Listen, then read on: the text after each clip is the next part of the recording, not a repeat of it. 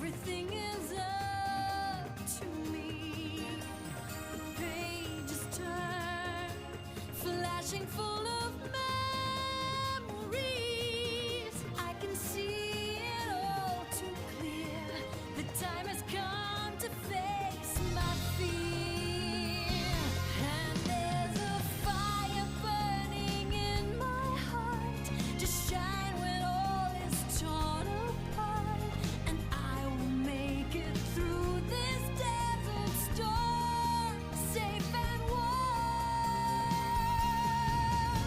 My shield is strong. I'll take my chances here now. Bring on the fight.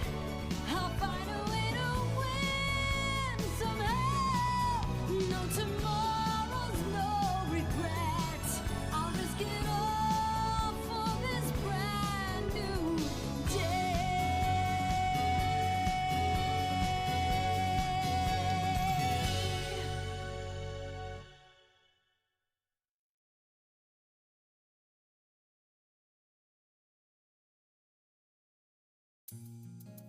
Hey kids, do you like anime? Greetings everybody, and welcome! Thank you all very much for coming to join me for some more Wild Arms 3. It's been a little while. Partly because I haven't been streaming for a week, which I regret, but we talked about that yesterday. But I'm back, and Wild Arms 3 is back, and we are relatively close to the end, as I recall. We just started Chapter 4 at the end of the previous stream of this game, and Chapter 4 is not all that long. We have 4, maybe 5 dungeons, I think, in this chapter, and then the final dungeon and the final boss. And I really don't feel like bothering with the Abyss, so I don't think I'm gonna do the Abyss this time around. The Abyss is really just, it's 100 floors of exactly the same thing. And it's not really going to make for very good watching. Not to mention, it's really tedious. But hello everyone, and welcome. I hope everyone is staying cool and staying safe. Nate Saber, it has been a while. So much so, in fact, that I'm not sure I recognize your username. Did you change it? Or has it just been that long?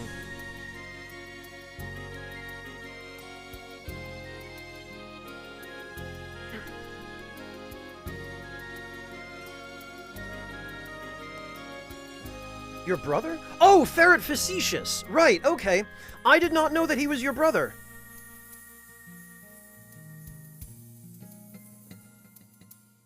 Well, very good, and, no problem. His significant other has been a viewer of mine for a very long time, and I was introduced to him through her. So, I try and, you know, return the favor when I can. Plus, he really seems to be having quite a time with Dark Souls 2. And it seemed logical that a fair portion of my viewer base would be interested in joining him for that, so, you know, it made sense. Well, Medic, you say that, but I do, every time I mention this sort of thing, I get people telling me, oh, that's fine, Spy, I would watch you do a stream of nothing but grinding. But then, I have my doubts that a lot of those people would actually show up if I announced in advance that the stream was going to be nothing but grinding. I think people try their best to be kind and to offer encouragement, but I don't think people are actually interested in watching that sort of thing. Oh, yes, that was quite a while ago, Nate Saber.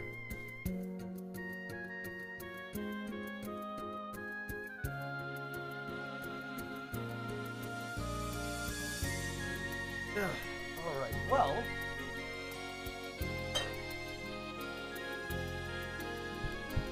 Now, I need to figure out what all the controls are again, because I've been playing completely different games from this.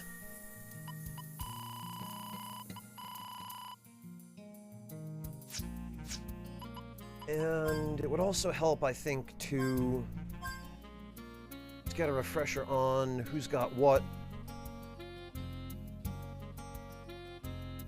Okay.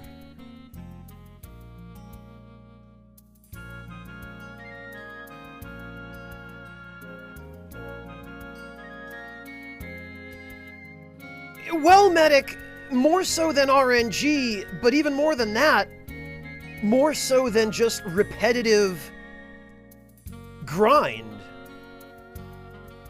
You know, RNG is bad enough when the entire game is built around it. It has its own problems when that's the case, but I feel like just watching the same thing happen on screen over and over again, in a way, is even worse.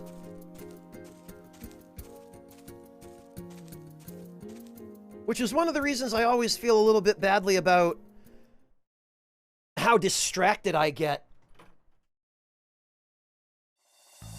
during streams when somebody asks me for a recipe or something like that, and then we end up spending the next 45 minutes talking about food while I'm too distracted to even pick up the controller.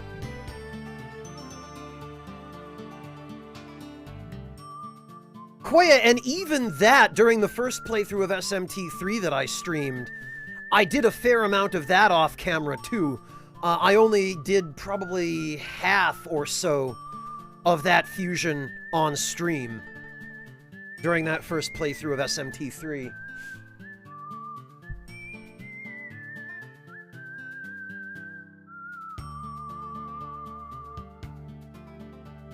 Yeah, speedruns are a totally different animal, Medic. I think we want to go over here, because I think the place we're looking for is somewhere in here. There it is.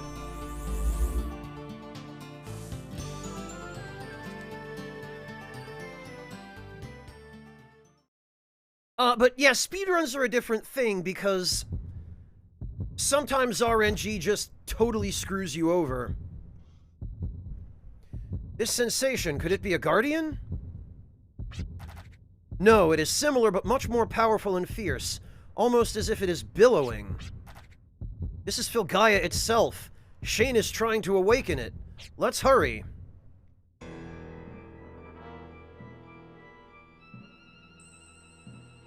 Oh, Nate Saber, yeah, this game, it's a very typical JRPG in many regards. However, for its time, it did some things that were a little bit different that you didn't tend to see all that much in JRPGs. Some of those things have become a lot more common since then, but for its time, and this was a PS2 game originally, quite a few of its mechanics and systems and other things that it did or attempted to do were actually fairly revolutionary, and I have to give it some credit for that, because normally Japanese developers and Japanese corporations in general are very, very afraid to do new things. They try very hard to only do what's already been established and what's already being done. But this studio, for whatever reason, decided to really step outside of their comfort zone with a few of the things they did with this game.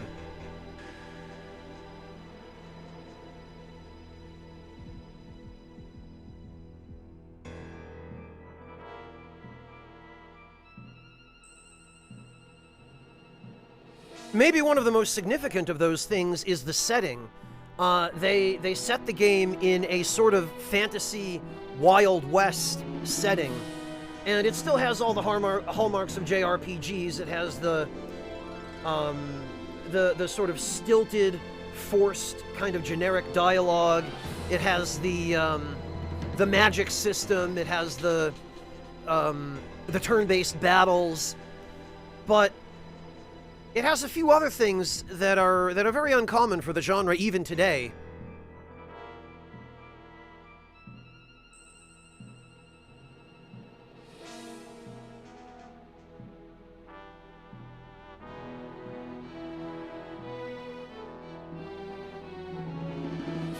Well, Medic, the answer to that is pick up literally any Japanese game that was made within the past 30 years and play 10 minutes into it, and you're almost guaranteed to start seeing the exact same patterns.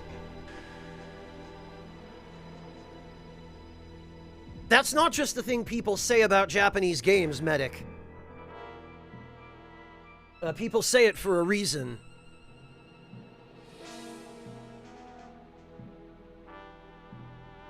And that doesn't necessarily make those games bad, unless they do it too much. Because there is definitely such a thing as a game overstaying its welcome with some of that stuff, but...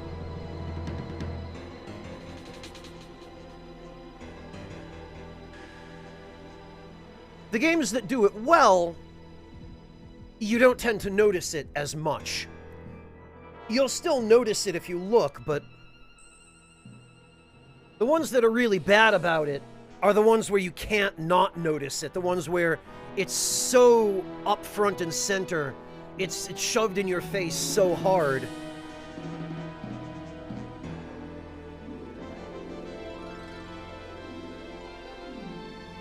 That you can't not acknowledge it.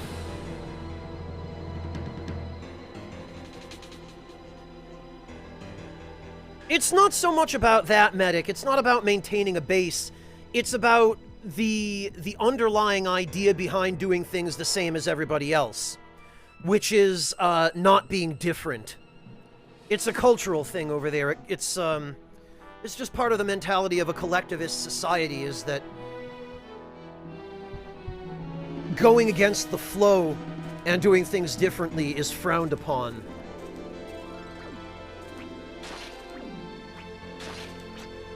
Oh, I can't carry any more revived fruit. I'm pretty sure, though, that there was something else over here. Yes, okay. There we go. Hey, Caleb!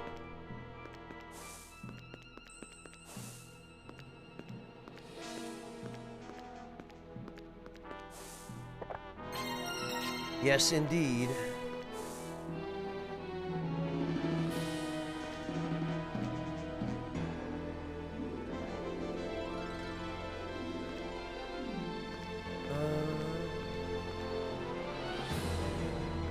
Oh, okay. I think we have to come back up here after we finish the dungeon.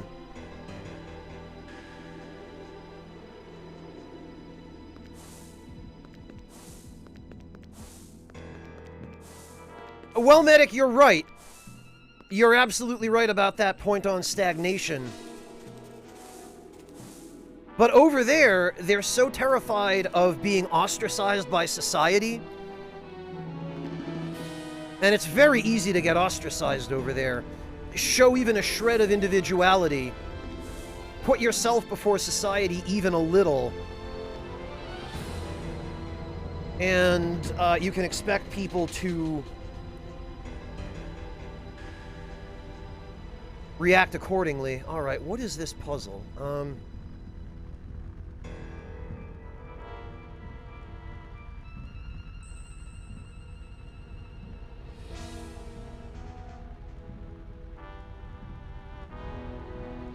Okay. I think we need to push that there. Then we need to go around the other side, and then we have to Gale Crest across. Yeah, okay.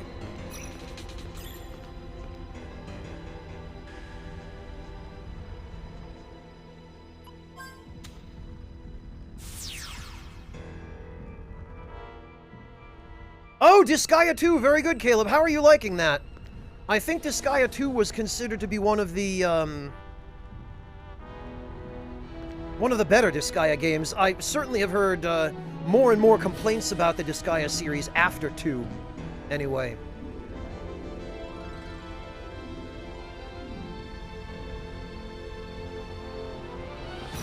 Oh, okay, and there's a duplicator door.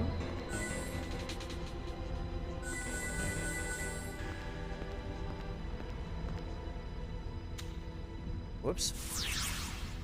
We need to just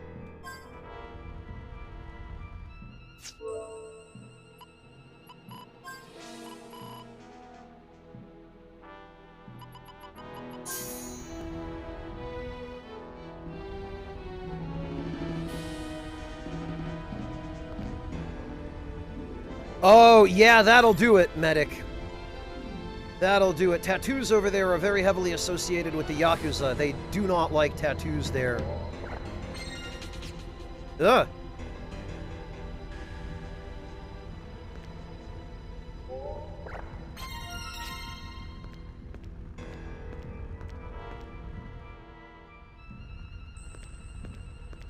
Okay, I think that's all there is in here.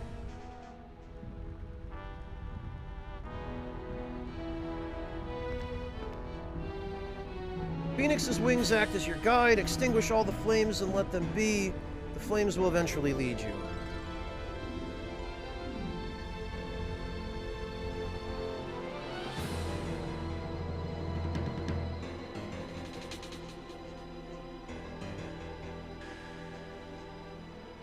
Oh yeah, Caleb, I always struggle with that.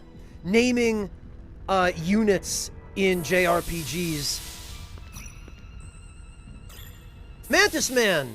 Thank you so much for the resub. Welcome back. How are you doing? It's good to see you.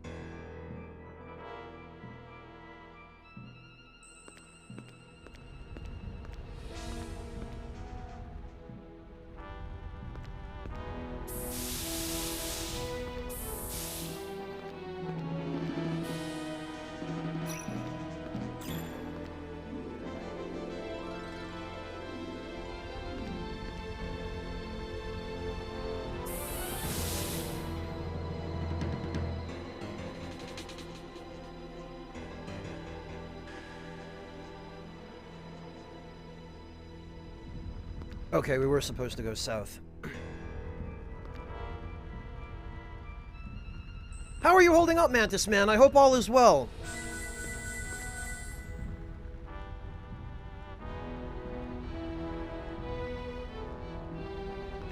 Well, Arkheimer, often I go that route myself, but we're talking about Disgaea here, so these are generic units that don't start with their own names, although I think, at least in the later Disgaea games, and I imagine probably in the earlier ones as well, there's a dictionary of pre-existing names that the developers give you that you can use.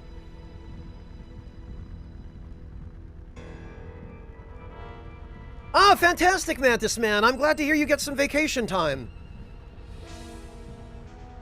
Don't ruin your sleep schedule too much, though, because otherwise you'll end up like me.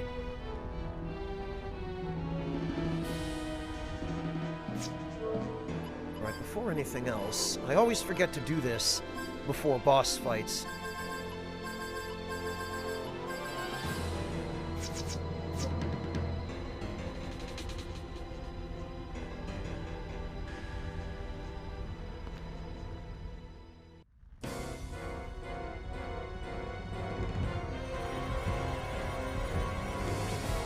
Shane!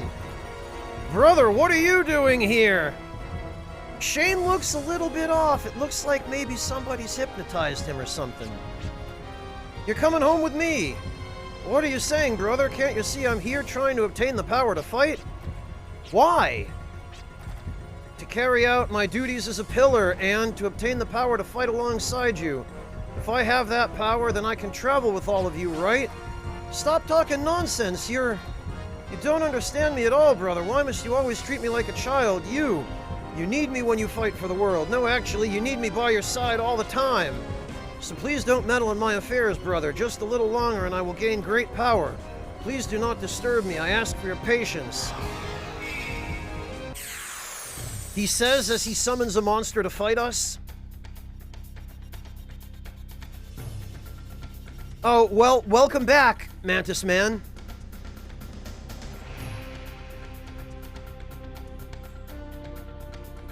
Welcome back to the world of, no sleep schedule.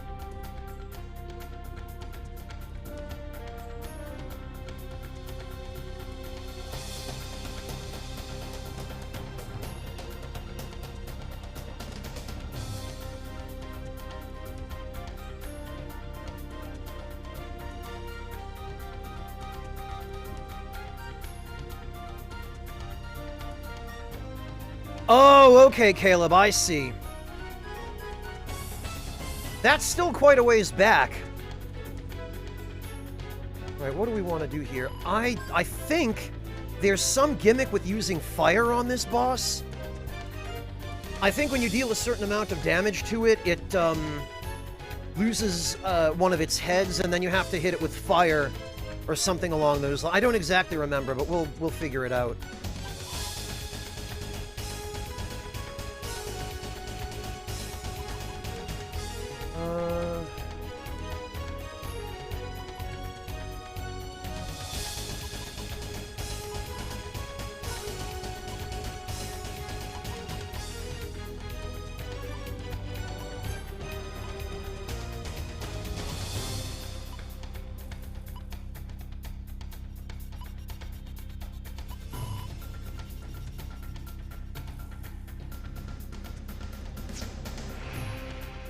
No, we should still probably scan it, because I don't remember.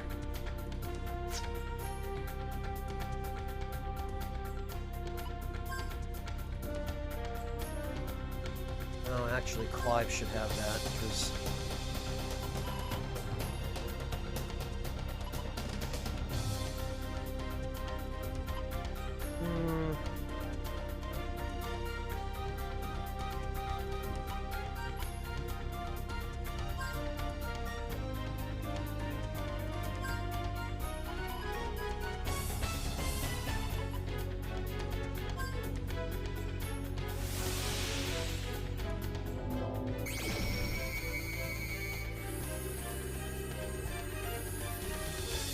Oh, Mantis Man! I didn't realize your birthday was coming up.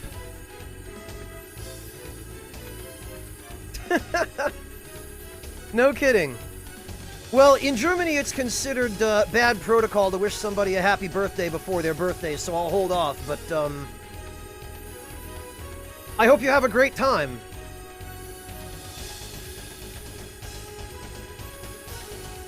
And I hope you have a restful trip to the tournament. Weak to ice. Okay. Hello, Carl!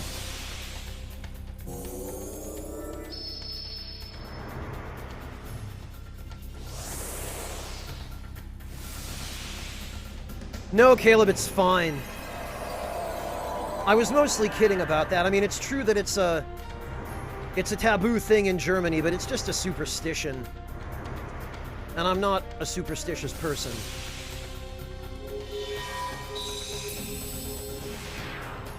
Mantis Man, I don't want to ask you to go out of your way for my sake, but if you happen to take any pictures during the event that you feel like sharing, I would love to see. I would love it if you would post them in the Discord.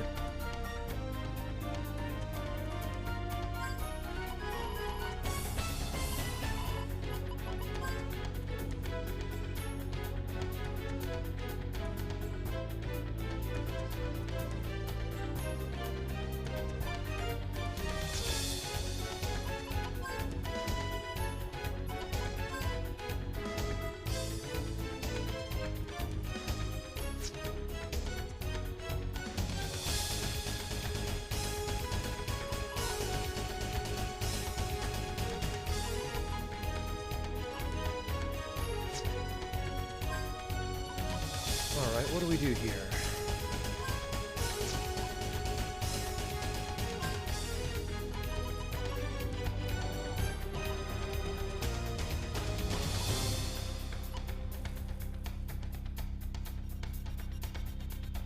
So we can just use Desperado.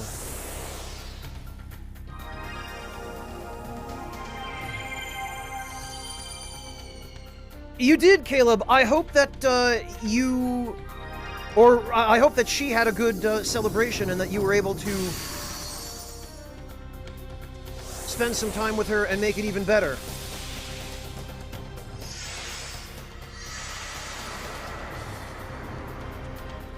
Hello, some annoying person. Welcome.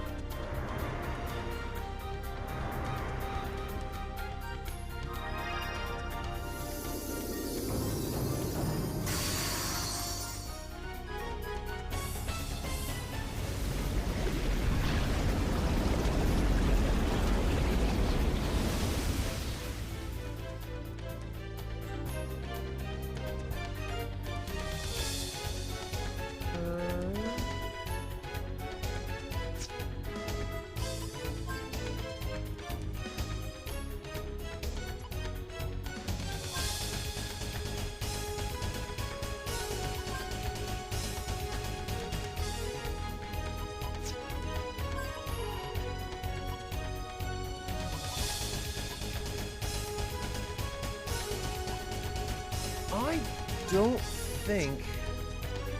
Oh, you know what?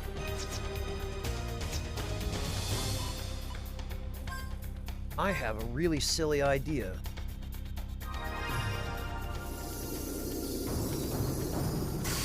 Thank you, Mantis Man. I appreciate that, and I'm looking forward to seeing them.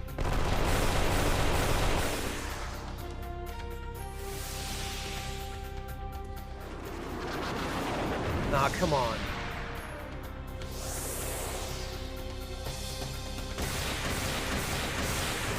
Well, that was easy. Huh.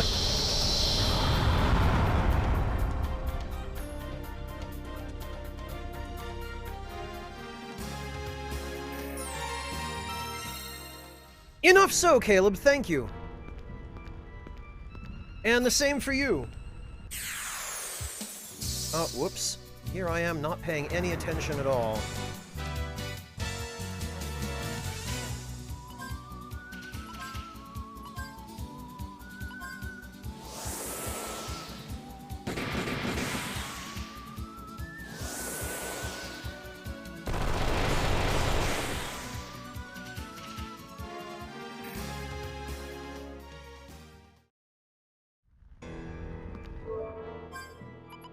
Okay.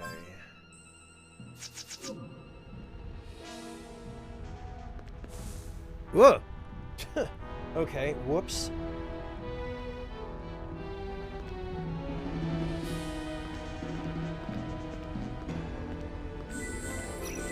Ah, wait a minute.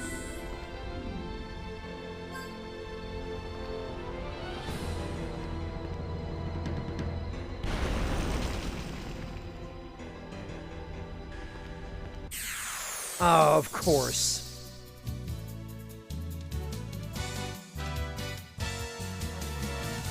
You know what?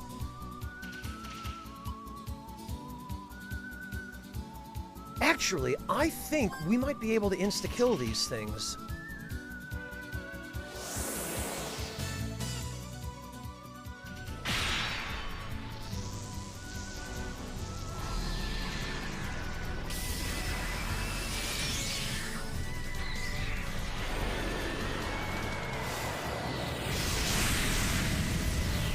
Yeah, we sure can. Sort of.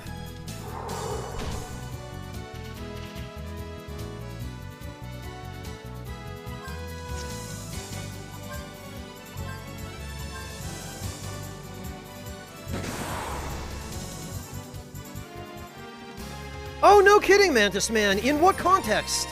Under what circumstances? Because I imagine that's a fairly rare experience in the UK. Did you go to a range? You can't get away from the stupid mimics, Caleb. They're everywhere, in every game.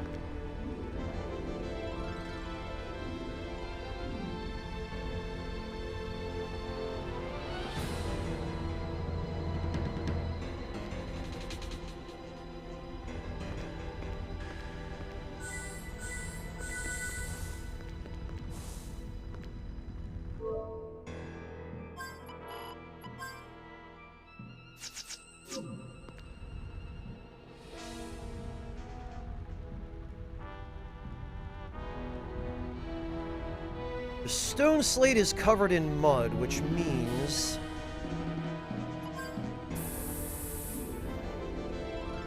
the white breath shall vanquish the darkness and expose the path.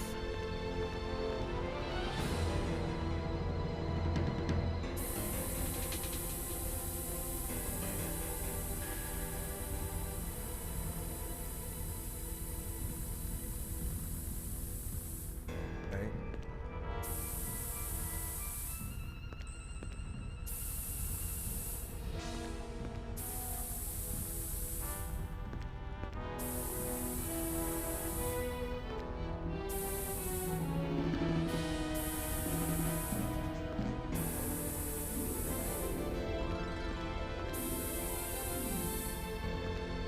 There we go.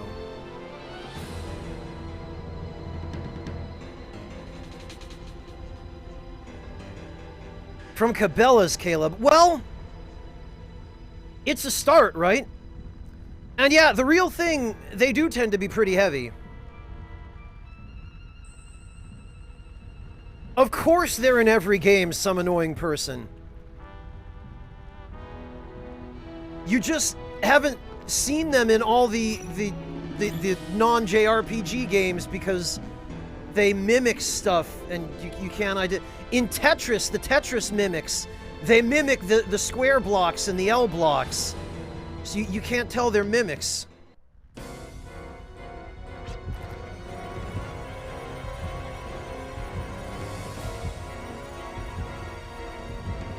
Well, Caleb, when you turn 18, you'll be able to.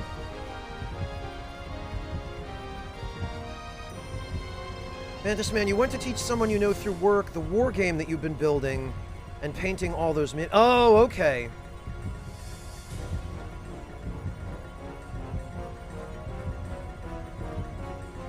Oh, okay, Mantis Man, excellent.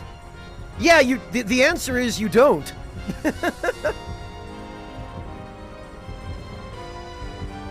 Caleb, you live in the United States, as I understand it, so it'll be probably pretty easy for you if you want to go to a range. You'll just have to show them some ID to let them know that you're 18. And you might need to take a firearms safety course beforehand, which you should do anyway, because that'll teach you just the basics of handling a firearm. Oh, you're in Canada, okay. Well, you should still be able to go to a range. I mean, Canada isn't completely anti-gun. You'll be able to at least go to a range and rent like a pistol or something that you can do some target shooting with.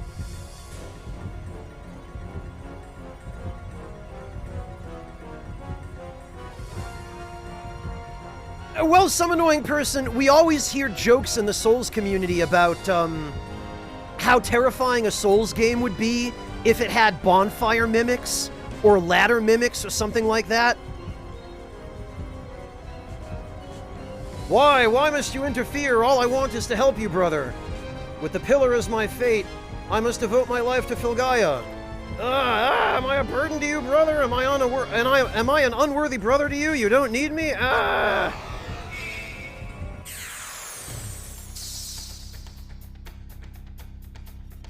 Yeah, Caleb, just,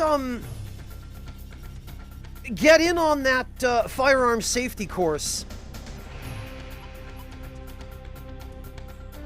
And you should have no trouble getting into a range.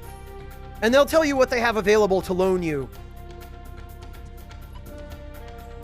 Typically, you pay by the amount of ammunition.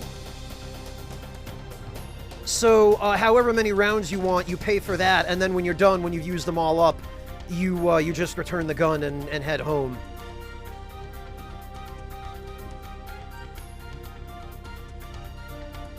Yeah, Carl, as I understand it, it's not quite as restrictive as some other countries.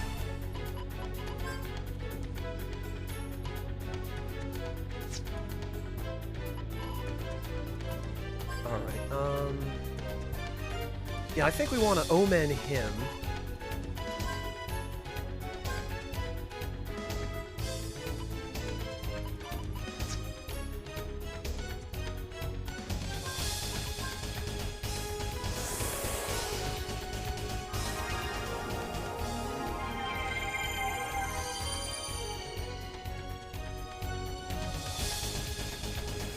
Yeah, Mantis Man, I know in the UK they're extremely strict.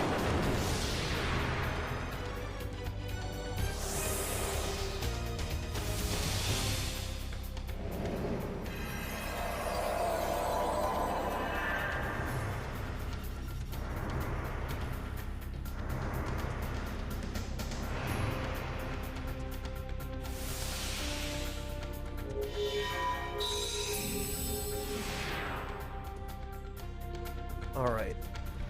Oh, okay, I see what he's doing. Well, we're not gonna just stand here and let him do that, are we?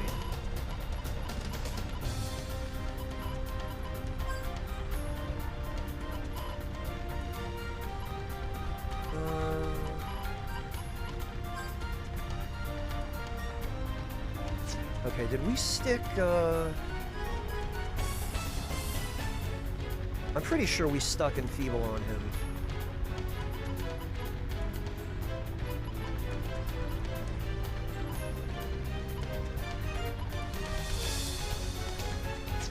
Oh, there's not really an awful lot for Clive to do here. Okay, we want to breach and give him a light weakness.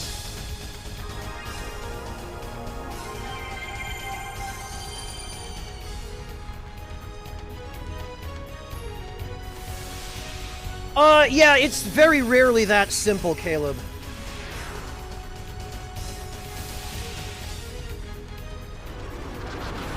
There are almost always exceptions or unusual circumstances under which you can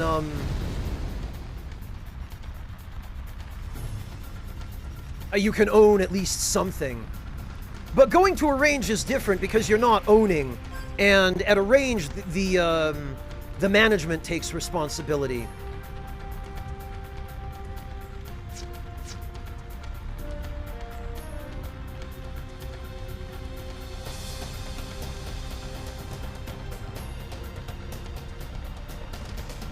The doctor, you melt some cheese onto the hot dog buns.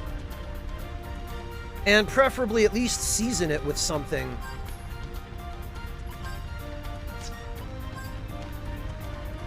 Alright, amplify.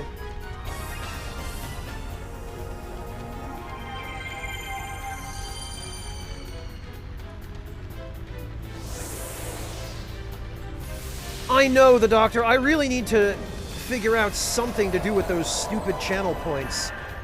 Oh, I already used it. I forgot. Whoops.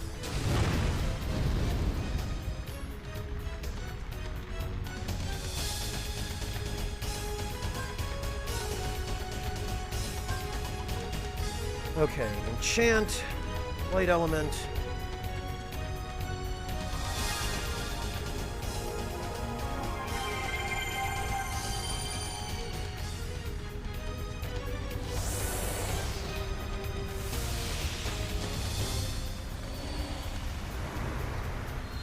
Alright, so we've given the boss a light weakness, we've given all of ourselves light elemental attack.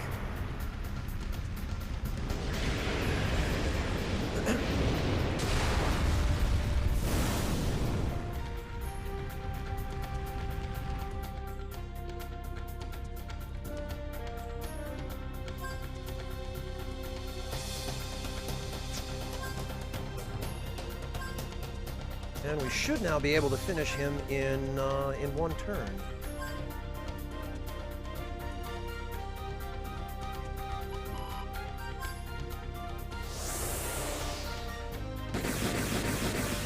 Oh yes.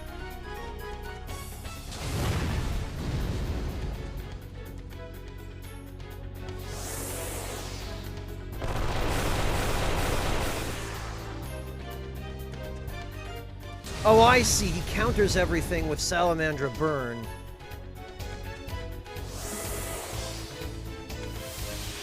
Well, I don't know if this will actually reflect Salamandra Burn. I hope it does, but with a little luck, he'll be dead before that. Yup, sure will.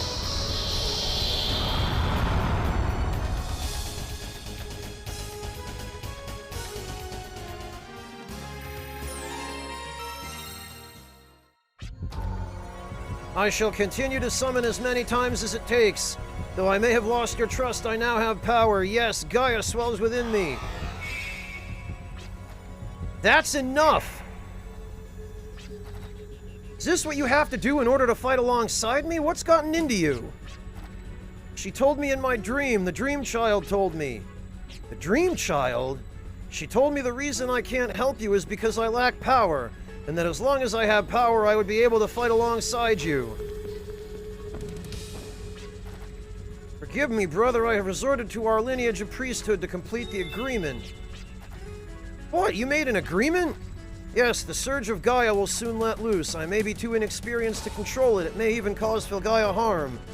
But since I've unleashed it, I will sacrifice my life to stop it. Shane! Thank you, brother. I really enjoyed hearing all the stories about your travels. Though I'm not familiar with the outside world, thank you for the many memories. I have come to love Filgaia. Oh, don't worry about me, Caleb. I'm not afraid to risk my life for the Filgaia that I love. I will defend it. Freaking auto-advancing dialogue. I have a pitcher of water right next to me, Caleb. It's fine. How many times are you gonna make me say enough is enough? You say you love Filgaia? You say you're not afraid to risk your life over Filgaia? Stop talking out of your behind. What the heck would you know about Filgaia? What makes you love it so much? You haven't as much as ventured out of Basker and you say such big words. Give me a break. You say my stories, my memories made you love Filgaia? That's just wrong. Let me tell you a little something about memories. Memories are not something you accept from others. It's something you yourself gain by living and experiencing. It's like, you and I aren't meant to fight together for Filgaia. You and I are meant to live together on Filgaia. Is living with me so boring as to forsake your duties of priesthood? Let's just live together and make memories of our own.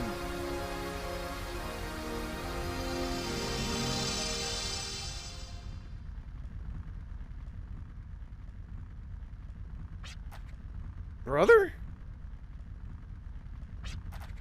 The surge of Gaia has been subdued, but how? Aren't you forgetting that I'm your big brother? I may be wet behind the ears, but just like you, I too am a candidate to succeed the priesthood. There are two of us, see? If we combine our powers, we become one. Through the incredible power of brotherhood, we can do anything. Remember? Oh, my dear brother. Well, I gotta act like a big brother sometime, you know? Medic, you see what I meant about those Japanese tropes? Yeah, that's a good beverage, Carl. A nice big cup of ice with a dash of water on top. Thank goodness you're safe.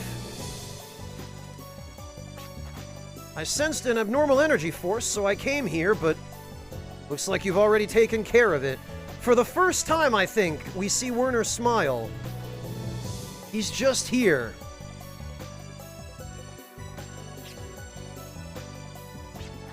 You've done well. Thanks, but I really didn't have much to do with it.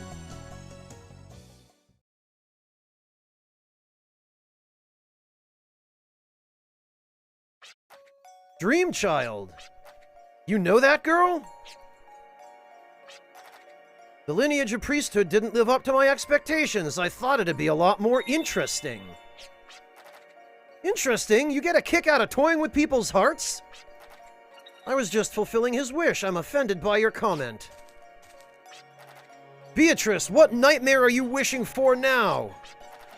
My wish has always been the same. I just want a world where I can live, that's all.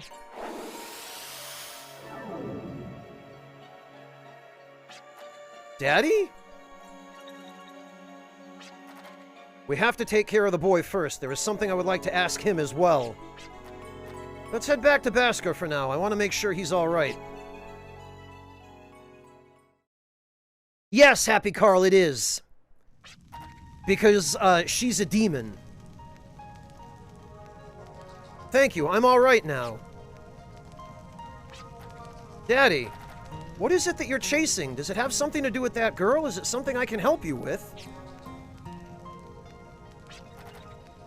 When we finally arrived at the Yggdrasil system after searching for the cause of the world's decay, you were pondering about a darkness beyond Yggdrasil, were you not? Please tell us, what happened behind the scenes of the Yggdrasil accident? That was no accident. It was an act of evil. The tragedy began in the same manner as it did the boy. One of our colleagues' minds was taken over by a demon. His mind by a demon? That colleague was Duran, the one who operated the generator. The dream demon Beatrice appeared inside his dreams and eventually controlled him. Beatrice, so that's that girl's name. Beatrice, who concealed herself inside the information library Hyades, took advantage of the fact that she herself is composed of electrical signals. She managed to connect with people's minds, dreams which are also composed of electric signals. That is what happened to Duran, but I'm sure there are plenty of other victims. The Dream Demon, due to her unique composition, is hardly capable of affecting the real world herself. However, she can manipulate people by controlling their minds through dreams. It has many times, Happy Carl. This game looks just as good today as it did in 2003. That way, she was able to reach out to the real world without having to directly intervene. So my dream site was the Dream Child? All I saw was information being fed from the Dream Demon Beatrice. I want you to tell me, what is it that Beatrice wants, and what is she trying to do? Why did she cause the Yggdrasil tragedy of 10 years ago? I'm sorry, most of the dreams Beatrice fed me were about the Blue Menace. Looking back now, I understand they referred to Siegfried and the Prophets. Which means Beatrice refused to help her fellow demon Siegfried. That's not all. By telling Shane, I think she made us interfere with his plans. A conflict of interest? Or was Siegfried's plan of Filgaia's terraforming a hindrance to her hidden agenda? Anyhow, I plan to seal the Hyades, which has brought dangerous wisdom to the planet. Filgaia is our planet. All life stems from Filgaia. The demon's wisdom must be sealed so that no further harm will come about. I beg to differ. No doubt the Information Library Hyades has brought forth great harm and damage to this planet. The power of Hyades is enormous. However, I do not believe this power itself is evil. If we can use it effectively, or perhaps, I believe the planet will be scarred by the wisdom of Hyades. I believe the planet scarred by the wisdom of Hyades should be restored by the wisdom of Hyades. Forgive me, I got a little heated up. My professor and I once pursued the history of Filgaia together. Perhaps that's why I'm against sealing such a precious artifact as the Hyades. Hello, Prof!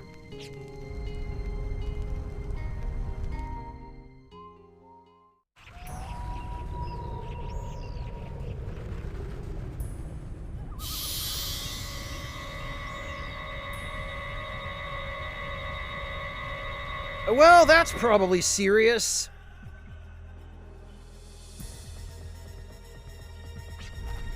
No, Prof. Something different.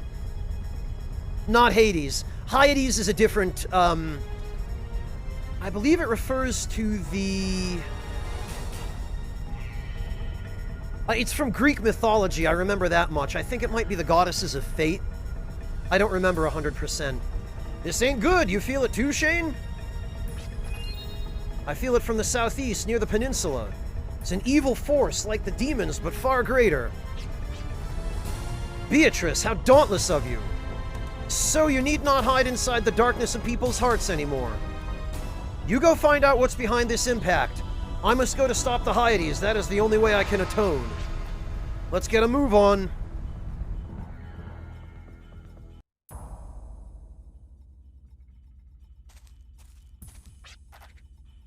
Everything that flows past or spreads out all gathers at one place. I sense something from the southeast, but cannot tell if it leads to an end or a beginning. We are happy that Shane has returned safely, but I foresee our troubles continuing. Someone as young as Shane should not volunteer for sacrifice.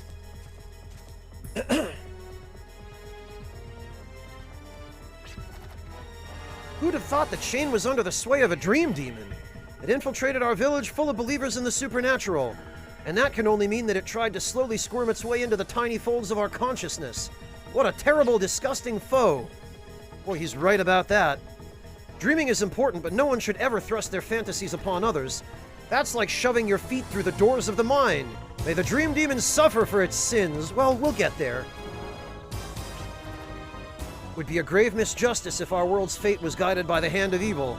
As long as we have the will to live, we must stand up against the powers that would oppress us.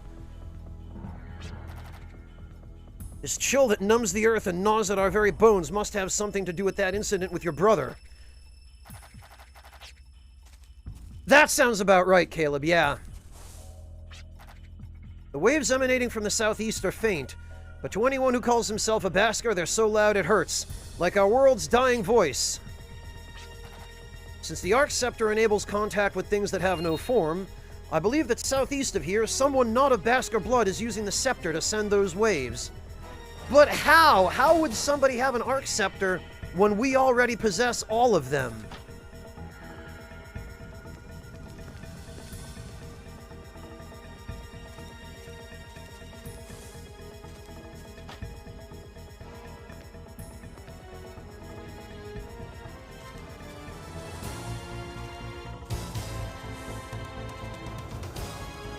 Let me just, there should be one more NPC. There she is. Oh, I'm so glad. I'm really glad. I can't stand it when people say they'd give themselves for something. How come they have to throw their lives away, huh? How can people expect to save lives if they can't even protect their own? I'm so relieved to hear Shane's all right. Some people were saying that as long as he is the pillar, he must do his duty. Hogwash, I tell you. Ain't nobody should expect someone to just sacrifice himself. No way. No problem, Caleb. Enjoy. Have a good one.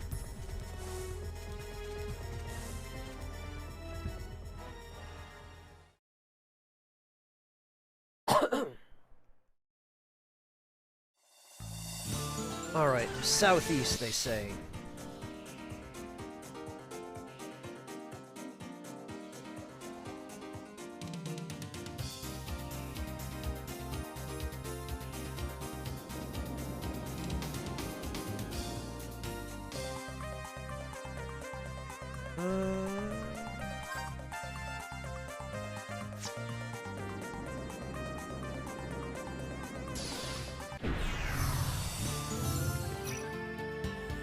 There it is.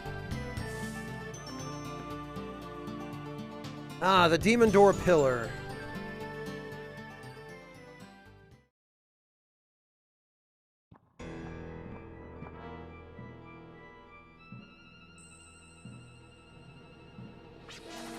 What the?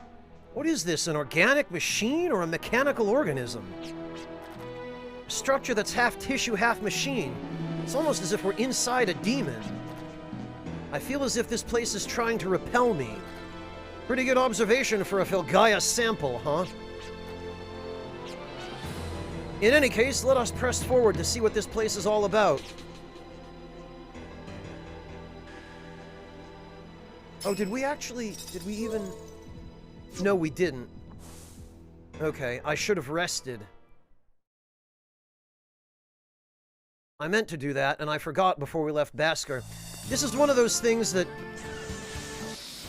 Again, early JRPGs... Actually, while we're on the way there, we should check the garden.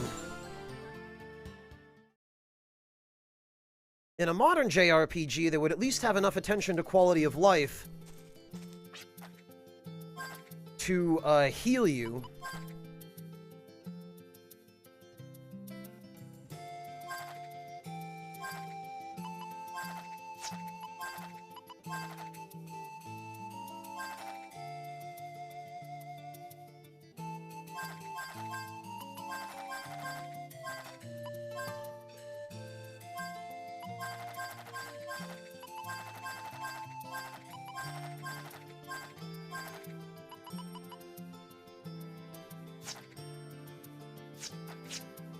Alright, I guess that's the best we're going to be able to do.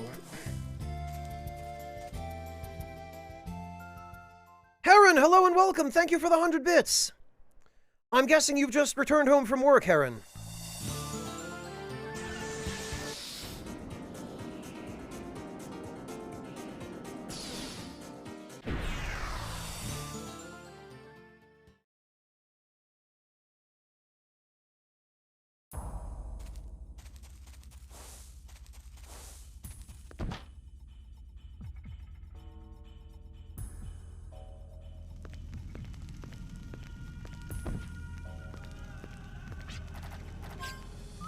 There we go, we should have done this before we left.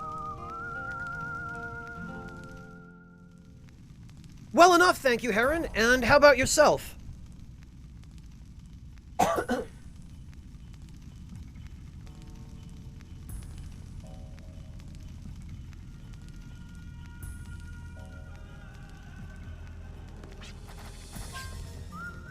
Hey, Magnus!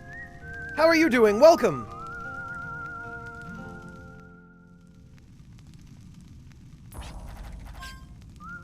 Mantis Man, could I, trouble you for a shout-out for our buddy Magnus? For those of you who don't know Magnus, and I imagine most of you by now probably do, but if you don't, head on over and check him out. He's a great dude. And I believe he is still working his way through Wild Arms XF if you enjoy the Wild Arms games. Or did you finish that already, Magnus? I think I might have asked you yesterday, but I don't remember your answer. What happens when you get old?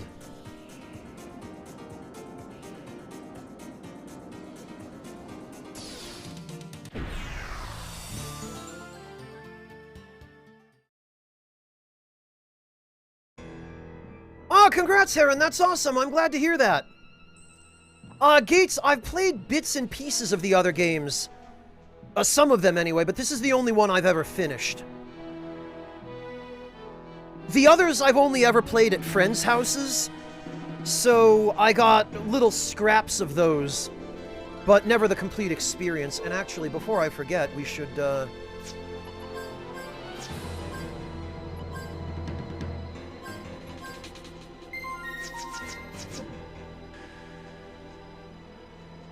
Gotcha, Magnus, gotcha.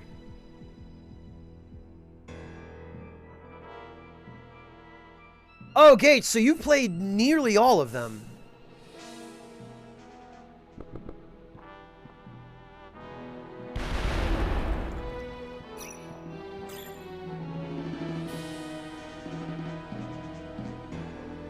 Yeah, Gates, if 5 is the one I'm thinking of, I've played parts of 5, and 5 had a really weird battle system. I think it's 5 that I'm thinking of. Wild Arms 5 is the one that had a battle system where there was like a hexagonal battle map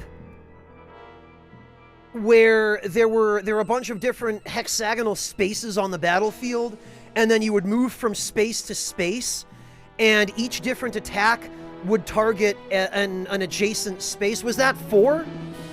Maybe it was 4 that I'm thinking of.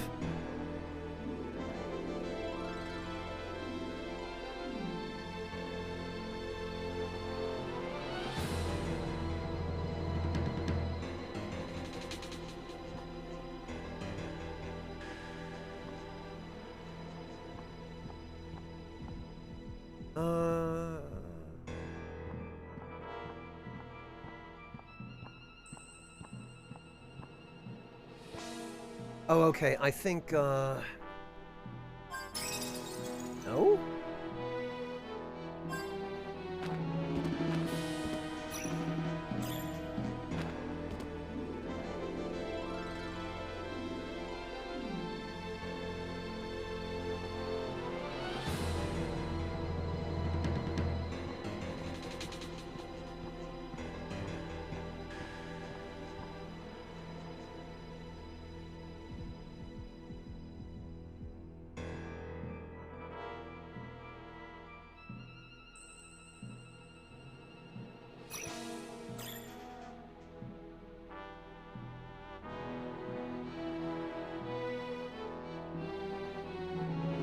Oh, okay, person, so I was right then. I'm pretty sure it's 5 that I played.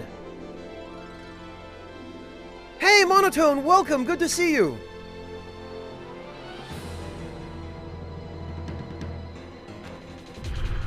Oh. What?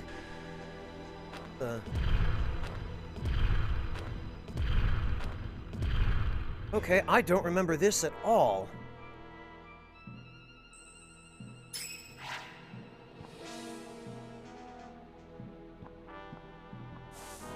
God, that was obtuse.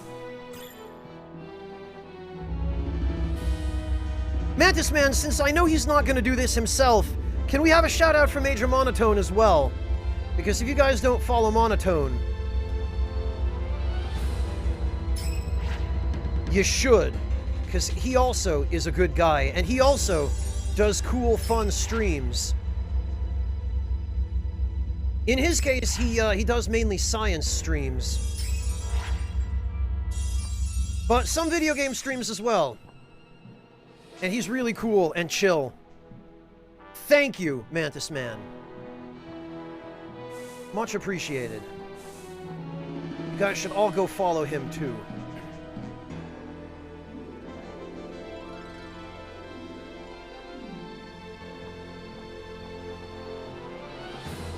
This strange living matter is composed of an extremely hard substance. But Virginia and her comrades know what to do from it. Oh yeah, hard substances.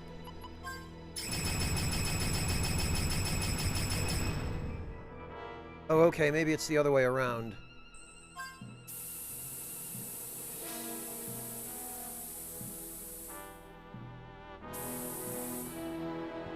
What?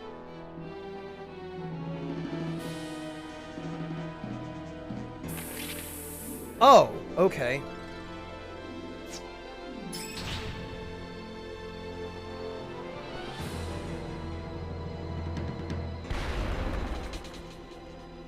Oh, Heron, yeah!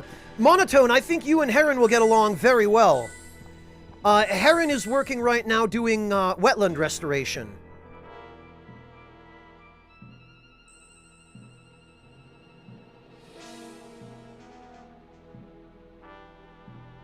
No, Ultima, we have a few dungeons left to go before we get to the final dungeon.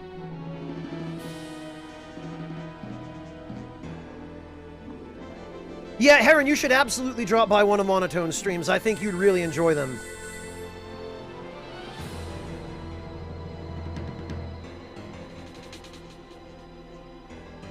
Well, obvious incoming boss battle. I don't remember against what, but...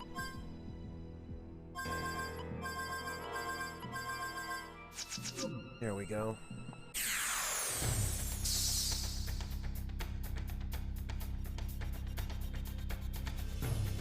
Oh, Gespensed.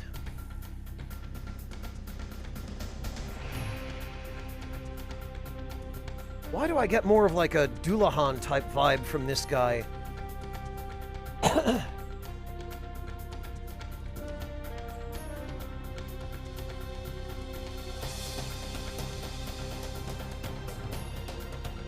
Well,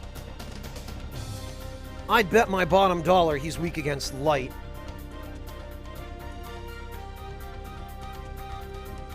Wait a minute, actually, if he's weak against light, I wonder...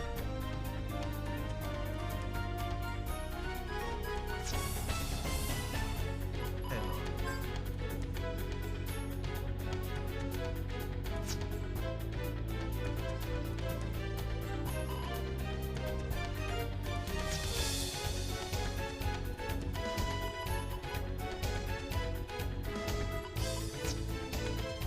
Let's see.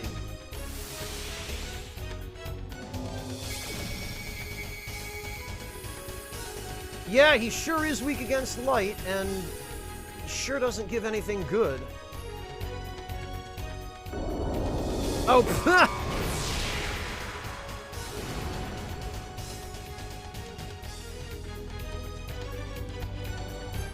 This is why we're protected against light and dark, because it's one of the most common attack types. I wonder if this guy is undead.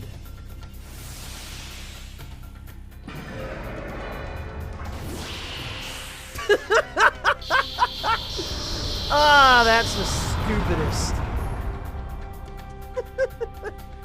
Get out of here, loser.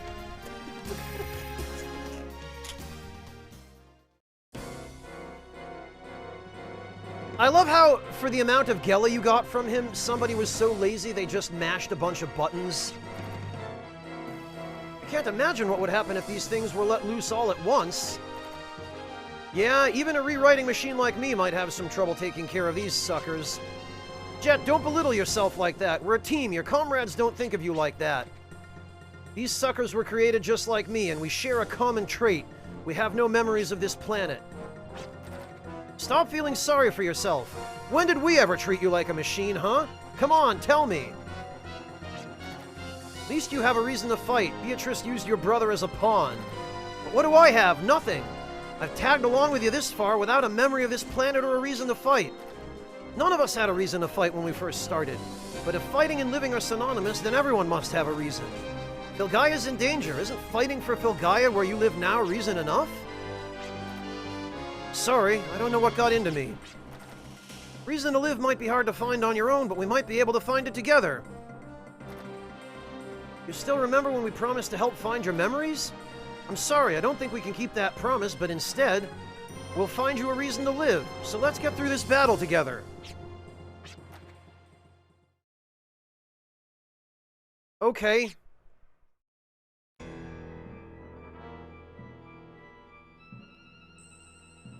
I appreciate that at least Jet finally agreed. He was not like, no, I'm going to keep being an edgelord for absolutely no reason.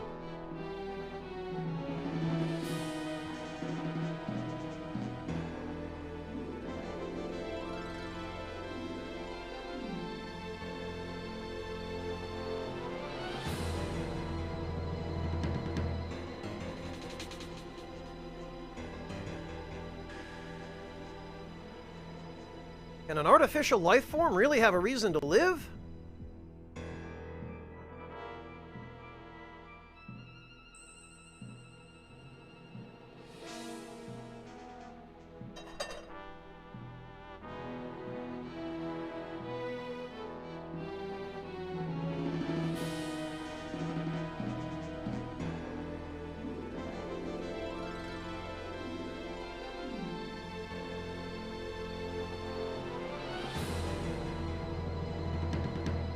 Well, Magnus, I think you made the right call on moving to Canada. I think the two of you will be much happier there.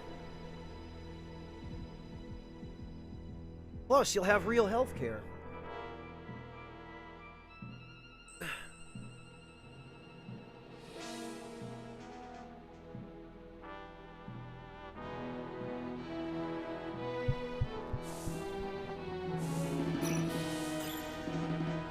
The device is keeping the door shut. Okay, where might that device... Oh, I see. Well, now Jet does have a reason to live. Activating switches.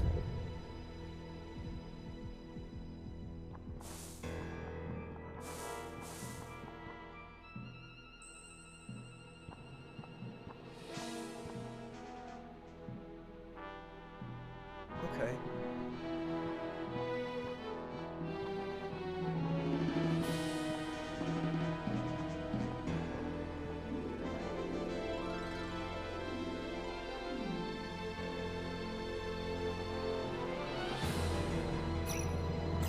I guess there's nothing else we can do in here for the moment.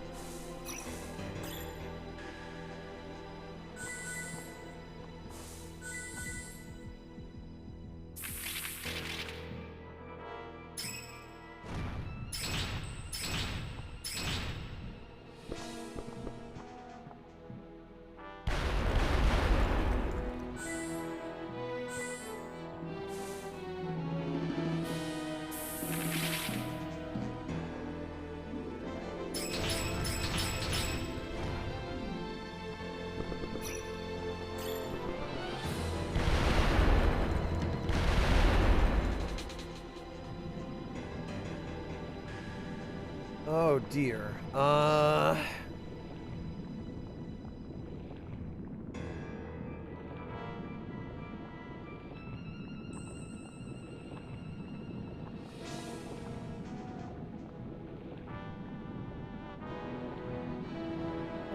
Earth. Oh, I see how. No? Okay.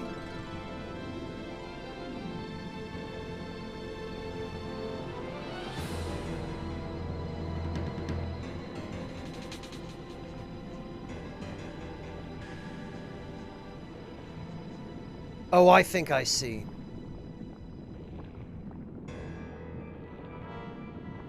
We're going to have to...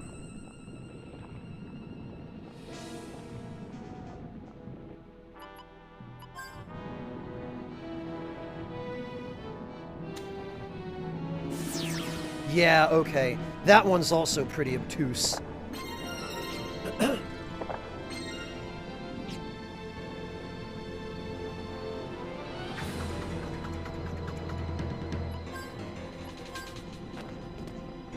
There we are.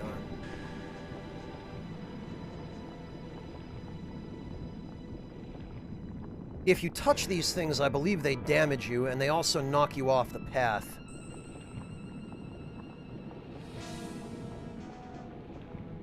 I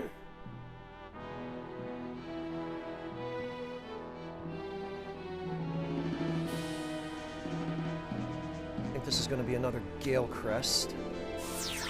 Yup. And then another jump.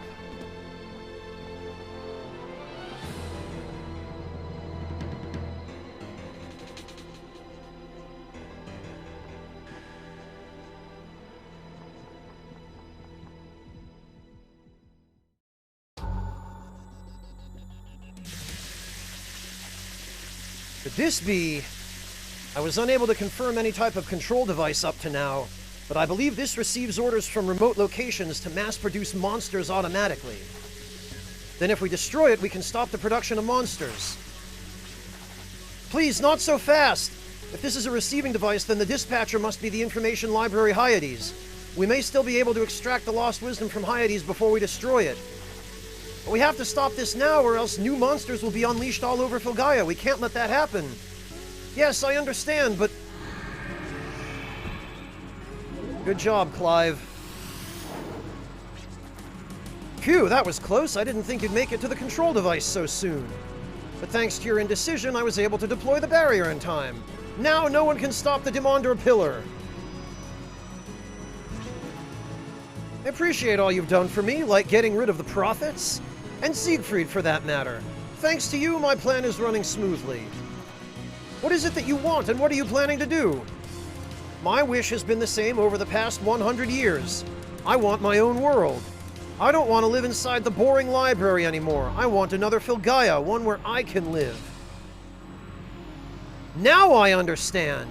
That is how you backstabbed my master and reduced him to despair? Oh, hi, Asgard!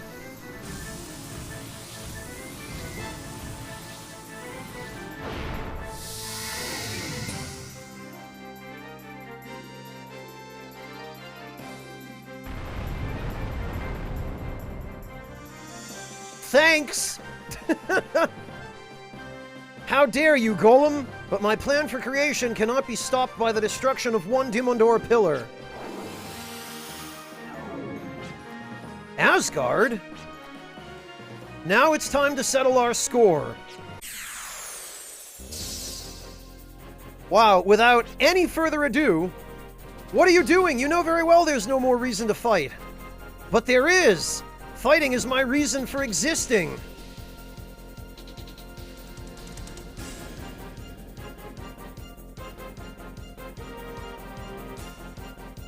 Yeah, Mantis Man, it was an underwater gas line operated by a Mexican oil company. or a Mexican gas company, I'm not sure which, but yeah, it sucks.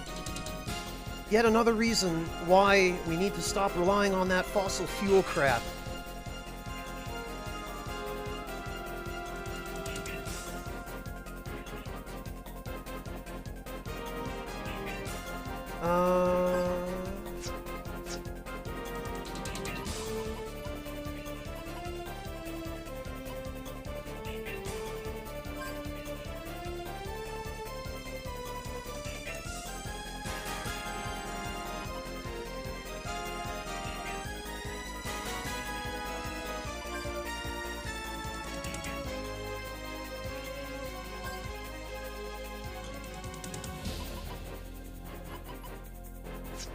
Actually.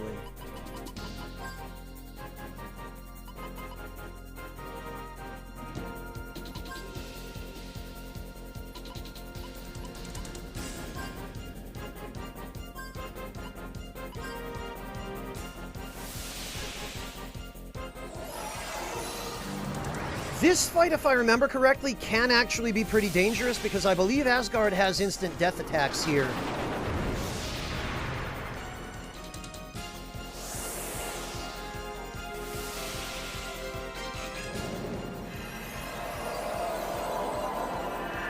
Fortunately, we protected everybody against instant death attacks already, so it should be okay.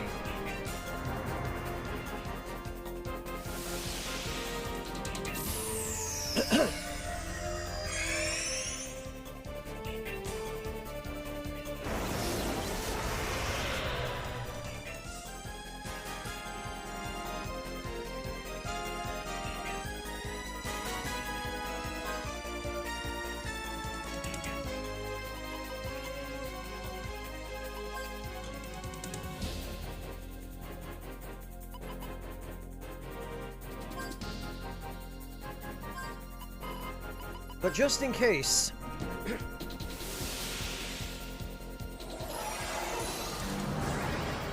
Yeah, Mantis Man, if only billionaires would spend their money on something that benefited literally anybody else. 0 damage. Amazing. I don't know why I bother using that spell. I thought it did damage equal to the amount of HP you'd lost, but apparently that's not the case.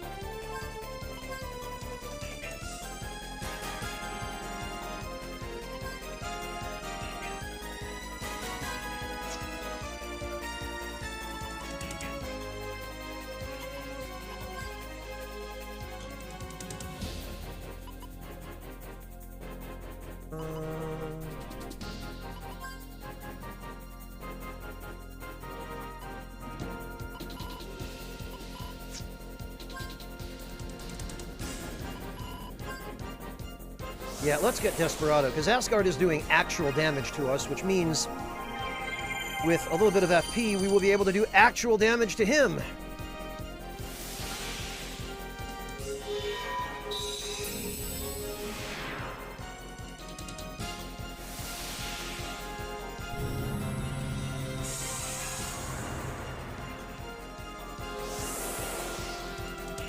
Pretty sure Barrier Storm is magic-based damage. I don't think it's physical.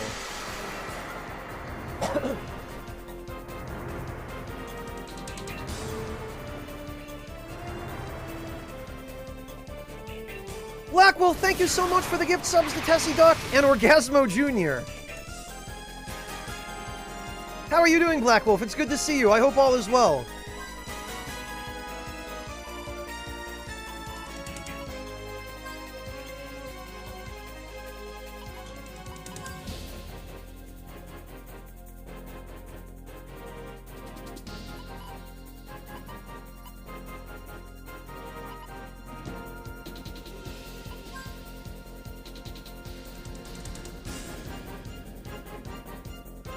Working on building an office. No kidding. For yourself or for somebody else, Black Wolf?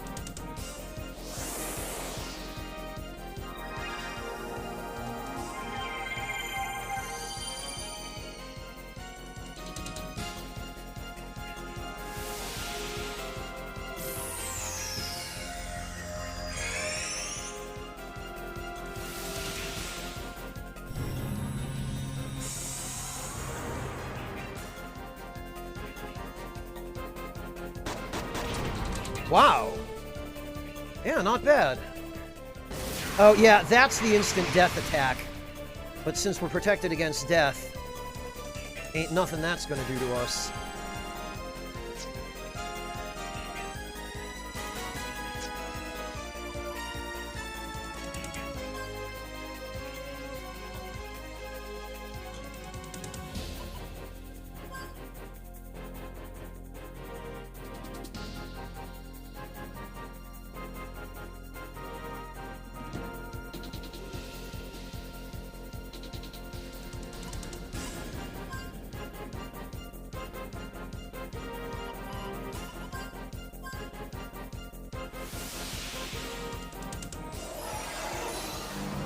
Oh, okay, Black Wolf, I see.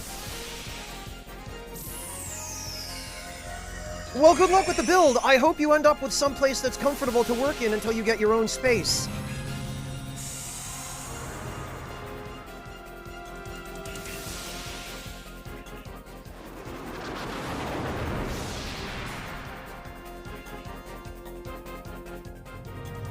Oh, boy.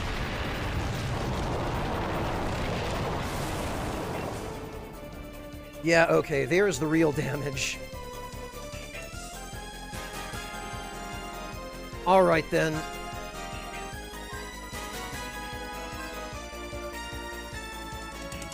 Alright, Asgard, you asked for this.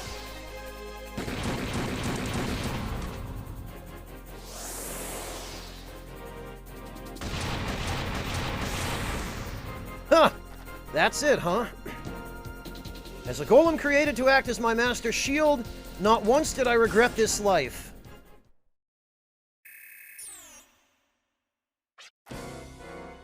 All my memories I have accumulated from battle. They may be nothing but simple battle data, but this has granted me a heart. These memories help me to discover pride and joy during battle. I was able to feel alive. Because of these memories, I had hope for tomorrow. Memories? That's what I lack. That's what makes me an oddity, even though we're both creations. You consider yourself an oddity because you turn your eyes away from the truth and refuse to accept it. You say you have no memory, but you are just using that as an excuse. Then what am I supposed to do? The answer should already lie within you. All you need to do is acknowledge and accept it. From one artificial life form to another, let me ask you this. What is your purpose on this planet? What is your answer? My reason to live is... I have no memories. That's why I refuse to fight to protect the memories of this planet. Jet? Chill out. You know, I kinda had fun hanging out and traveling with these chatterboxes. I was able to experience disgust, shock, and anger, more so than when I traveled alone. But the thing is, it wasn't all that bad. So I've decided to fight in order to make my own memories, and I want to do it protecting this planet.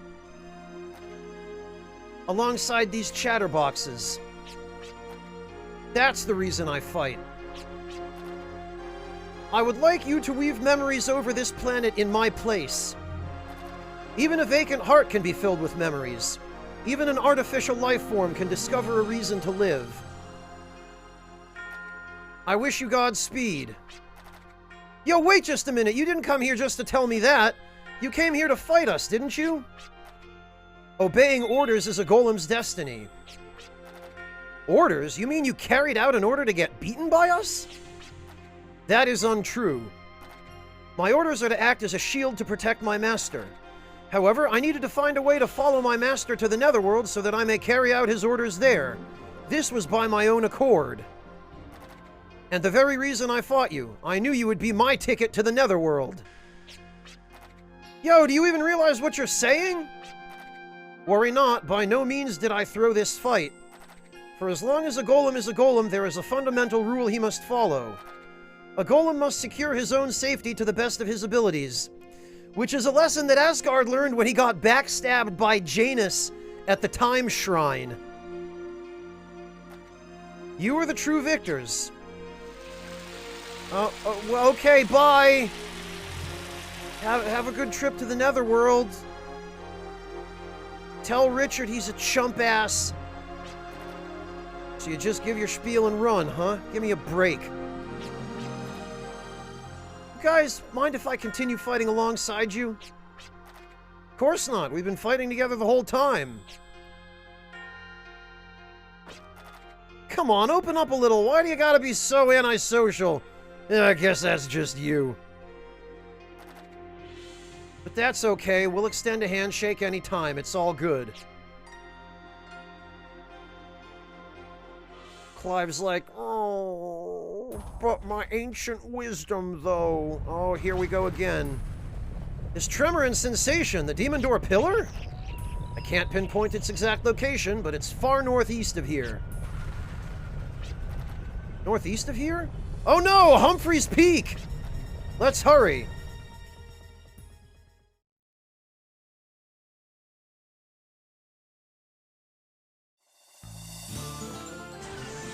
Pretty much, Ultima. Alright, this time we're not gonna make the same mistake. We're gonna go rest. First. Okay, Mantis Man, have a good night. Take care. Always a pleasure having you here. We'll catch you next time, hopefully a little earlier. If I can manage to stop starting streams at midnight or later.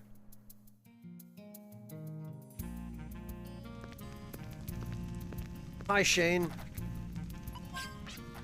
I sense a chilling life force from the peninsula to the southeast. Only demons emanate a presence so frigid. This does not bode well.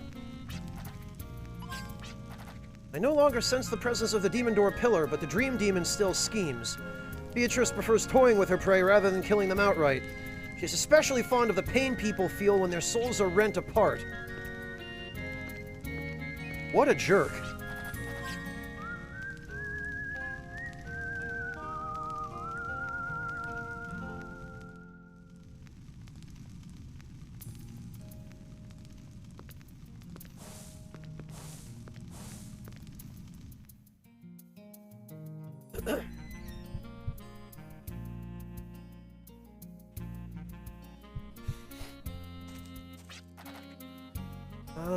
Okay, these guys all just seem to have the same dialogue. Hal probably has something new, though, no? No. Guess not.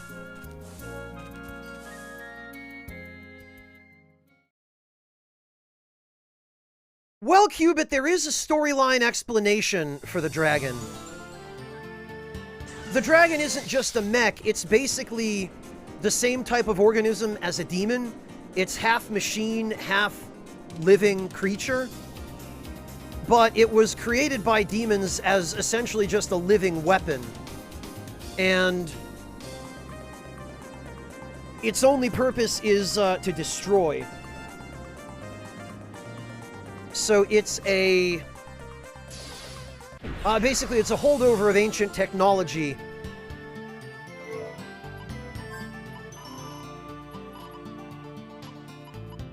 Oh, when did we get a level apple? Clive needs that.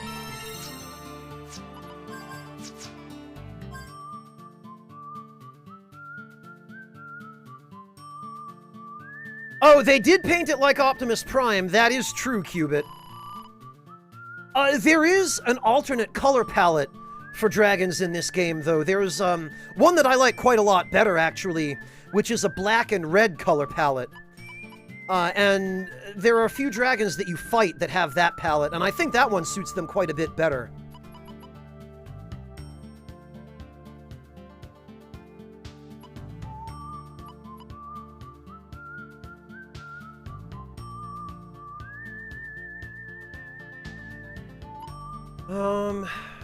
What are we trying to do here? Oh.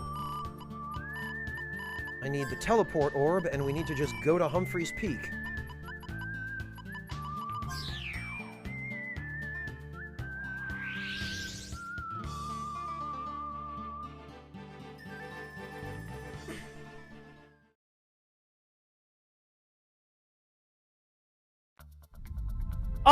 Hunter, there already have been mech battles.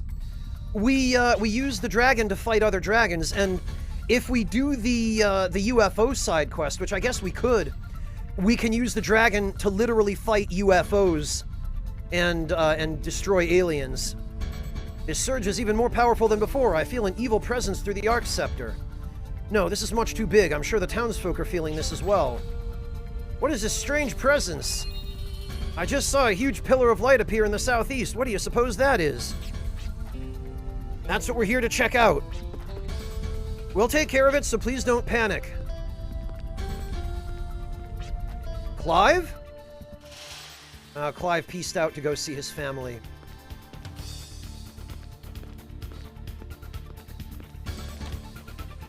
Without even saying anything to us. What's wrong? You're not yourself. Forgive me. Hey, are you alright? I cannot fight alongside you. I've lost the will to fight.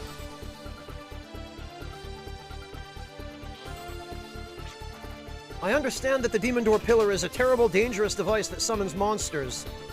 Even still, I'd like to analyze the Demon Door Pillar and investigate what's beyond it, Hyades. I'm not worthy enough to fight shoulder to shoulder with you all for the sake of this planet, for the sake of Filgaia. You don't need to be worthy to fight, just a reason to live. At least that's what I've come to realize. Then please, give me a reason. I've kept my oath to my professor and searched for the cause of Filgaia's decay. And from there I took to the wasteland as a drifter in search of a way to revitalize the environment.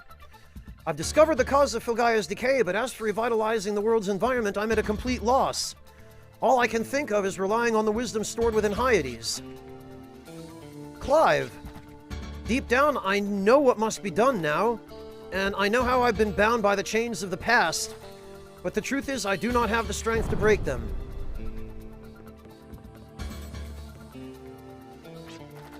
We're going to press on. I know you'll be right behind us. I believe in you. Listen well, young one. Unlike me, you still have time on your side. You must track down the cause of Filgaia's decay, and find a way to rejuvenate Filgaia to its original state.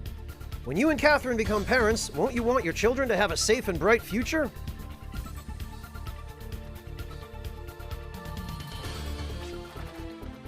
Professor, what am I supposed to do? This assignment is far too great for me. Look, man, just look up the answers on Cliff Notes. No one will know. Just as a small brook flows quietly, so does my heart. For the longest time, I associated this with my melancholy, but now I realize this was a misunderstanding. Living life with resignation and despair means to fall quietly and gently into an abyss. We felt a thunderous impact coming from the southeast. What do you suppose that was? You'll only find dunes and rocky wastelands southeast of here. Come to think of it, as a child, I remember hearing about a demon ship that fell from the sky over them hills yonder. But that's just a fairy tale. I'm sure it has nothing to do with what's going on.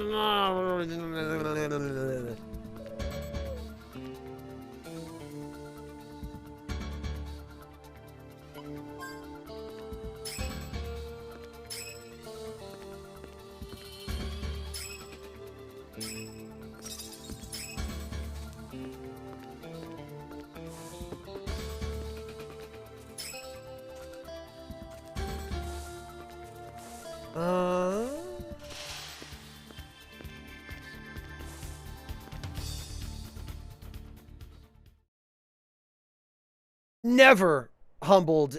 I don't think they're ever not true.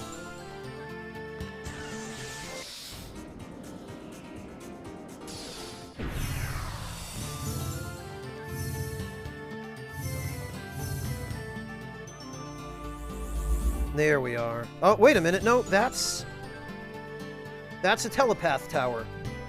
All right.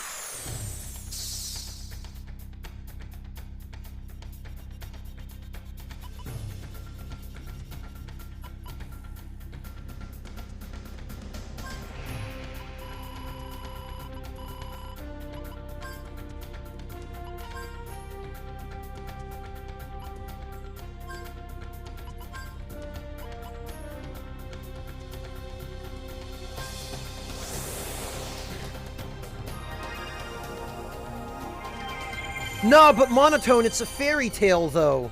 Why would anyone ever investigate a fairy tale? Why? Why would we do that? That's not real.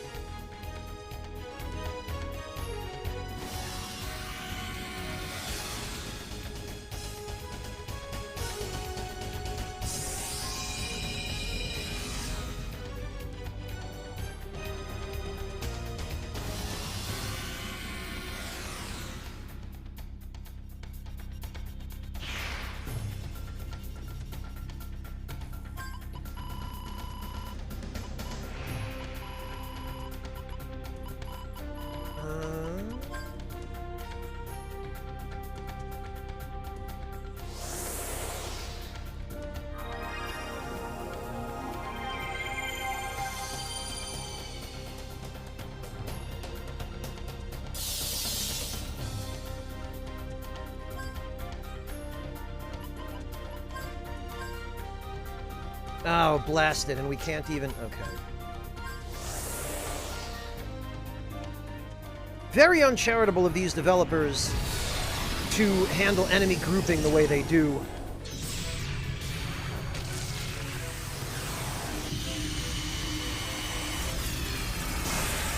There we go, that's better.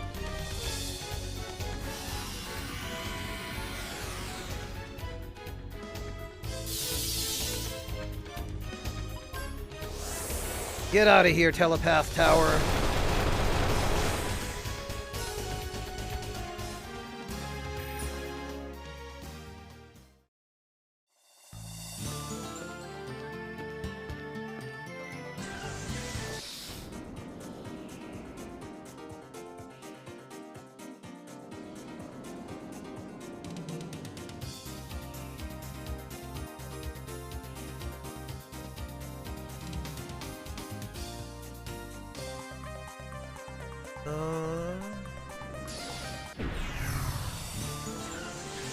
Wait a minute. Okay, so Humphreys Peak. That's southeast. We need to go southwest? Is that on this island?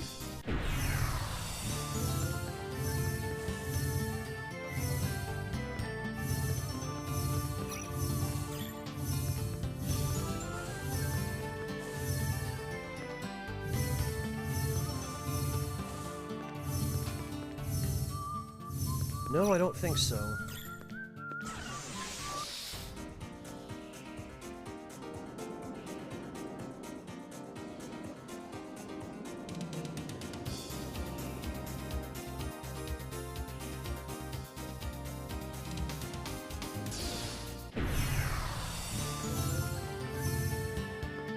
I don't think it was around here.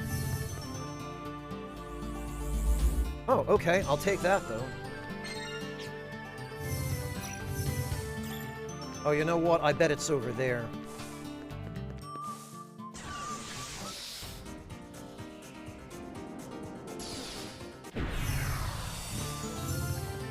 Matter of fact, yeah. There it is. No, that's a telepath tower. What the heck?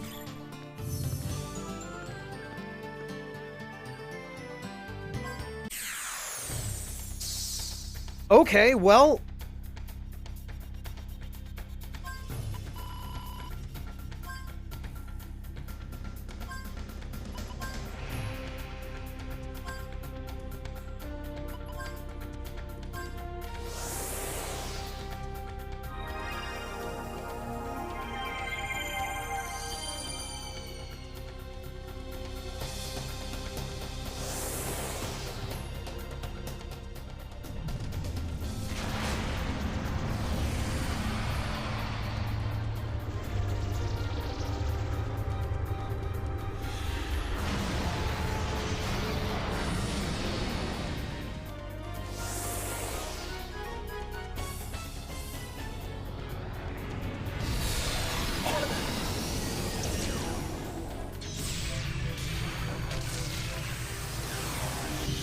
I'm not sure how the damage of this particular summon is modified, but it always seems to do a very significant amount of damage.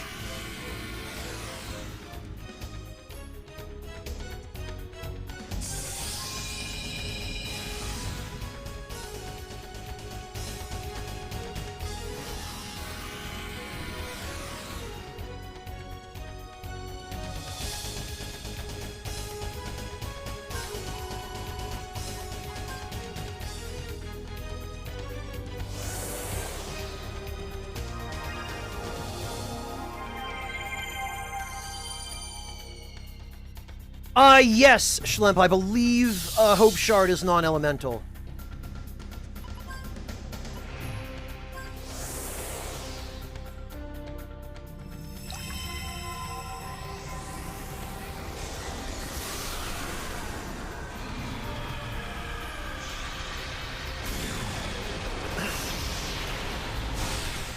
There we go. Oh, nope, not done yet, huh?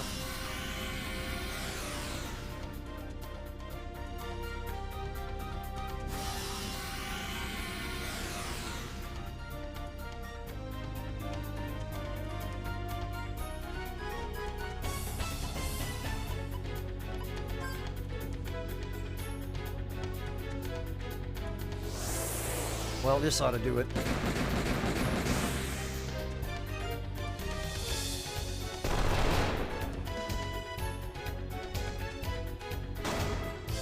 Goodness sake.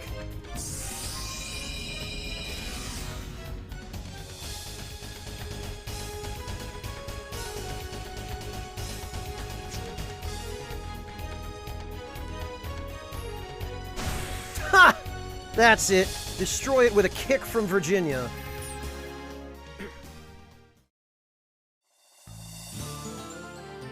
Seconds before its collapse, the telepath tower releases a sound to the sky like a scream, almost as if to inform someone of what is happening.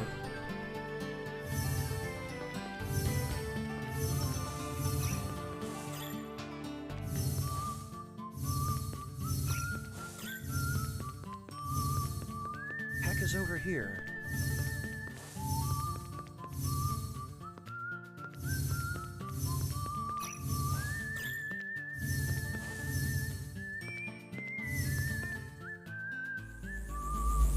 Huh? I think that's just another... Yeah, more telepath towers.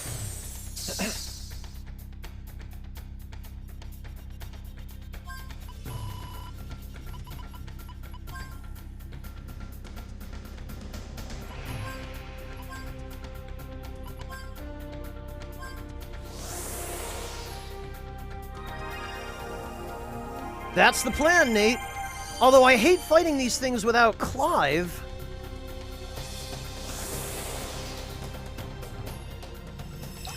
But I don't remember where this next dungeon is.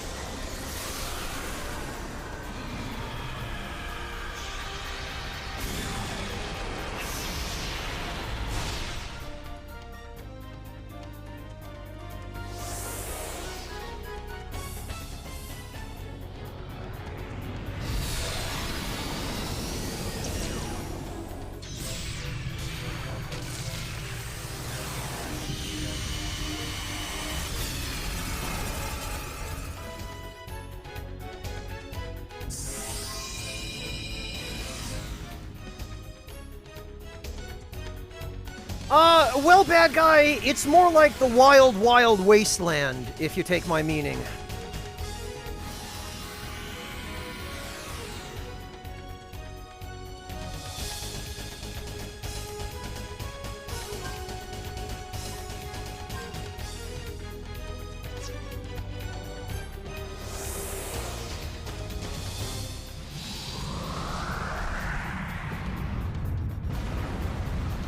Bad guy, it's the Wild West with magic and summon monsters and aliens. And demons and dragons.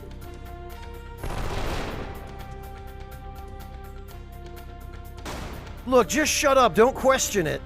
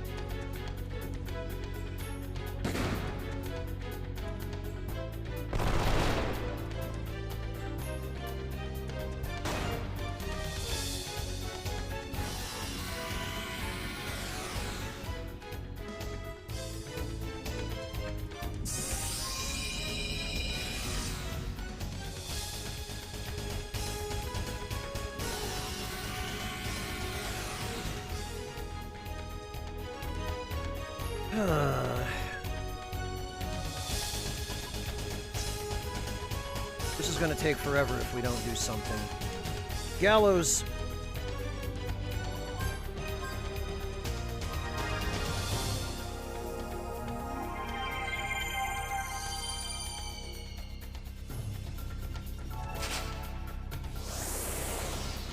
Oh, do you know what? I think Hope Shard does damage based on your current HP. Because it's consistently doing about 6,500 damage, and Gallows has about 6,600 HP.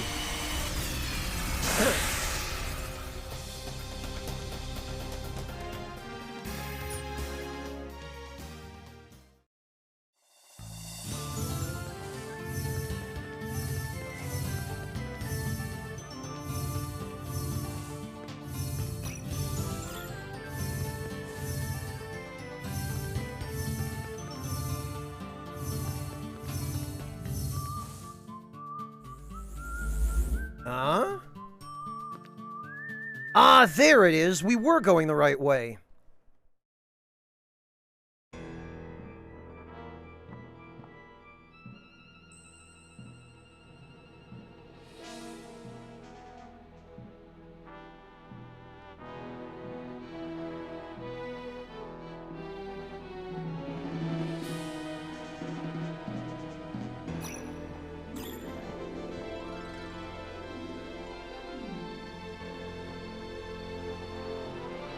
I don't know if we're ever going to get another Wild Arms, honestly.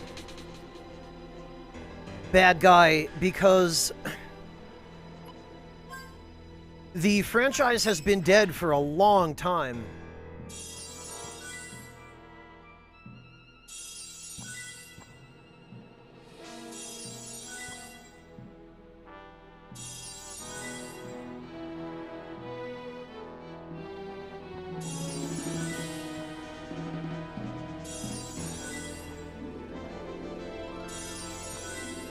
There we go.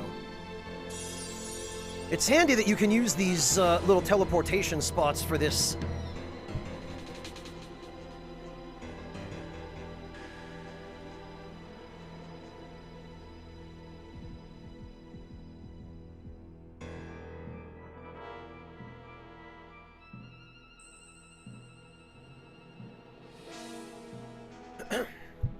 Okay,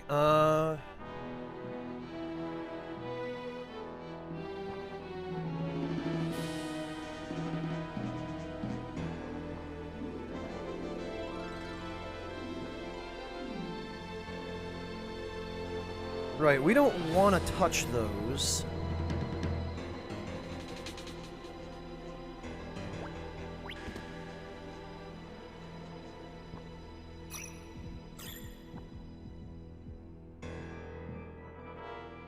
I think we use the boomerang for this? Yes, okay.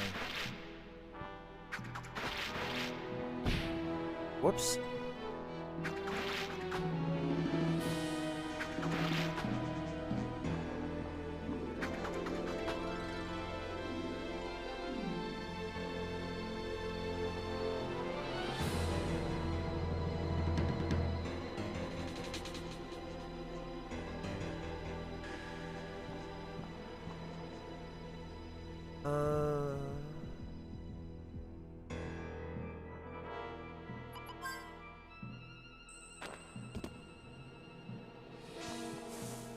Huh?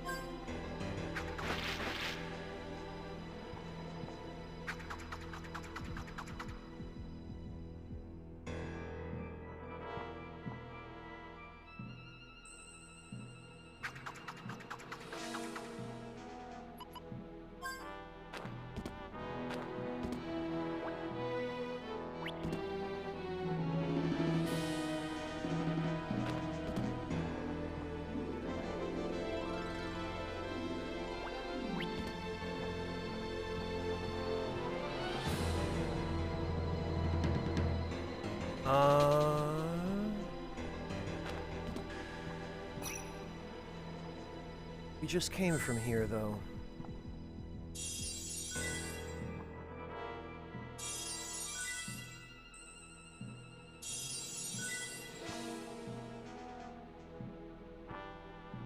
What the...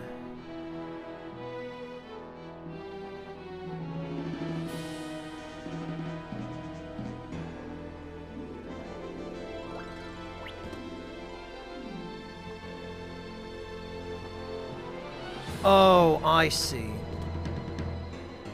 I think.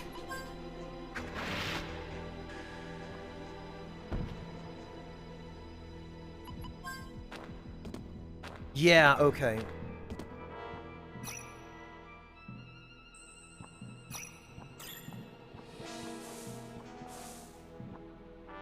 They've got mouths on top of them. You'd think you wouldn't be able to stand on them. Also, that door...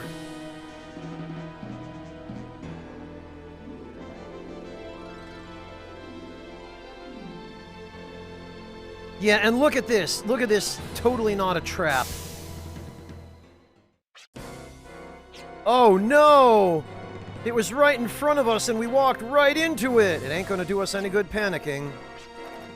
Oh, man, something's coming. We're already packed in like sardines here.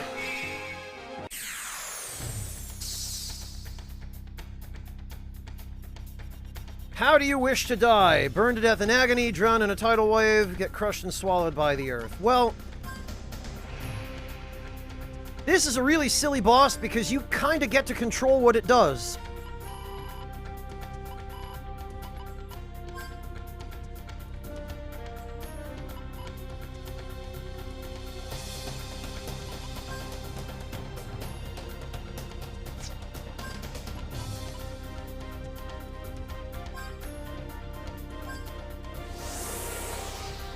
Yeah, Monotone, whoever would have predicted this? And I love how now in the battlefield, it looks like we're in a much bigger area than we were in on the field map.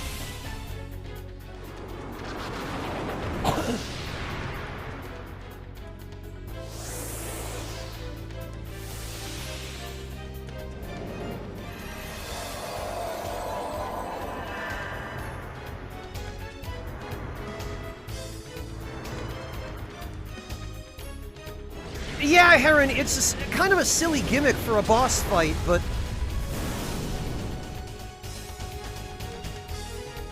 you get to choose every turn.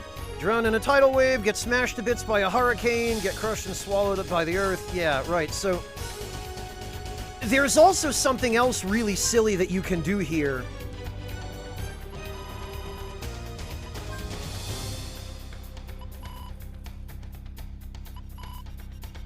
And I'll show you that in a moment.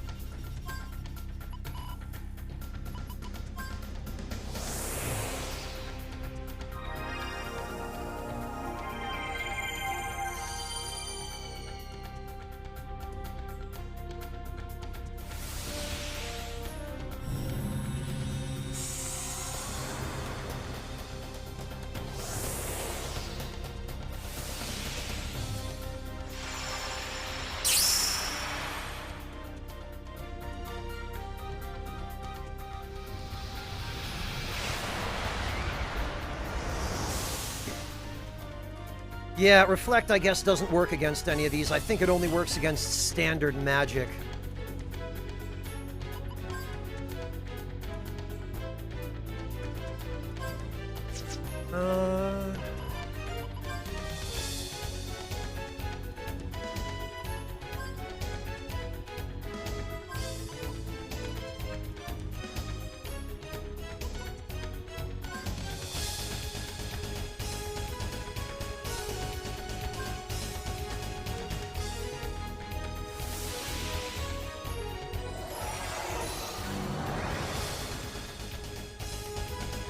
Oh, nice, Heron. I've never played any of the .hack games, but I do know it's a JRPG series, and I guess I shouldn't be surprised to learn that about it.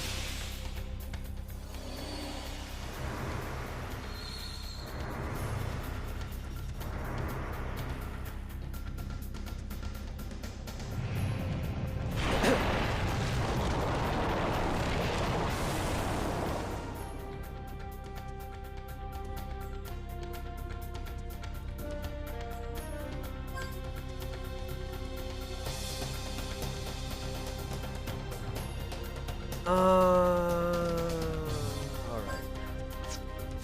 No, actually...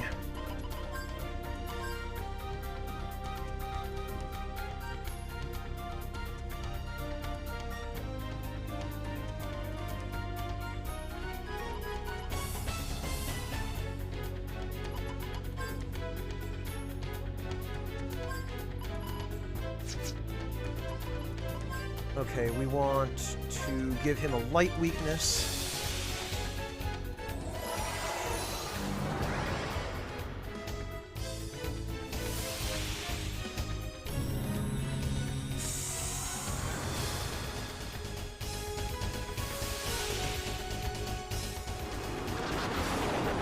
Ah.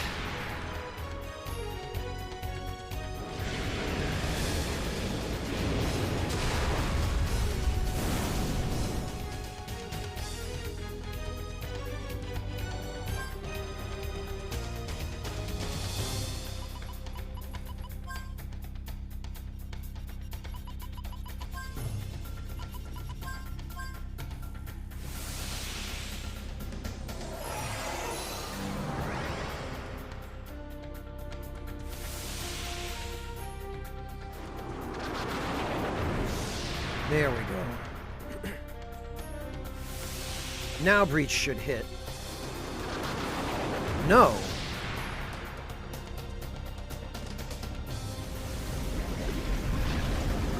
Is he already weak to light?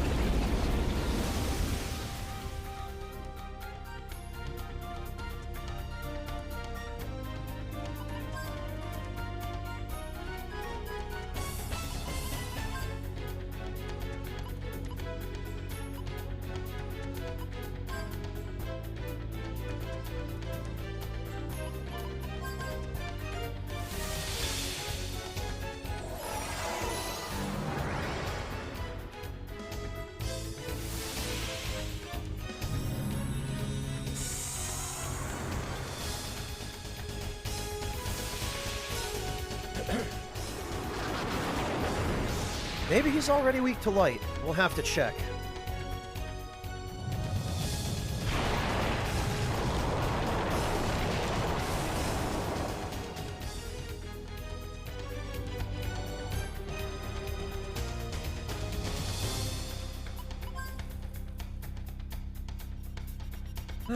Scan.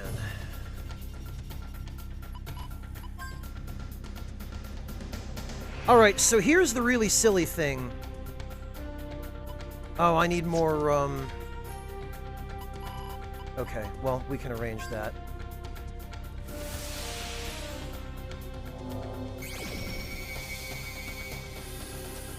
Oh, he's already weak to light. Okay, well, whoops.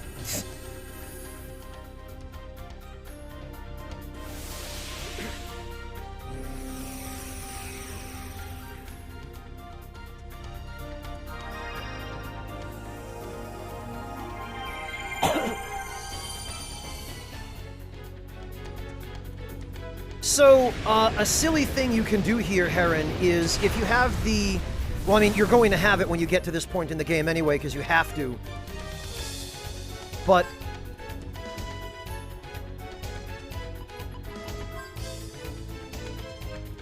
what you can do is you can use the copy ability.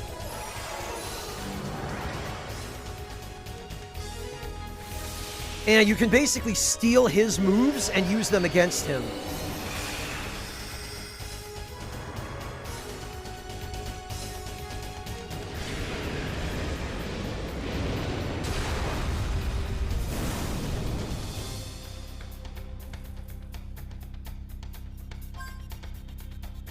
So, for example...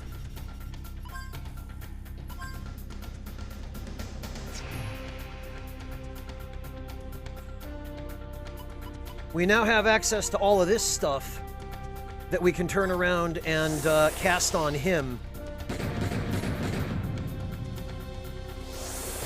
If he survives... Nope. Oh well.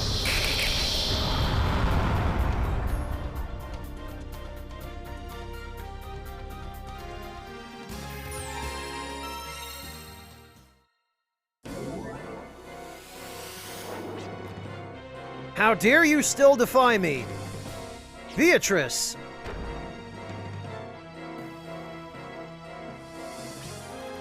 "10 years! No, I have been eagerly waiting for 100 years. This time for sure I'll see to it that I secure my own planet." I have an idea. Let's do something fun. What do you mean? You will be an offering to the monsters summoned by the Demon Door Pillar. Think of all the fun and excitement you'll have in there. Fear is the best medicine to loosen your heart and extract your memories.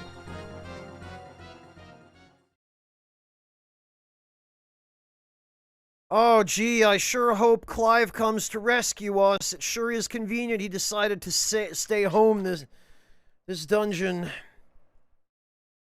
Yeah, I've always been fond of Blue Mage type abilities as well, Heron.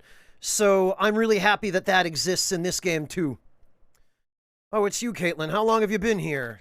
How long are you going to sit there, Daddy? Daddy can't work with them anymore. Daddy, is your job to find out about old stuff, or is it to beat up the bad guys? My job from now on is to protect you and your mother. That's why I'll be here from now on, right by your side, Caitlin. Is that your new job, Daddy?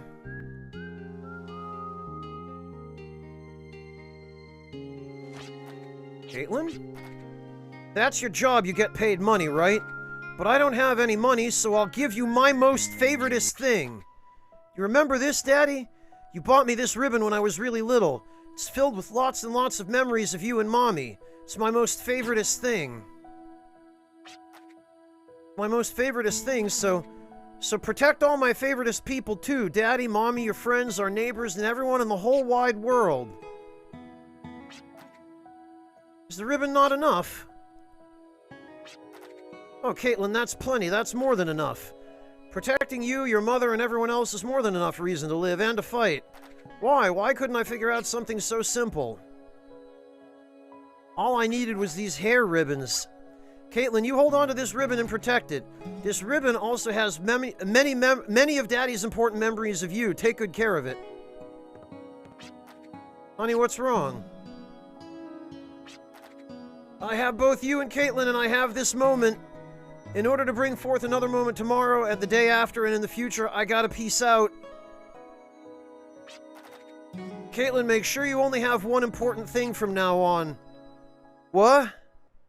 Bye. You could hear my reason to live on and fight. Take me to the others, Lombardia.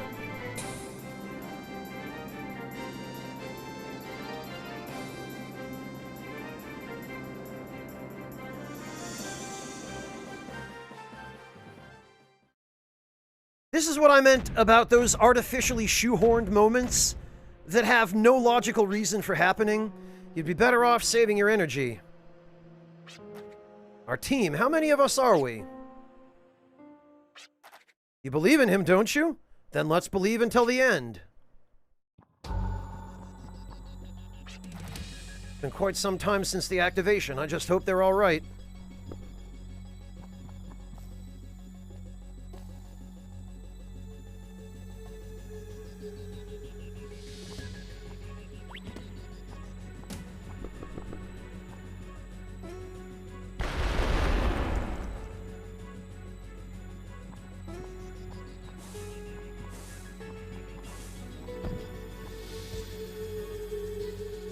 Oh, actually, I better make sure... Okay, they didn't unequip anything.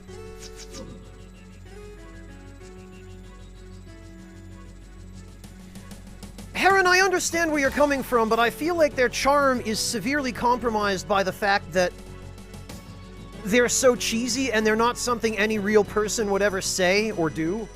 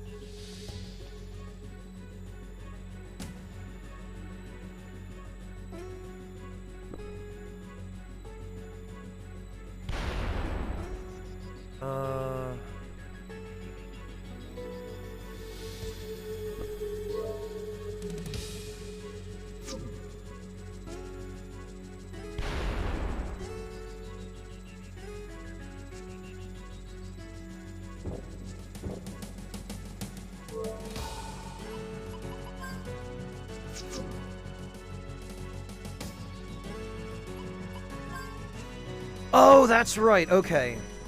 They don't even tell you.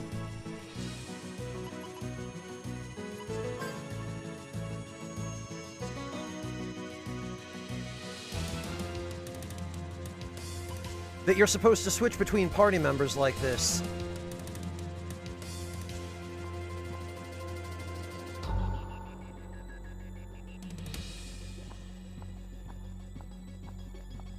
Okay, we go this way, I guess. Ah! Well, that's nice.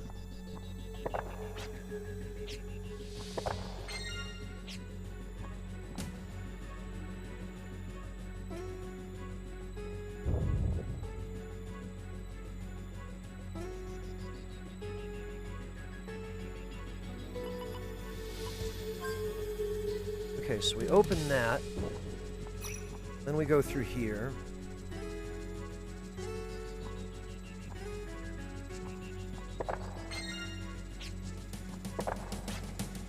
Okay, these I'll take.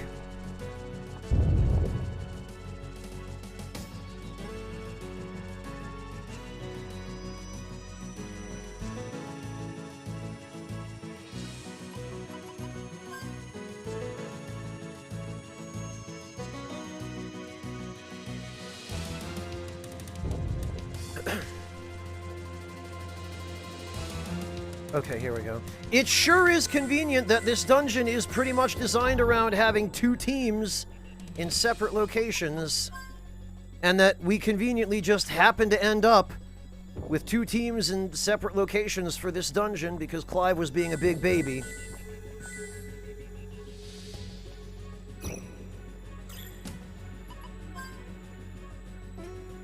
They do, Heron. They really hurt the immersion.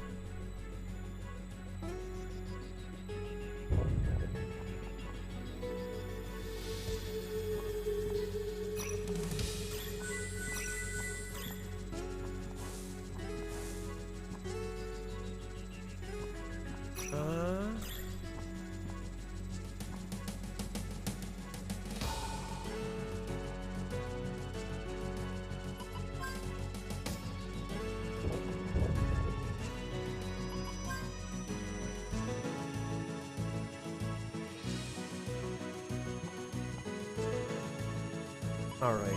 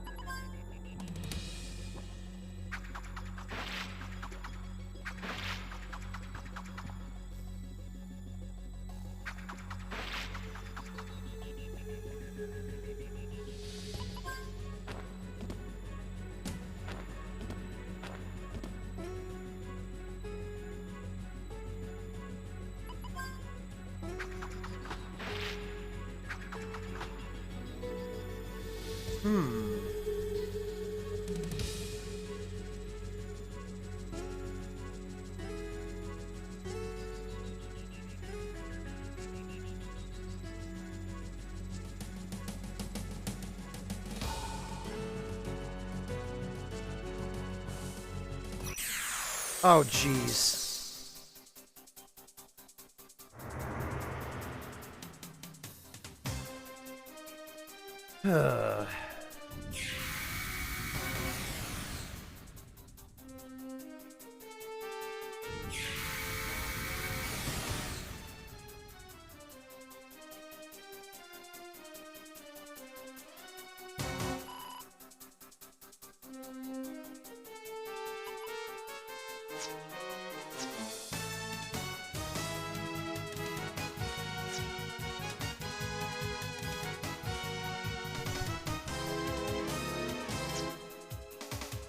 You know what? Hey, Gid, welcome! Glad you could make it. Yeah, I have a little bit of work to do in Nocturne before I'll be ready to stream it again. Got some off-camera grinding to do.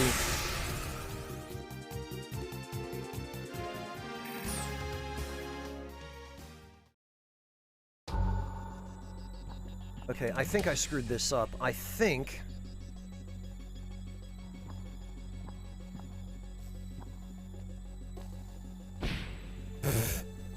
Well, I thought I was going to sneak by that.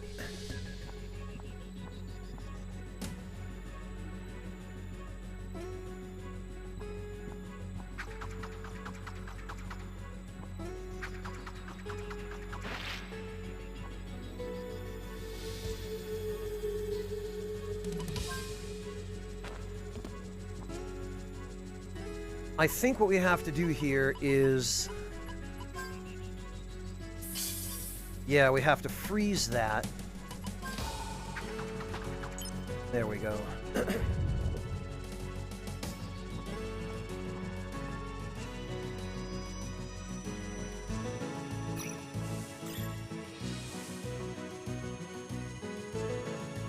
Okay, then we switch to Clive, and we stand on the blue switch again.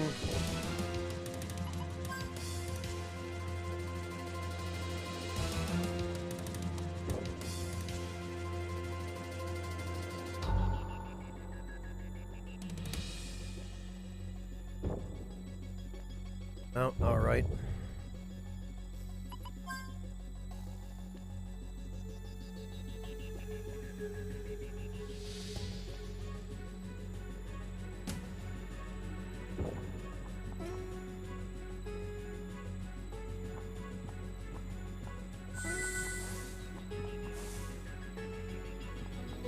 There we go. Sorry to keep you waiting.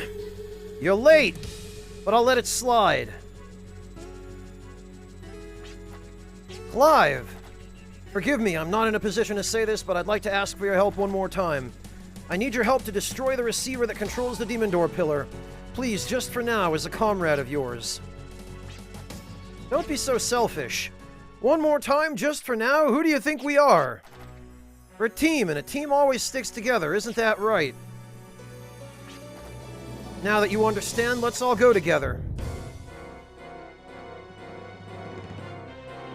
And now, we can,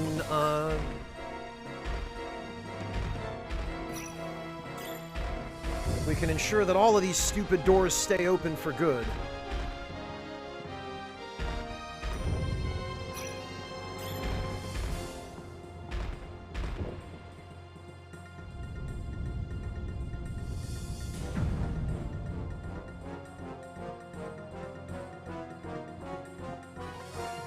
And what do we have here?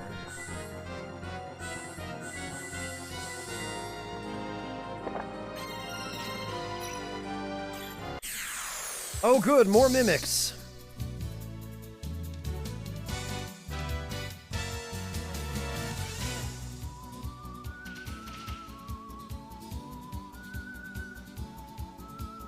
Oh, the party order has gotten screwed up. We'll have to fix that.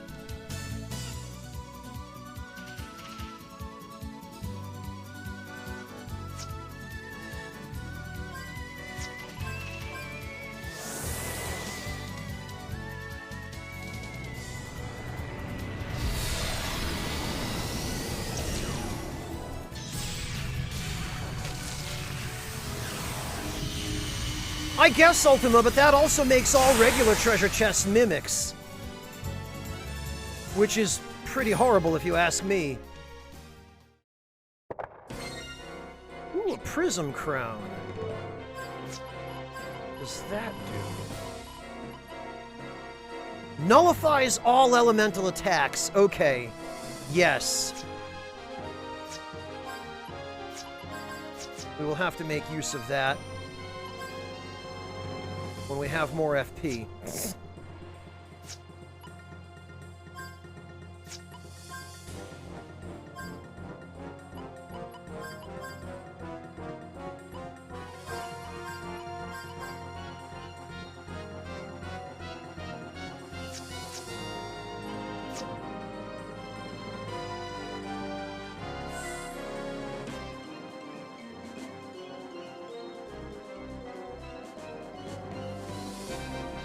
I think we want to go this way.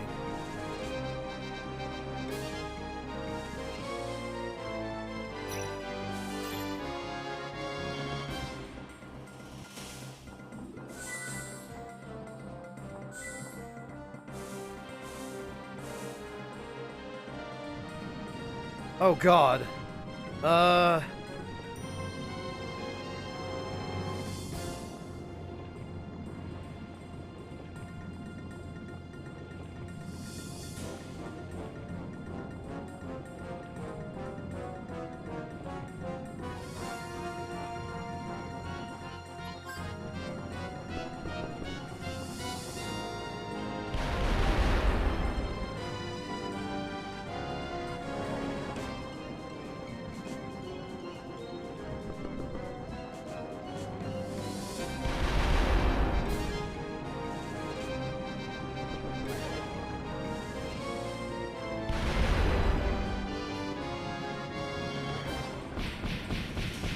Wow, ouch.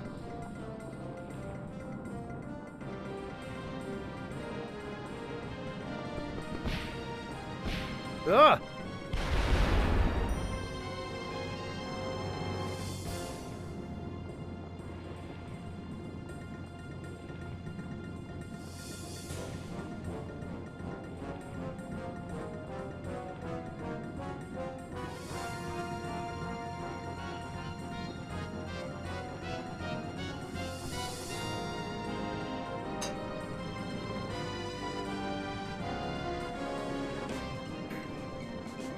Alright, give me a minute. Let me just have some tea and...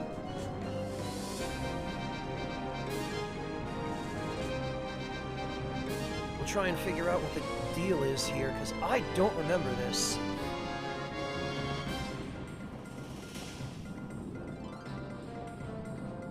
I think that column in the center is important for some reason, but I don't remember why. Ah!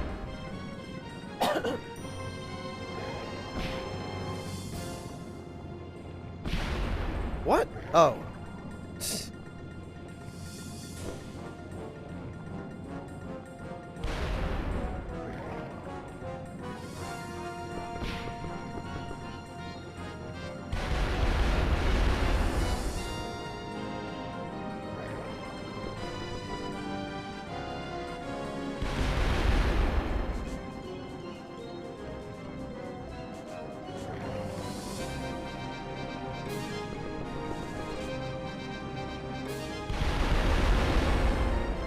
Oh, the red ones grow back. Okay.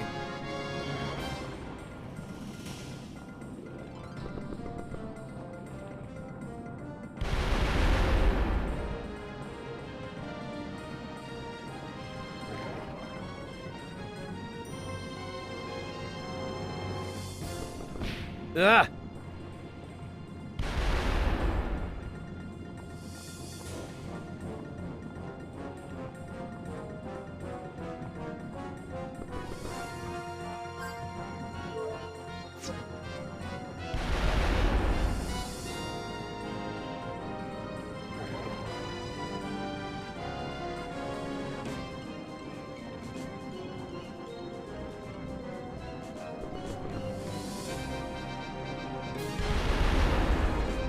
Okay.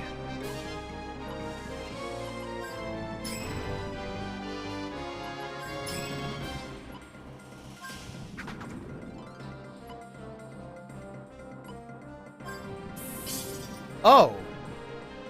Okay.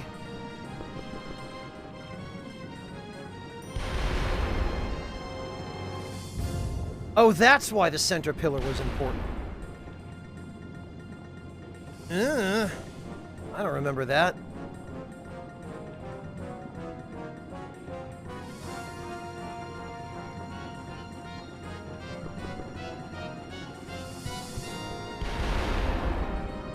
But then again, I guess that's one of the nice things about playing a game like this after so long is you forget enough of it that you're sort of doing a blind playthrough again.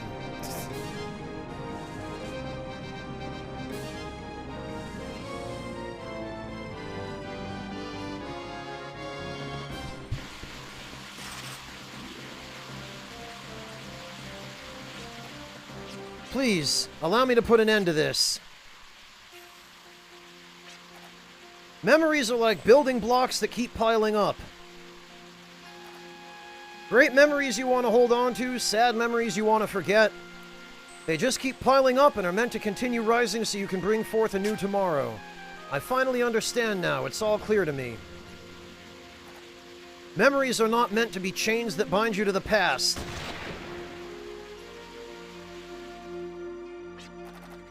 My chains have been severed. I'm now determined to fight for the life that exists today and for the planet. Like in any other RPG, I made a very convenient shift of attitude in a very short period of time. I owe this all to you and all who support me. I'm sure everybody has the power to break the chains, but I'm glad we were able to help you realize that. Yes, you, my friends, and my family have all supported me dearly. Sorry to throw a damper, but we've got a problem.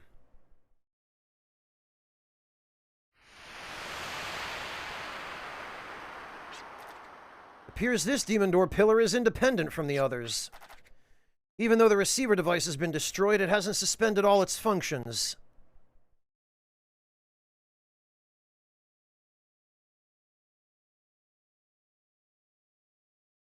Oh, look.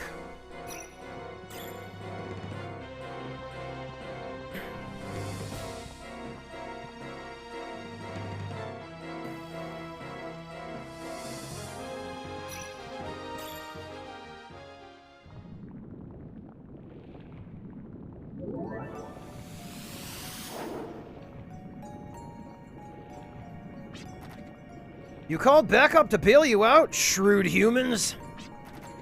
Humans are not necessarily a strong race. That is why we know how to change weakness into strength. We are now at a point of no return. We have been brought to bay. Our only choice is to be strong and hang on. Well, that goes for me, too. It's not like I have many choices, or many chances to create my own world. Create another Filgaia? My last opportunity was 10 years ago when I used the Yggdrasil system. I gave one of the programmers a dream and controlled his spirit, but it ended in failure at the last minute. I probably didn't have a chance anyway, since the system was designed to rejuvenate Filgaia, not create it. It couldn't handle the overload of output and went berserk. Plus, the system's databank lacked the necessary information to create the planet. Can you guess where the Yggdrasil system tried to supplement this missing information? From people's minds! The malfunctioning Yggdrasil thought it could feed off people's memories for the planet's structural data. The reason nobody has any recollection of the moment of Filgaia's decay is because it was devoured by Yggdrasil. That really happened 10 years ago. Then why does my father still remember the system breakdown when he was involved in the middle of it all? Is this the father you're referring to? Daddy? How outrageous of him to think he could seal the Hyades by faking electrical signals. No, what did you do to my father?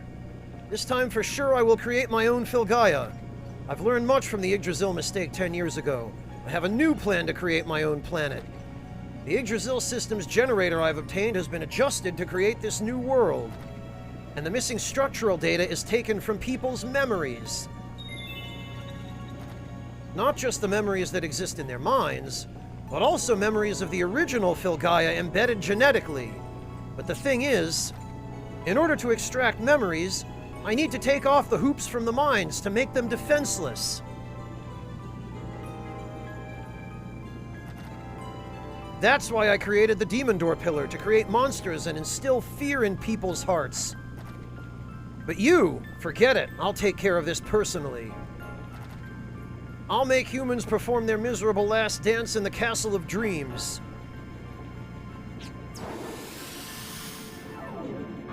We're a little ways off from the final boss yet, Swords. I'm not sure we'll get there tonight. But you've at least gotten here in time for the lead-up.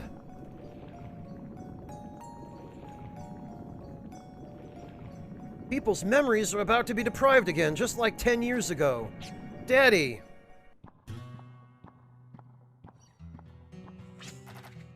Looking for a shortcut can lead you astray, but still... I have no idea where we should go to save your father. We're in a real fix here. When the Dream Demon showed us his image, did you notice a tiny flower resting by his side? That flower might be a clue to his whereabouts. Like the area surrounding Yggdrasil, maybe? He did not appear to be outdoors. Perhaps he's in the care of somebody? A tiny flower by Daddy's side? Was it a white flower? Then, does something come to mind? Knowing Werner, he may very well have used the flower as a clue to his whereabouts. Well, the white flower does ring a bell, but I can't pinpoint what... White flower, tiny white flower. That tiny white flower is Mom's favorite flower. The person who would sometimes place it on her grave was... Let's go to Boot Hill. There must be some kind of message from my father waiting for us there.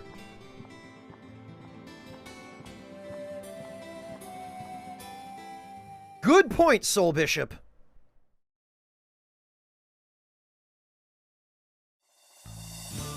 Well, fortunately for us, we are pretty close to Boot Hill.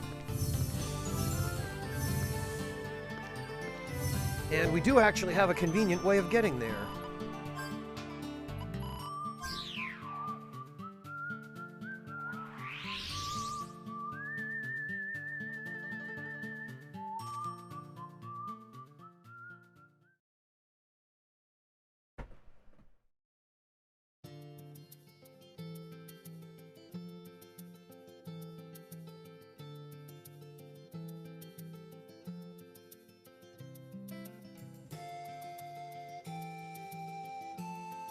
Oh, yeah, swords. That's one of our methods of transportation. It's a half mechanical dragon. Hey, Mihawk.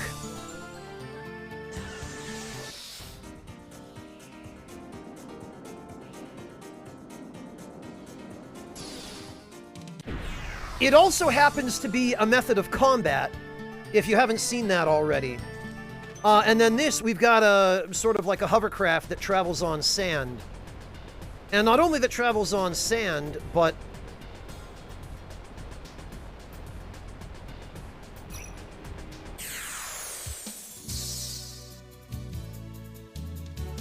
that we can use to fight monsters that hang out in the sand.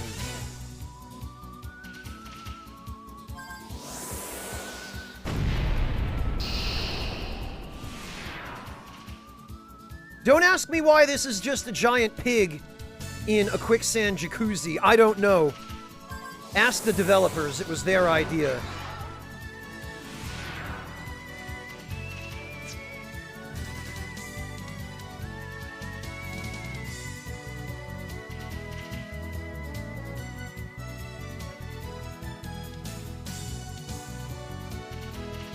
Also, the amount of damage that you do in a vehicle is calculated quite a bit differently from the amount of damage that you do on foot.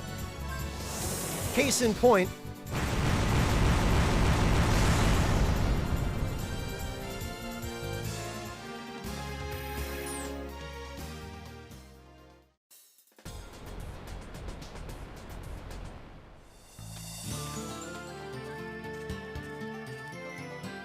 But there are a lot of different methods of transportation in this game that also double as methods of combat. For example,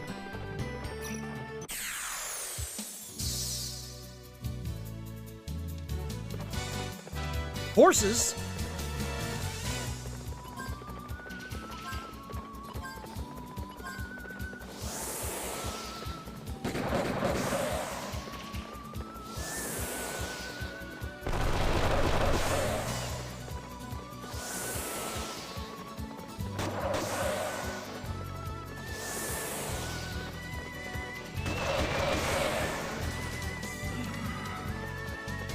No, Floofin, they don't.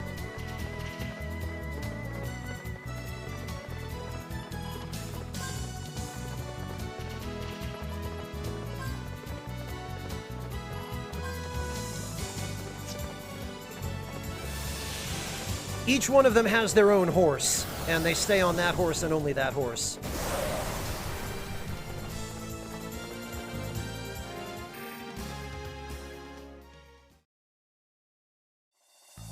And if we can track down and destroy a few more telepath towers,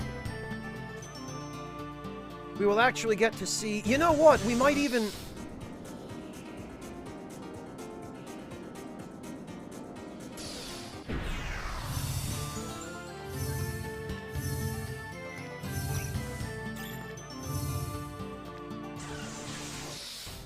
We might even be able to find a couple more...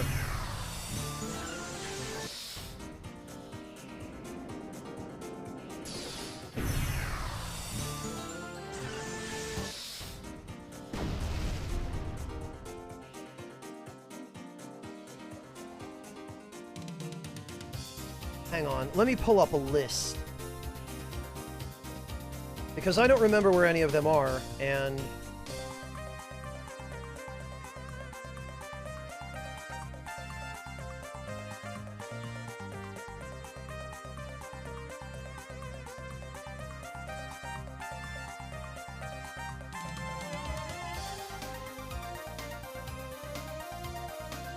Okay.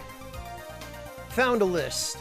We might as well go do that now, because lots of people are going to be curious to see battles on Lombardia.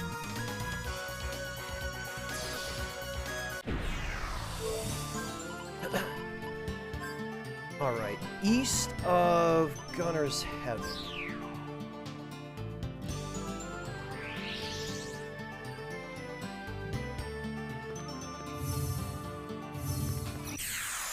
Goodness sake.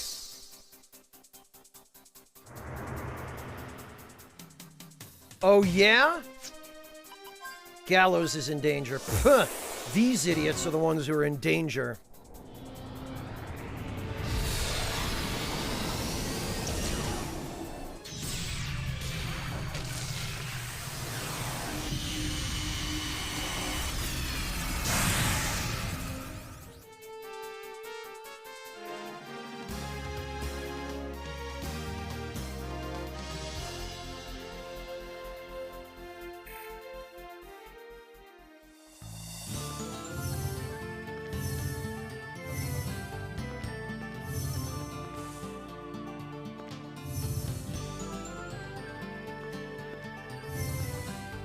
Alright, they actually give coordinates, so maybe we should just do that.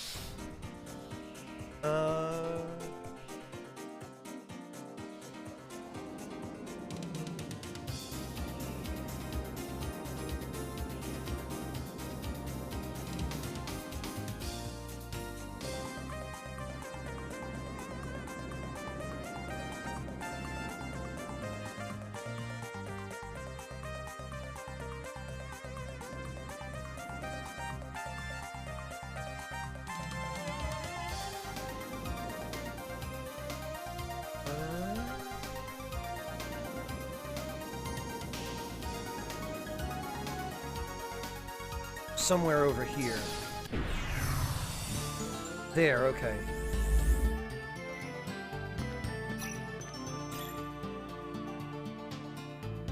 Because when you destroy enough of these things, the aliens go, oh, someone's destroying our telepath towers.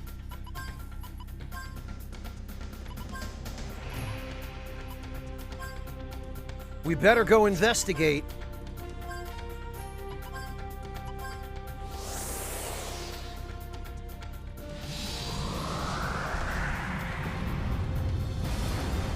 Send in the fleet. And then they send in the fleet.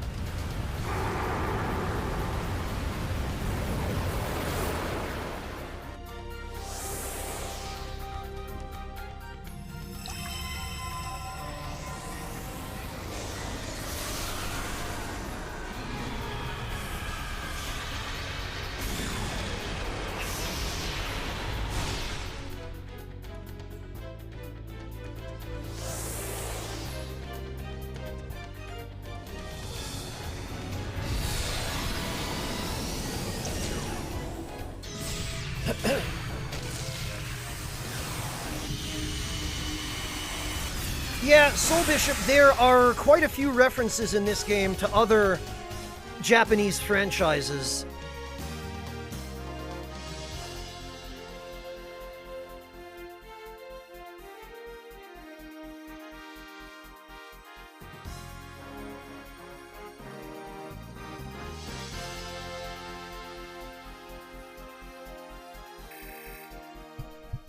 All right. The telepath tower releases a sound as if it were about to collapse. Guided by that sound, a chaos-bringing presence silently encroaches. Uh-oh, here we go. They speak directly into your minds and in an inaudible voice that is unlike any other. It seems to express the futility of all communication. Okay, this guy right here... This is the enemy type that you end up farming at the end of the game for experience and money. They give you 10,000 experience and 10,000 Gela each.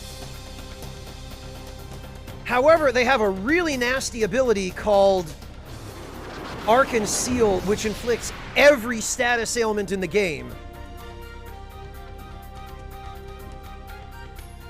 And the way that you're supposed to farm them, actually, yeah, there it is.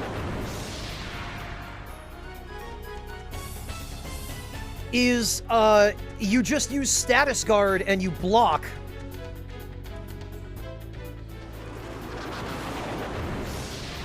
And it triggers Status Guard 7 times.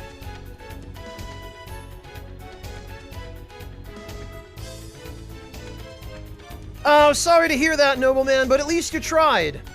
And at least you got to the second date, right?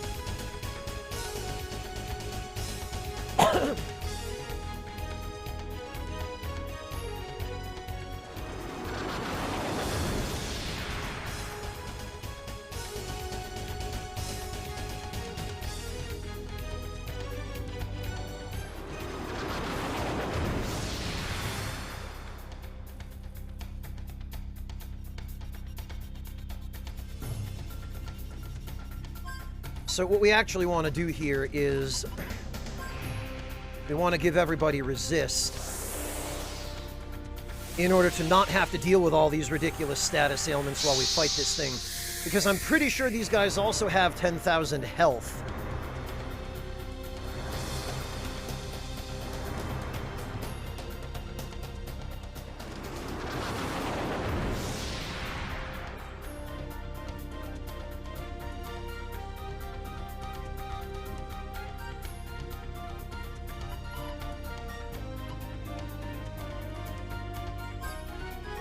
And normally all these things do is spam status ailments, so...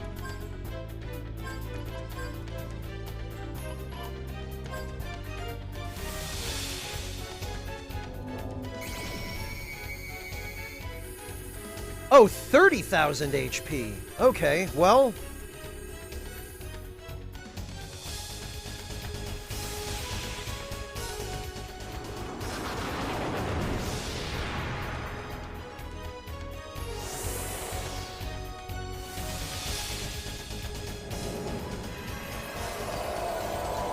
They do seem to, Nate Saber, yeah.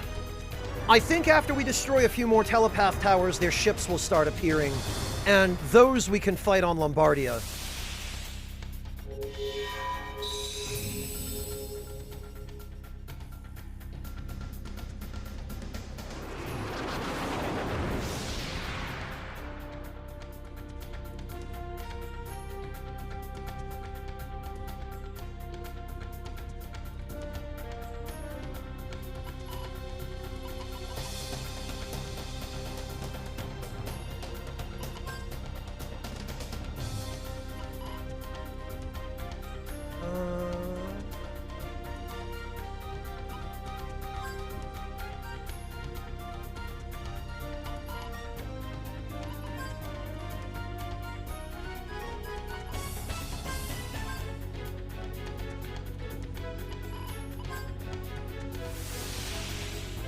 Oh, nice, Roto, yes. We can't forget that we're here to kill Chaos. Fortunately, they don't have anything to steal. I was not looking forward to trying to steal from one of these guys.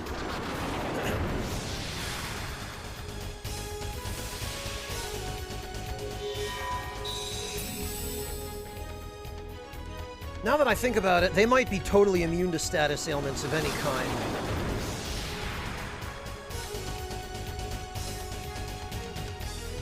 Oh, hi, Yami. Well, that makes two of us.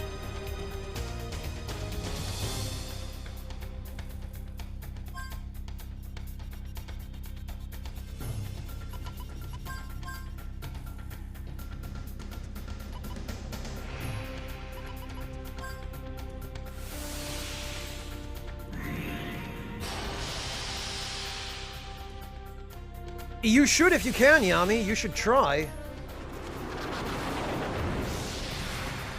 Yeah, I don't think we can use any kind of status ailments on these guys. I think they're just totally immune.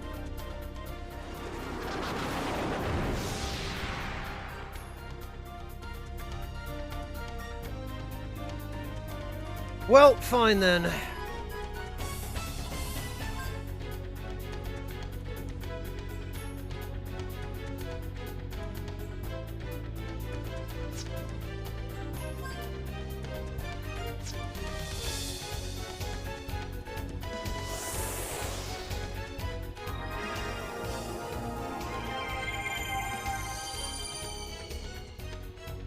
Yami, I see that against all of my advice, you've ended up in the same situation as me. Or maybe you were there to begin with.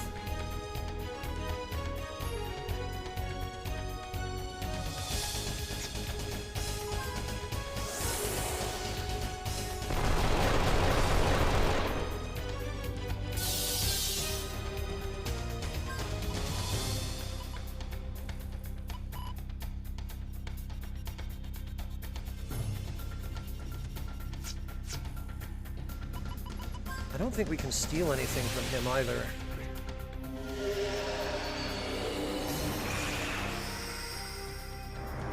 Nope.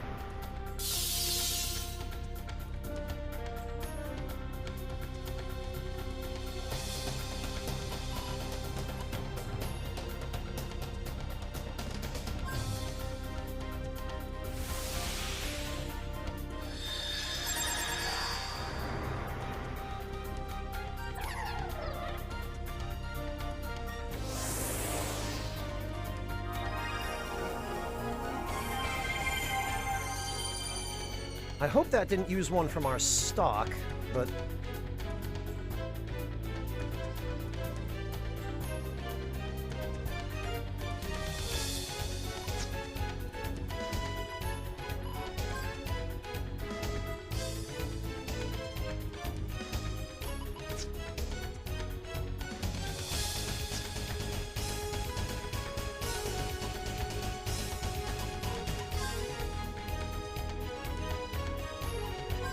Okay, well, this'll finish it. Get karate'd, idiot.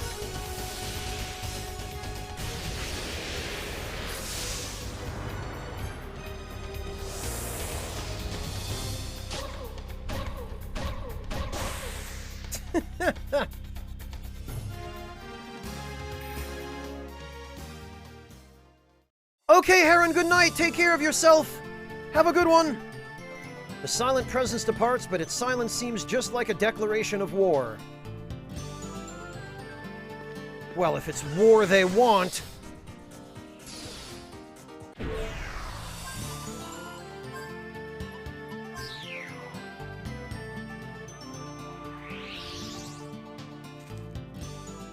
then it's war they'll get.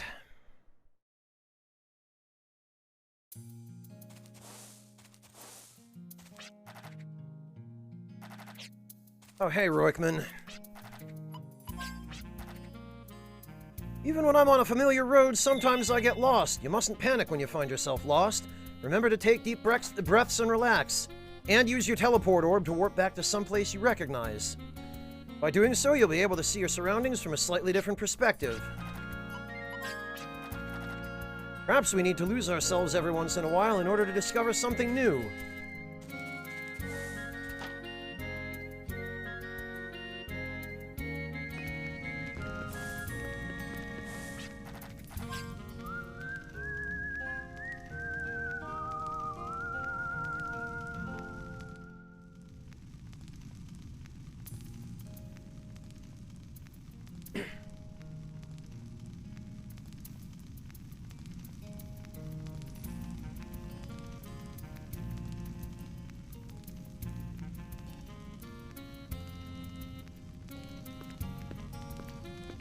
All right.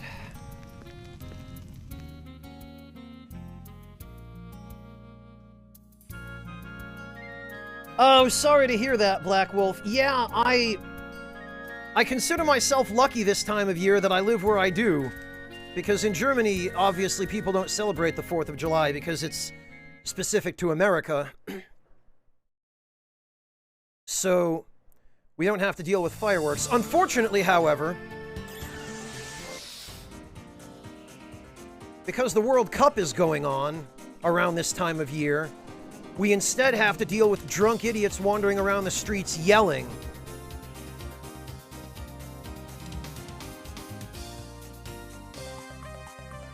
Okay, the next one is near the world's footprint. Actually, we can just...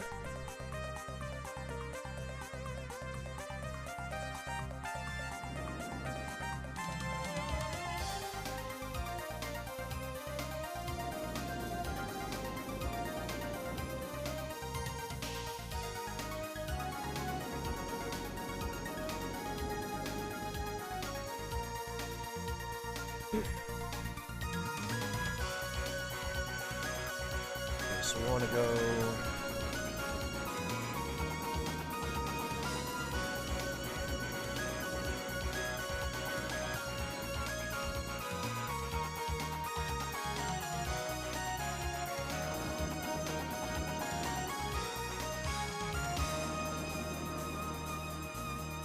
okay, somewhere around here. Aha!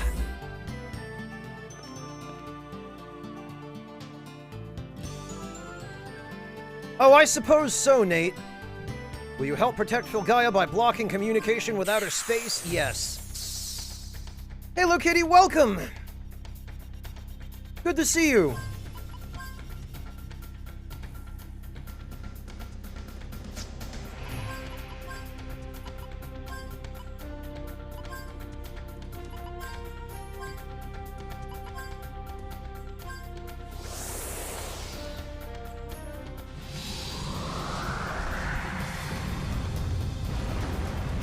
are you doing, Low Kitty? I hope today has treated you well.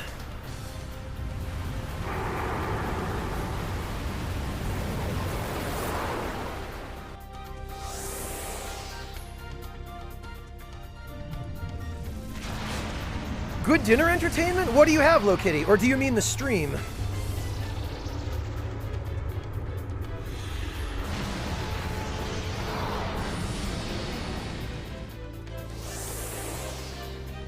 Oh, wow, Schlemp, make sure you bring some earplugs.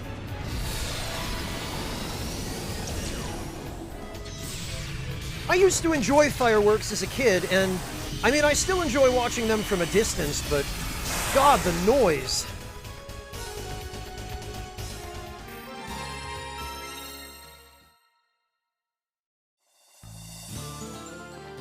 All right.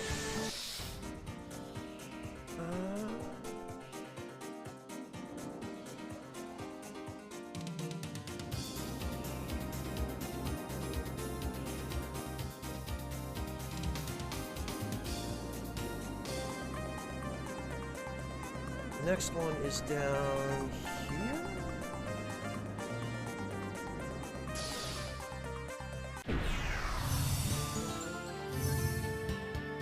Somewhere around here. Aha!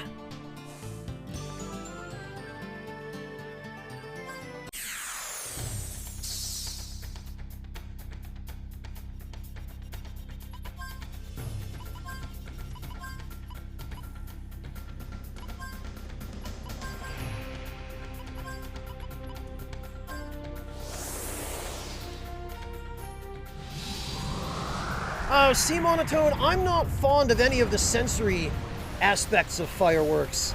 I just like the way they look. Generally speaking, I prefer watching them from indoors where the noise isn't as bad.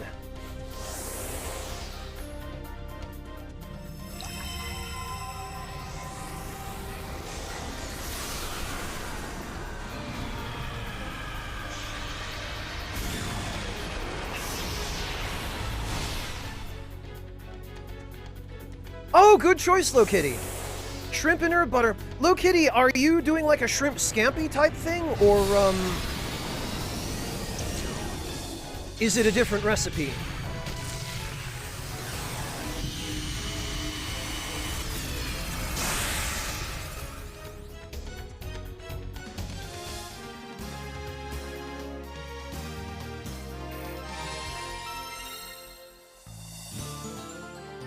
Yummy, I don't know, man. If you're talking military drones, I don't know that they would use those for air shows. Granted, I guess they use all sorts of other military aircraft for air shows, so...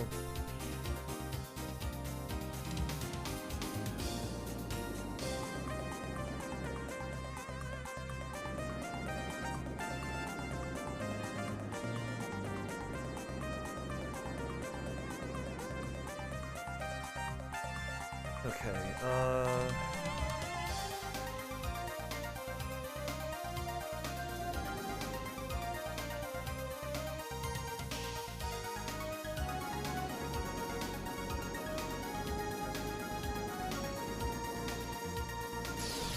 I'm going by coordinates here for the telepath towers, so...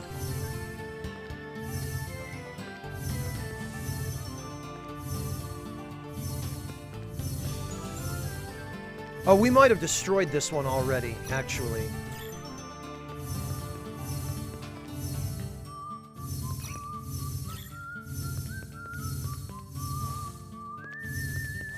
Yeah, okay, I think we did.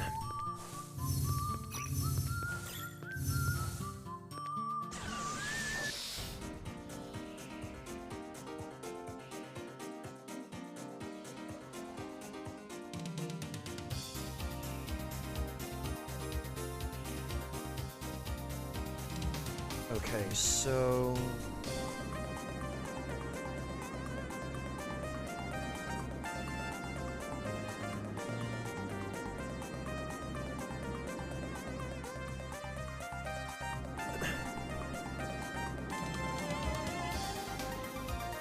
Okay, I think there's one on this island. Yep.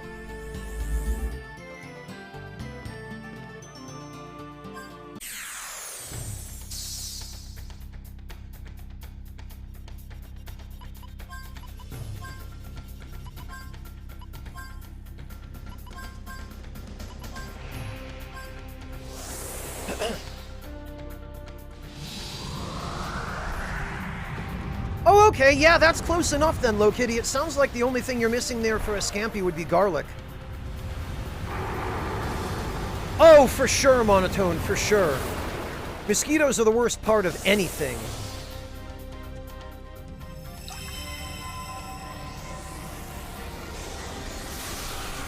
Yeah, Yummy, I don't think anybody could ever take the Blue Angels job. Those guys have the most job security out of literally anybody in America.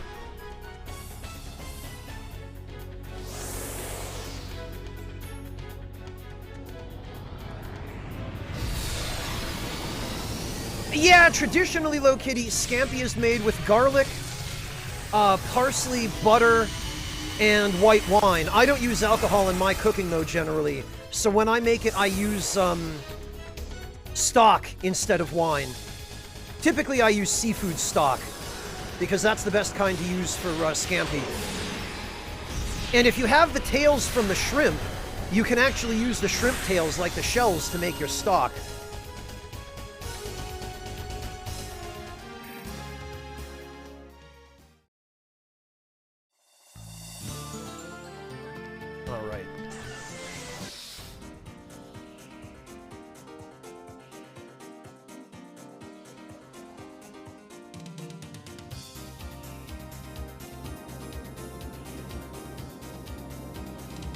Oh, nice, Low Kitty. Congratulations. It's always good when you can measure some progress.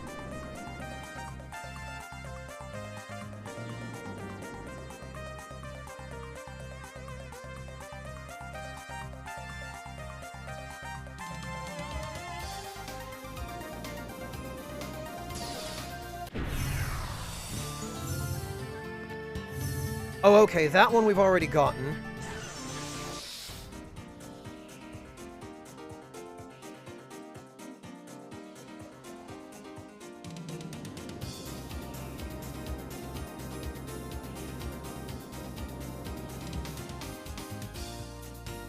And then 12,000 west.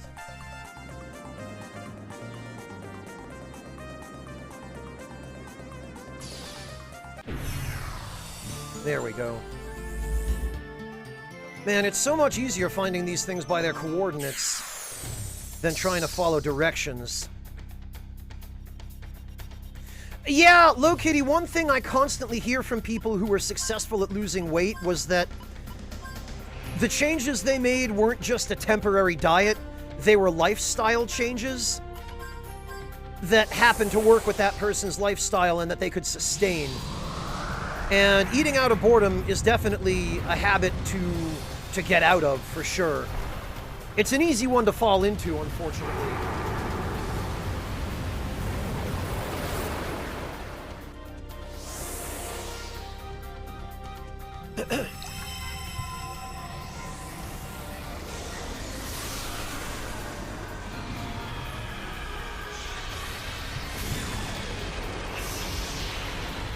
Really, Yami? I hope you're using decent stuff, at least.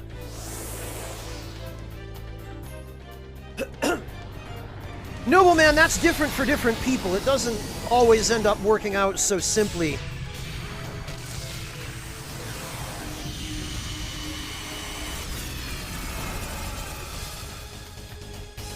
Well, Low Kitty, you could still incorporate chocolate into your diet, but you could use unsweetened chocolate. Like, if you want to make a smoothie and add some chocolate to that, you can use just pure unsweetened, like a really heavy dark chocolate, like an 80 or a 90% dark, and then work it into a smoothie with some you know, some whatever you like, some fruit, some vegetables, some coconut milk. Really yummy.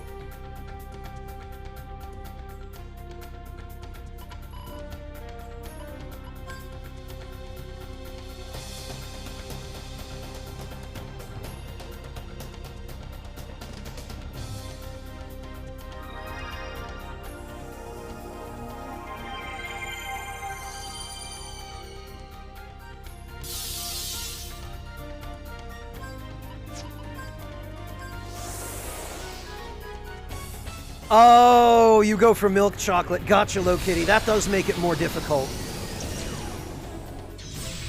Well, Low Kitty, you can make your own milk chocolate at home. All it is basically you use dark chocolate, and you melt the dark chocolate in the traditional way, which is to put it in a bowl in hot water. And you melt your dark chocolate that way, and you add a little bit of fresh cream. And then you get unsweetened milk chocolate. And you can then add that to your smoothie. You can shave it or grate it. Or if you're going to do a warm smoothie, you can just incorporate it in.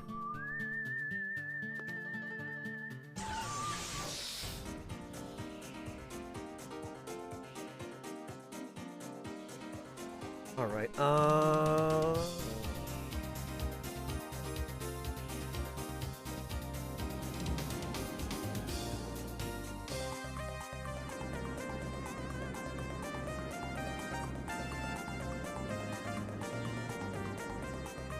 Or if you have any other types of flavor that you like, Low Kitty, you can add those as well while you're making your chocolate. Like if you like coconut or orange peel or anything like that, you can add that too.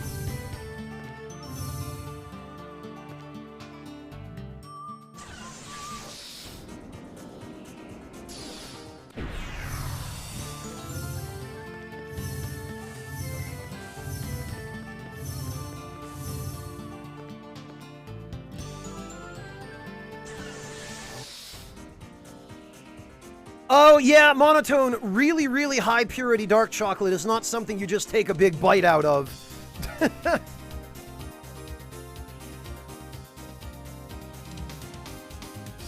Oh, okay, Low Kitty, that's a decent compromise. Do let me know how it turns out. I'm curious as to what results you get.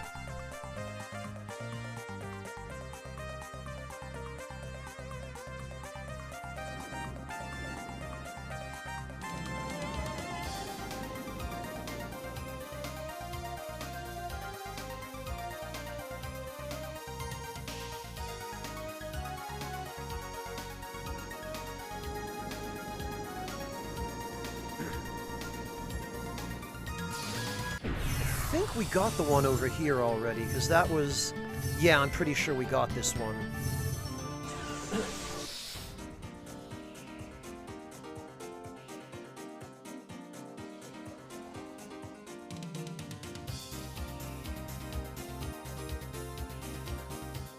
Okay, so for this one we want to go further south.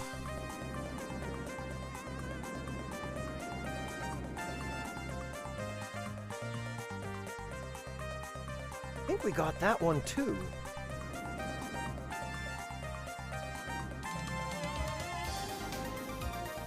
Oh yeah, we definitely did, because that's on the way to the Dimondor Pillar.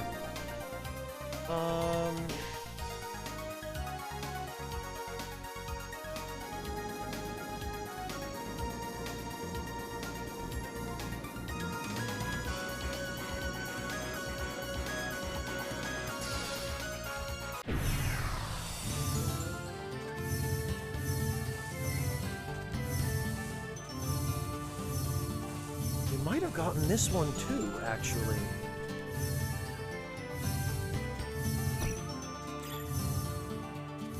Yeah, because this was the sacrificial altar.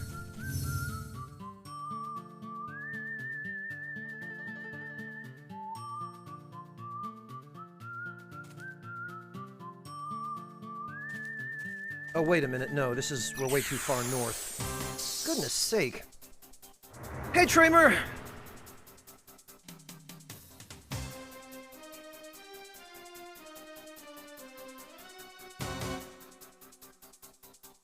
Oh, God. Okay, we're just gonna wait this out till everybody else gets here.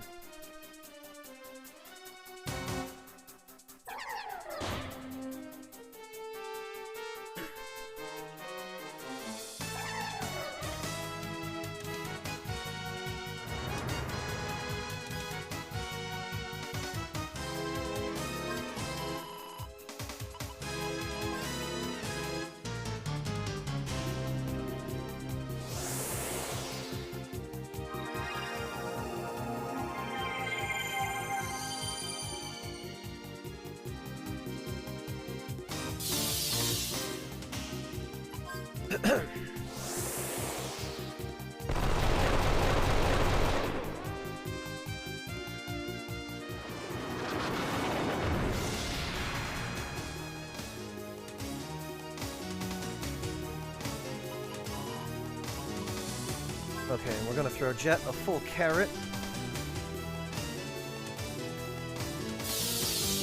Whoops.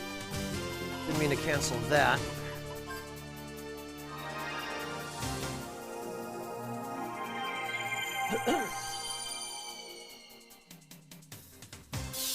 I wanted to cancel this so that we can do this.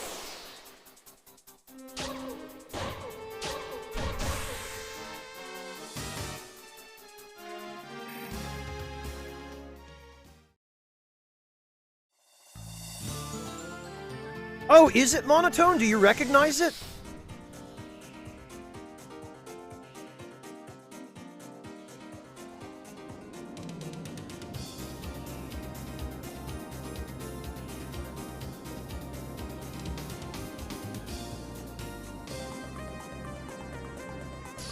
Yeah, okay, there's one in here.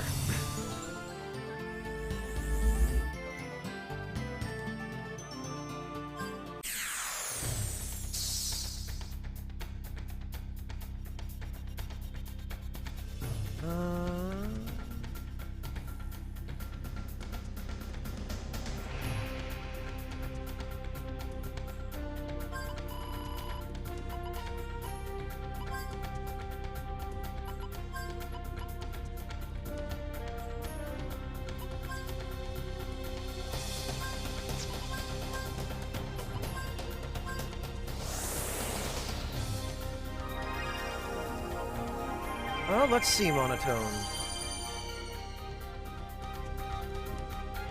Phantom of Flatwoods, an entity. Why do all these cryptids seem to come from West Virginia?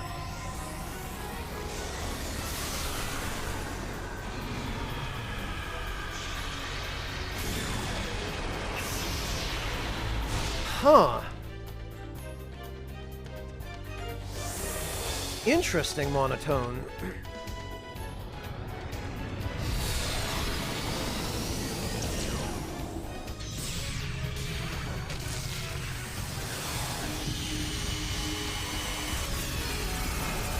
Nobleman, is everybody in Appalachia just high on drugs all the time? Anybody from that region in chat able to confirm?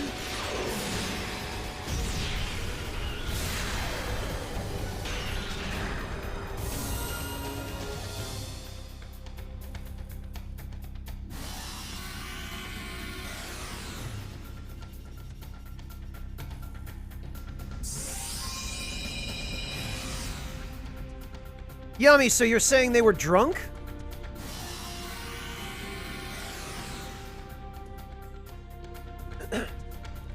Well, monotone, that's one of several reasons why I ask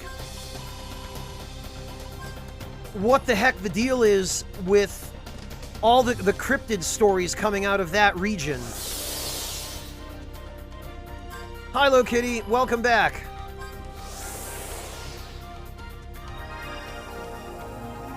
Monotone, if you do, just be careful of the cryptids.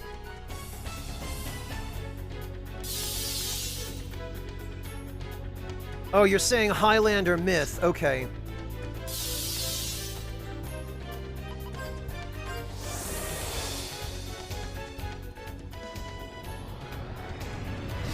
Somebody please fill Lo Kitty in. I can't even begin to try to backtrack through this conversation.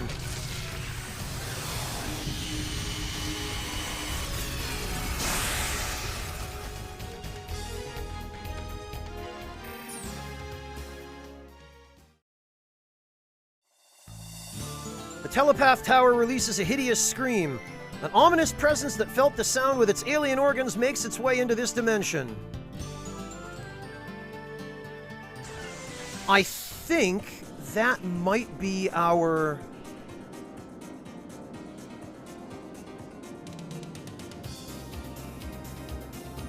No, maybe not.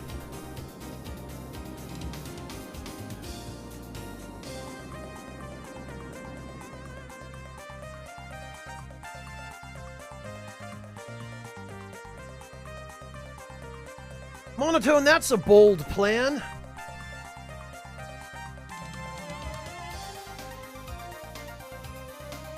Right, what was that one that we just fought? That was number 12? No, that was number 11.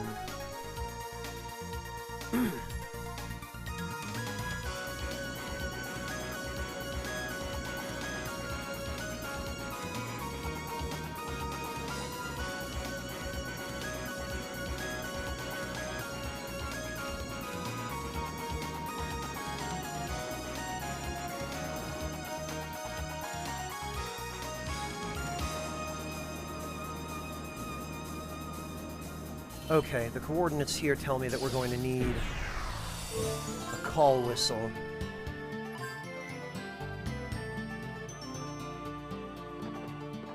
That's what I thought was over here. I thought it was a telepath tower.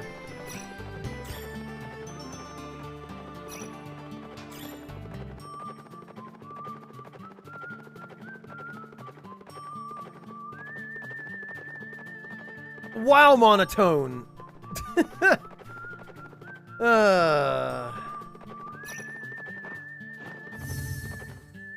Yes, of course, there it is.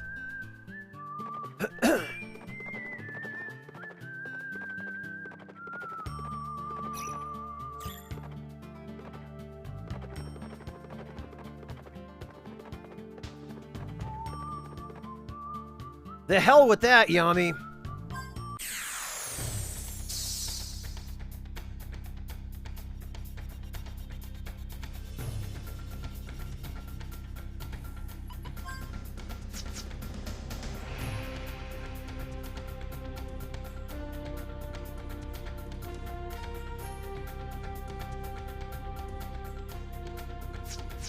Okay, so I think in order to get Gallows to be able to summon twice, we're going to have Virginia go first, then Gallows, then Jet, and then Clive. So we're going to have Virginia use a mini carrot. We're going to have Jet use a full carrot on Gallows to restore his FP. We're going to have Gallows summon. And then we're going to have Clive...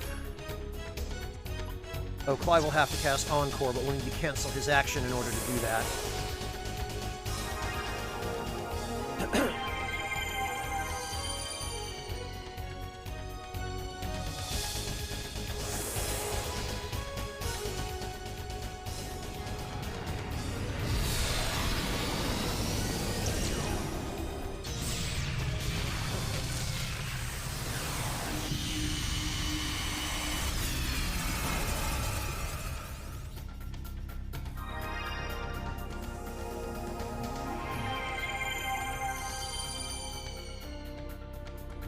Okay, and now we can have Clive use Encore on Gallows.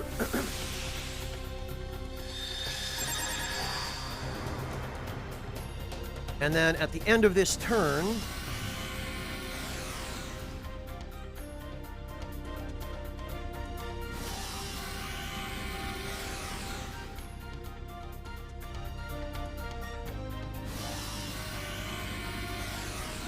phew. Yep, we get to do it again.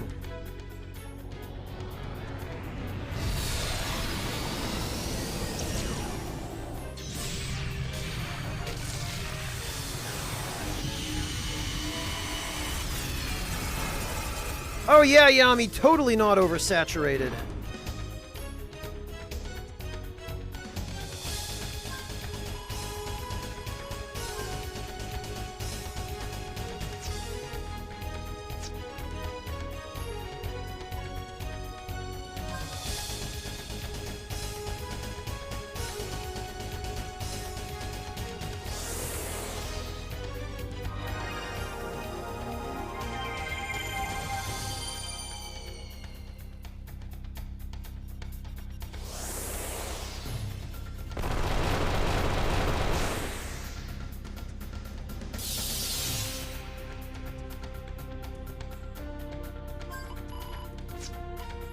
there's probably not much point in summoning here, but... because they're almost dead, but... whatever. We'll just do it. At least it'll be guaranteed to finish them.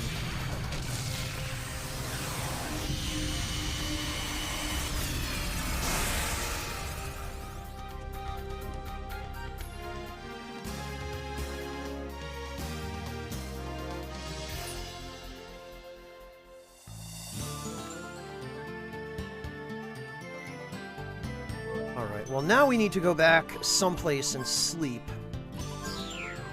Let's use Basker Colony.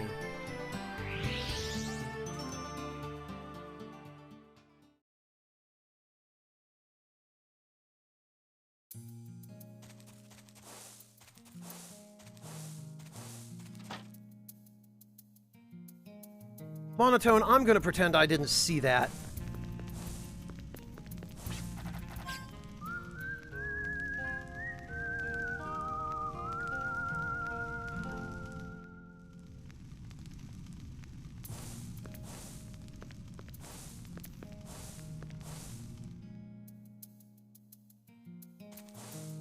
Actually, we should also save while we're here, because it's been a while.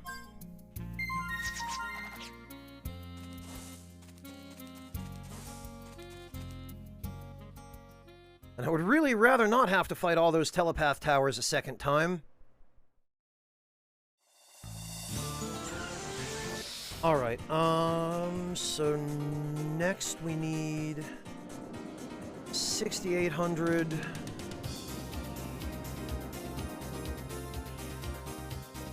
by 22,000.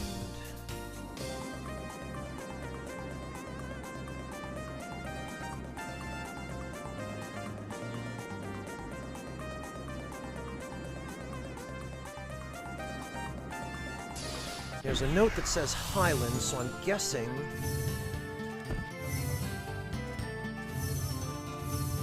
that it's somewhere up here. Aha!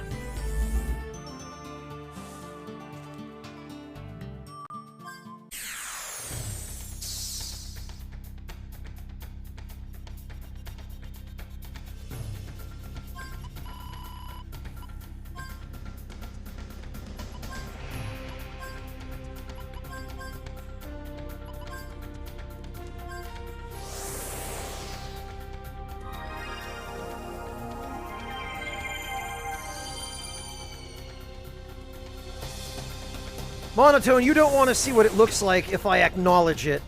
Trust me.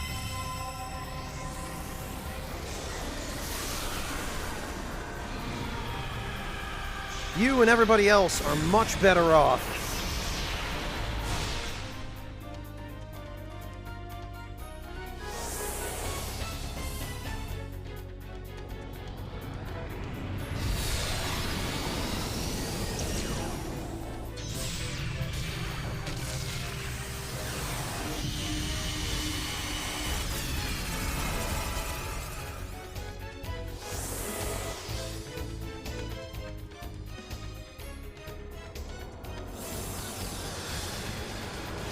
Monotone, I don't think you actually can ban yourself as a mod.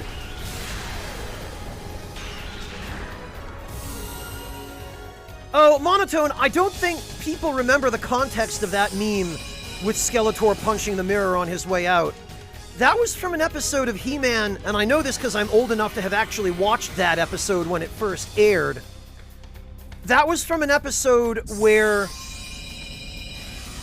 they find a mirror that makes clones of people, but the clone has the opposite nature of the original person.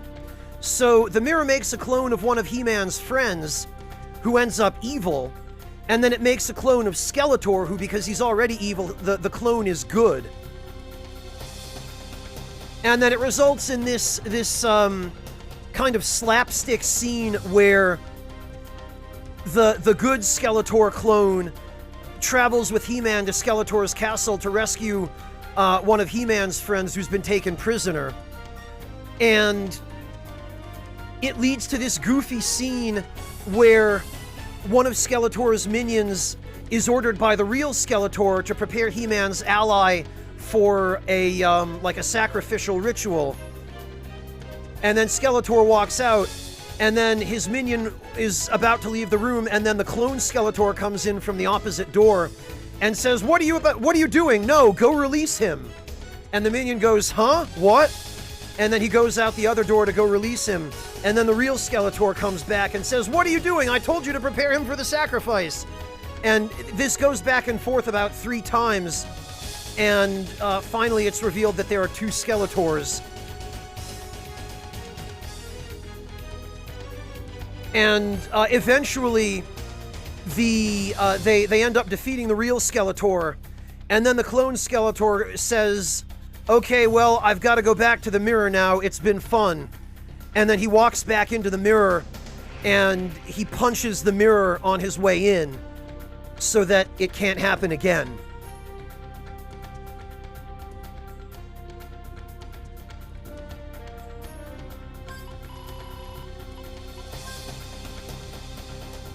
Old cartoons, man. Back when the censors were really, really strict, like in the 70s and the 80s, you really had to scrape the bottom of the barrel to come up with jokes.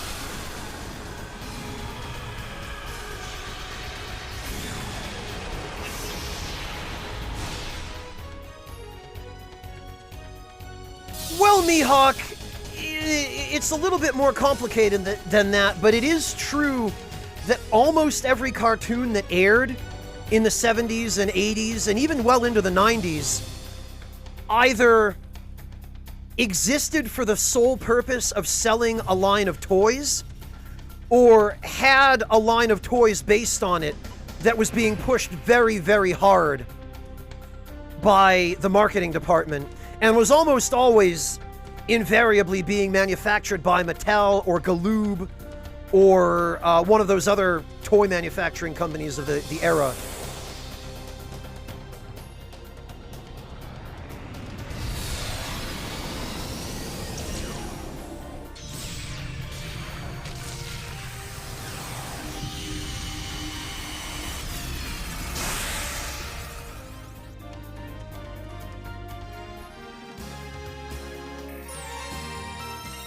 Yeah, or Hasbro, Low Kitty.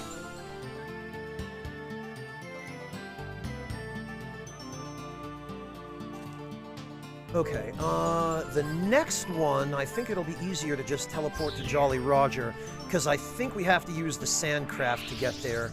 This one, I remember where it is, because it's just a little bit south of here, and I think we've already blown up the... Yes, we have. Blast it!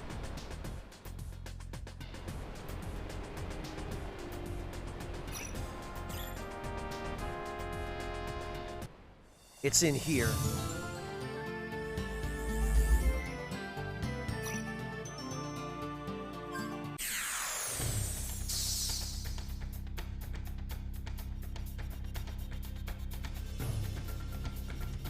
Yeah, Mihawk, and those old figures are going to be pretty difficult to find nowadays.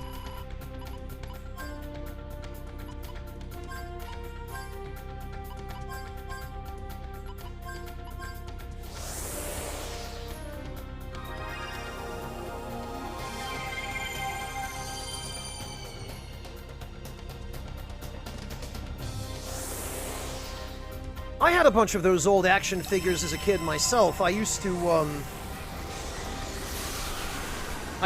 not really collect them. I actually used them, you know, like played with them, but I don't know whatever happened to them. I think my mother must have assumed I didn't want them anymore and given them to younger relatives of mine or donated them somewhere or something. Because I'm pretty sure that, We don't still have them. I know I don't. I certainly didn't bring them to Germany with me, and I doubt my mother still has them back in Connecticut. Although I guess it wouldn't really matter even if she did, because they were all open, you know, none of them were in the original boxes. I didn't collect for collector's purposes.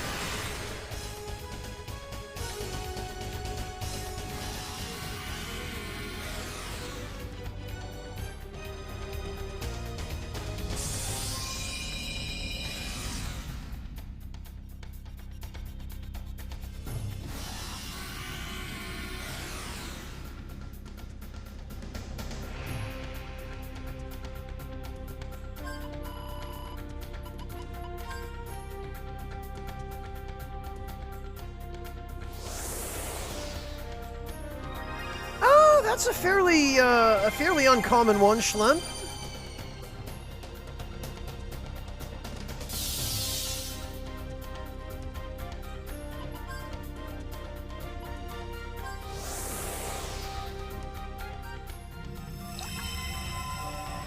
Most of the ones that I collected were like Batman, Superman, Ninja Turtles, those sorts of things. Whatever was on TV at the time, you know, whatever the networks were brainwashing the kids with.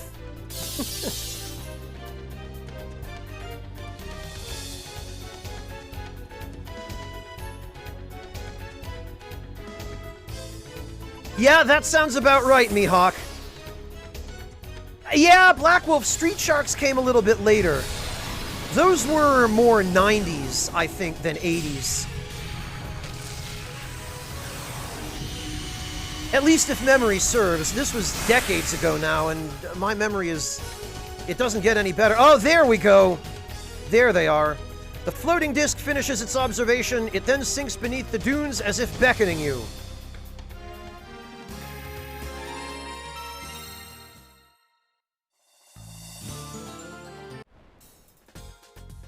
Okay, I think now we should be able to run into UFOs on Lombardia.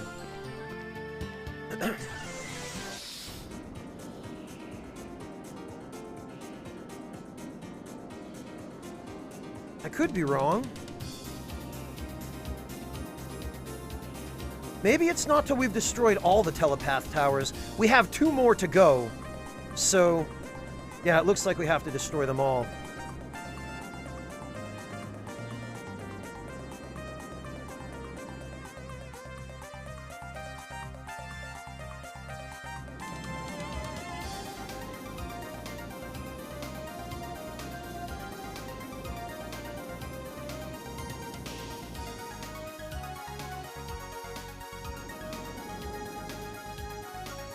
Oh, okay, there's one over here, but we need to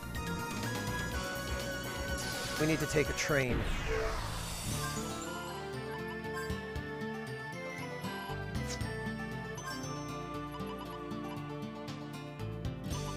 Or actually, we could just warp there. It occurs to me.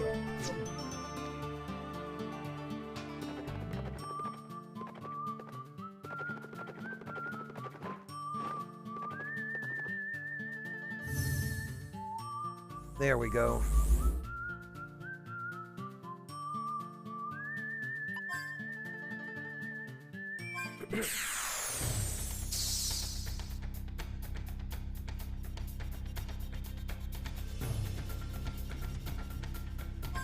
So for this, I think we're going to want some status protection, because we're now getting to the point where these towers are strong enough that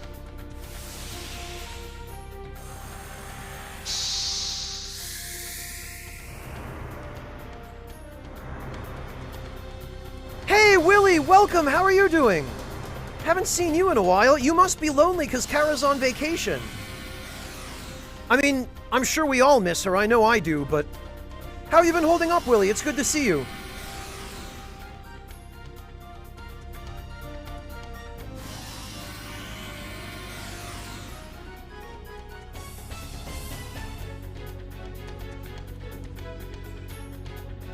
Well, Mihawk, it's a shame that you just missed one of my other mods, Mantis Man, who just went to bed. You want to talk about Warhammer? Have a chat with him. He'll hook you up.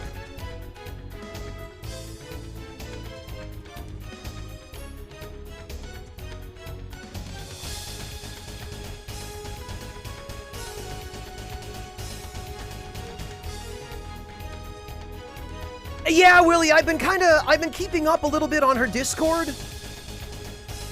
And I had the sense that she was coming back sometime soon. I didn't realize it was exactly Monday, but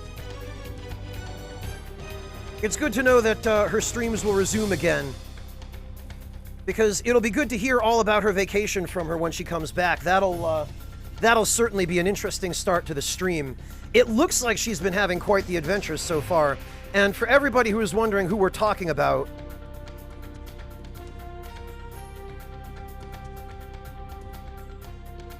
she's on vacation right now, but you can still go follow her and check out her VODs. Her name is Kara. She's a friend of mine who is mainly a pianist. She's a music streamer. She mainly plays piano, but in more recent months, she's gotten into streaming games as well. She's turned out actually to be really good at it. I've been genuinely impressed by how good her game streams have been.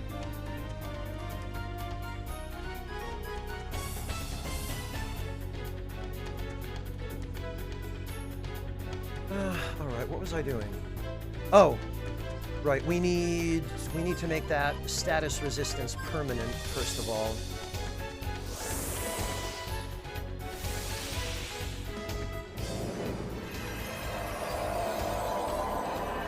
There we go.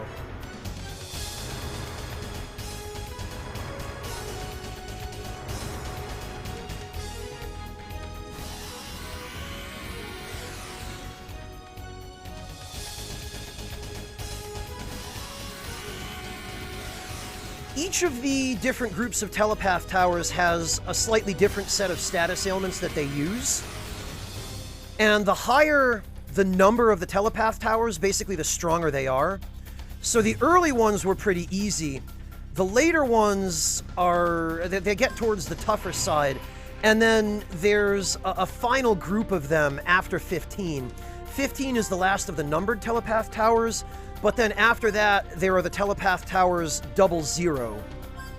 And those are the strongest ones, and they're substantially stronger, I think, than any of the numbered ones.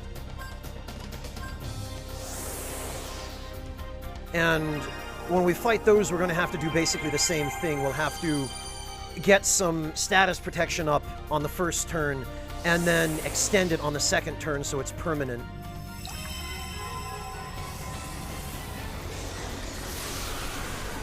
Because the last group of telepath towers can actually be pretty dangerous. Maybe even to us at this point in the game.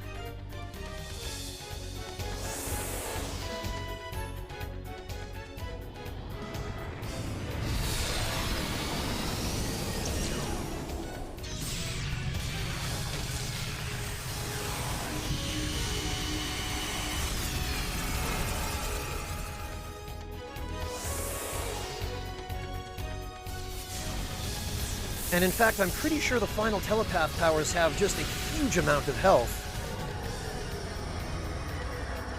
So we might be better off using Jet with the finest arts skill to get rid of those individually.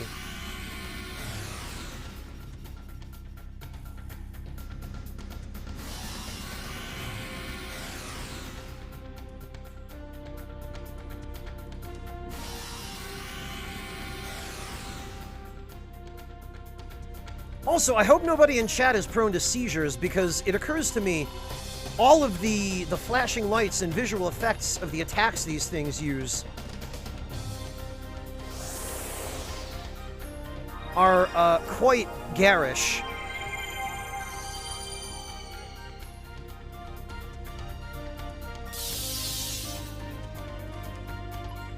Oh, and we're out of summons.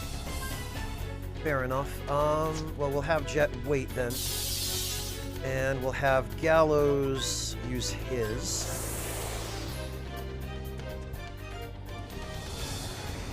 And hopefully this will be enough.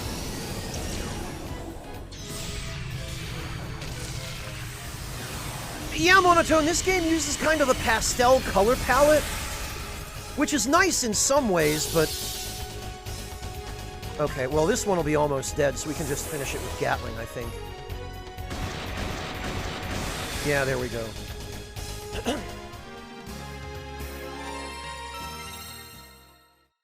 Not specifically monotone. I mean, I'm not sure we should need to, because there's not that much of it. Okay, Oh, I remember now. Matter of fact, before we go fight these, we should go to Boot Hill and rest, because... Well, Yami, but this game isn't set in America. Drifters can understand each other if they fly at the same speed. Right now, that is you and your father. You are the only one who knows how your father feels and what he is thinking. It's kinda boring without a tomboy like you around. You sure you want to head out to the wasteland again? Why don't you just stay here? Better not to set big goals or dreams for yourself. All your efforts will be wasted if you can't reach them. There's a lesson for life. Never try.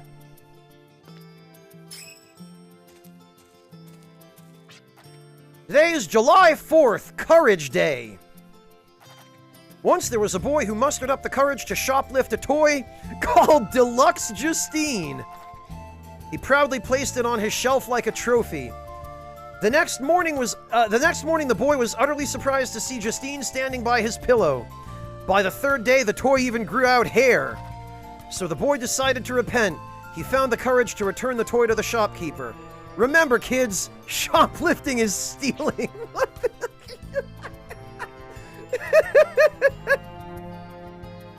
What even? They could have gone with a 4th of July reference, but no. Oh, that was good, though. That was worth it.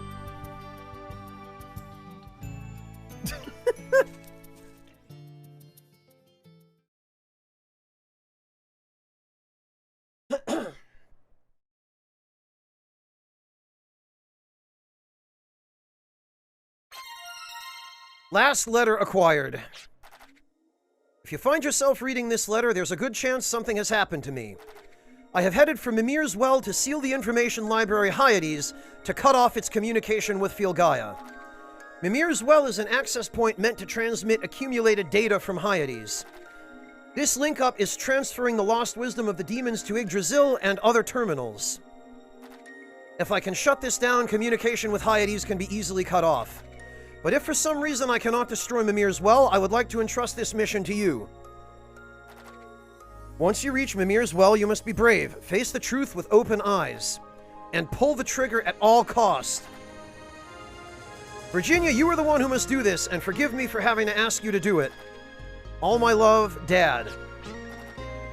A letter from Daddy, Mimir's Well, and this mission he entrusted to me. I'm scared and anxious, but I have to trust Daddy and continue forward. Purely coincidence, Chaplain. I did not plan it at all.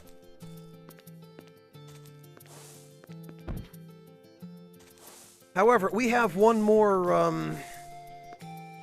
telepath tower.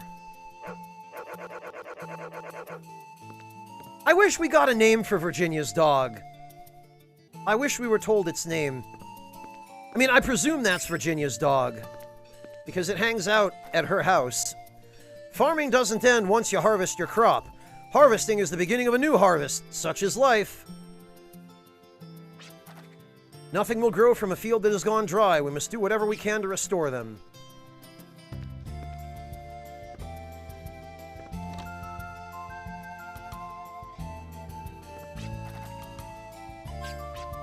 Have you noticed how absorbed and immersed you get sometimes? You take after your father in that regard.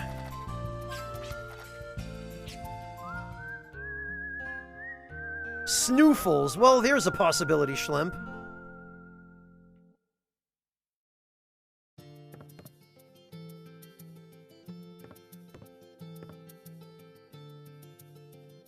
Woof, Virginia. Monotone, I feel like you're just mashing concepts together there, but sure.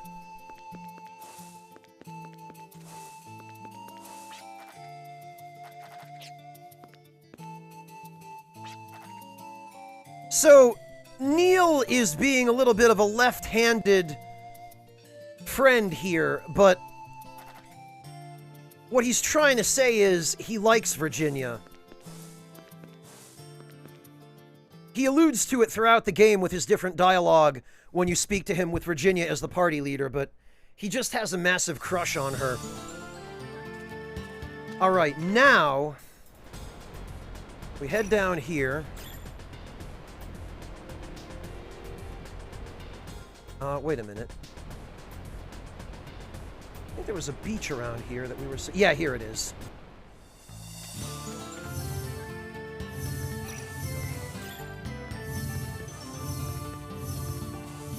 And I believe the last telepath tower is over here.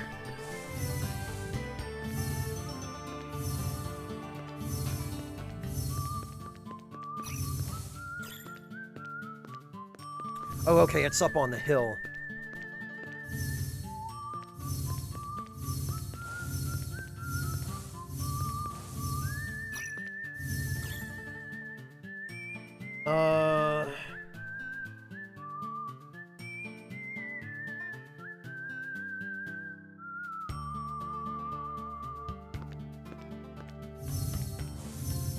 Think?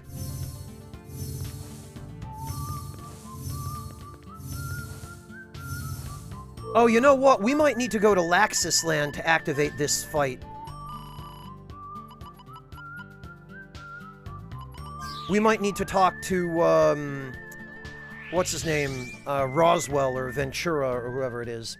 Okay, the Doctor, have a good one. Take care. Thank you for hanging out.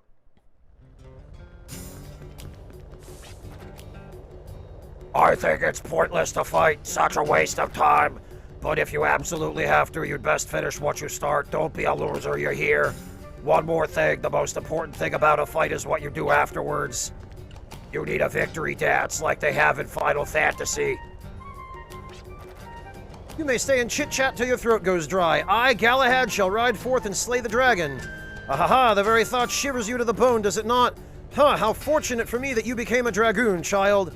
No more shall I rove this way and that across them mountains, clad in armor from head to toe with not a soul to aid me. Like a moth to a flame, child, you cast yourself to peril. Indeed, the name of Galahad shall live forever in legends told to countless generations yet unborn. And what of your story? Well, perhaps it may occupy a footnote in the pages of my epic tale. This guy right here. Also, where is Roswell? Where the heck did he go? There he is. Ventura, Ventura! I just received the latest word from my associates in the Sea of Stars. I promise to communicate every directive I receive from my extraterrestrial associates. So please, once you've established visual contact with the aliens, quickly eradicate them. Seems the evil hand of the enemy is reaching for not only our land, but the dunes as well. They say the discs released by the mothership stand in your way and try to protect the telepath towers. But we cannot fail. To fail our duty now would be tantamount to joining the ranks of the enemy.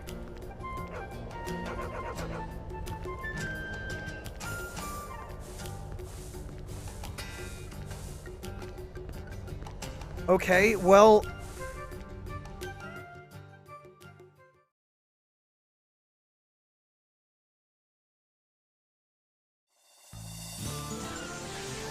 Are we able to fight those things now? I don't think we can.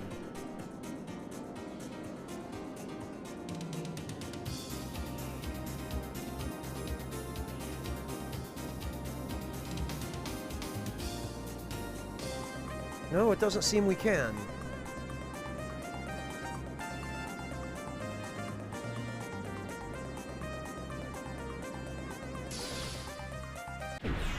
Yeah, Low Kitty, let me know how it is. I'm really curious.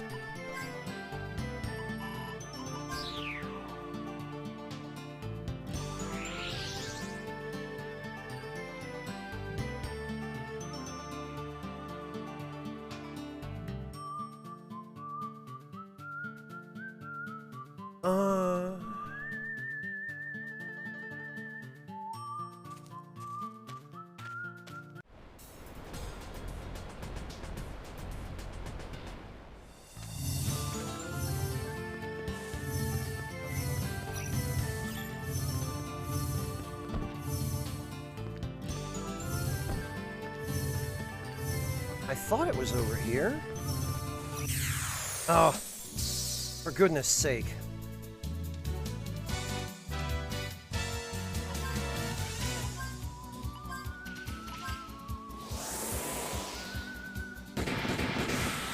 Oh, peanut butter powder. Interesting idea, Lokitty. I mean, I guess peanut butter out of a jar would probably be a little bit too thick for a smoothie. And you'd end up with a grainy texture.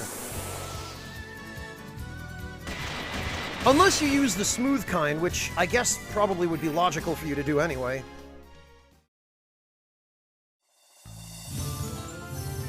Yeah, try it with regular peanut butter next time. Let me know if you get a better result. I'm honestly kind of skeptical about the powder.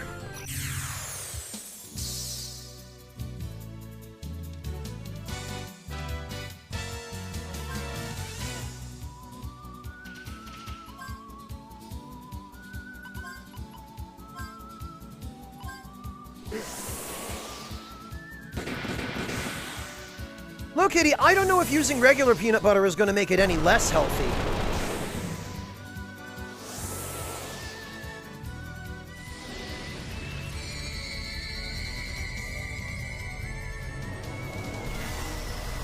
I mean, unless you're using, like, a heavily processed peanut butter that's full of sugar and preservatives. But I would have guessed that, since you're doing this for health reasons in the first place, you'd probably be using a better quality peanut butter. Okay, I think we want to use Jet for this. Yep. Oh, we got a memo pen.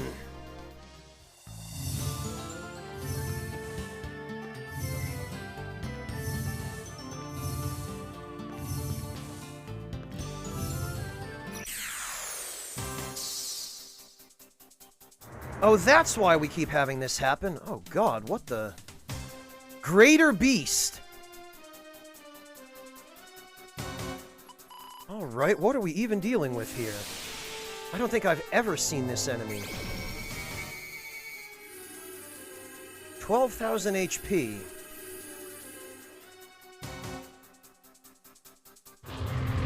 Sorry I was even born. Wow! Okay,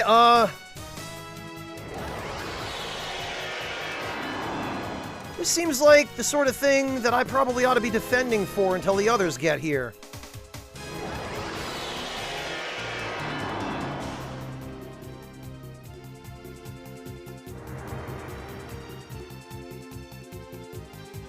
My god. I think we need to put this poor thing out of its misery.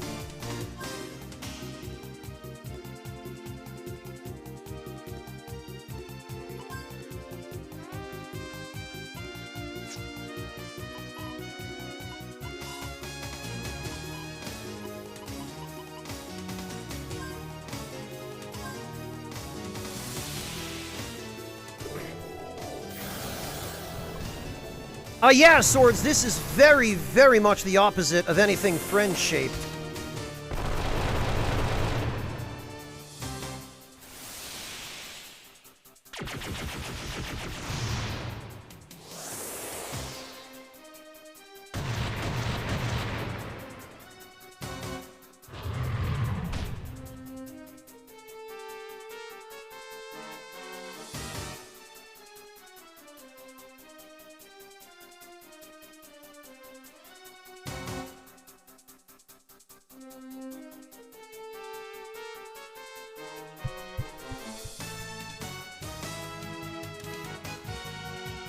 Yeah, problems. The tentacles apparently have eyes.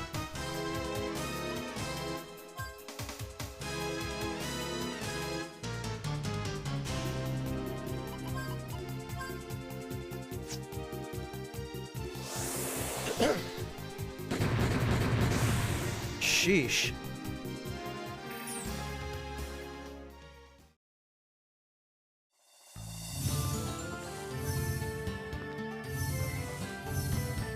Alright, what the heck? I know that telepath tower is here.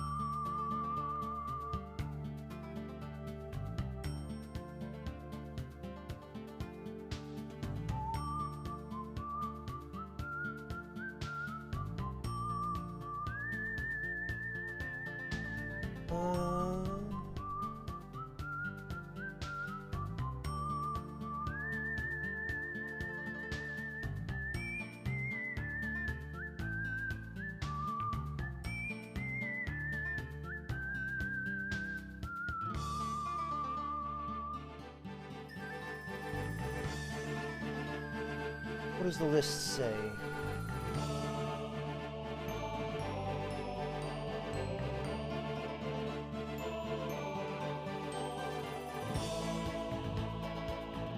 I think we've got all the other telepath towers. I think we got the rest.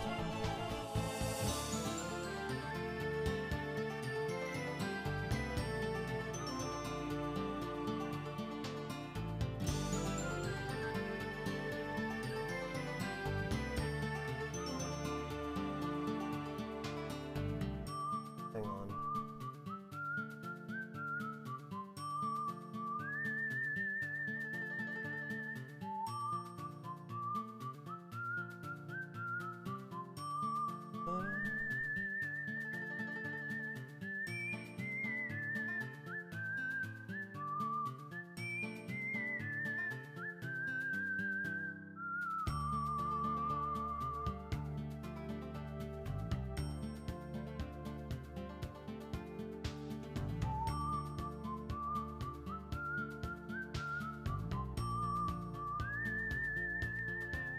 Oh, okay. I see what the problem is.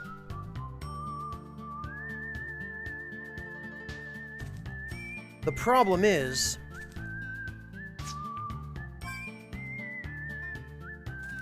we're supposed to fight UFOs in the Sandcraft.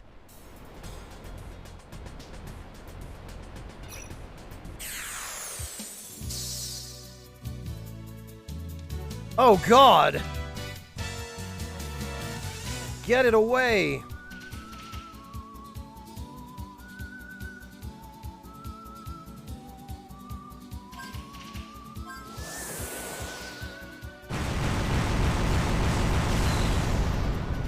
Well...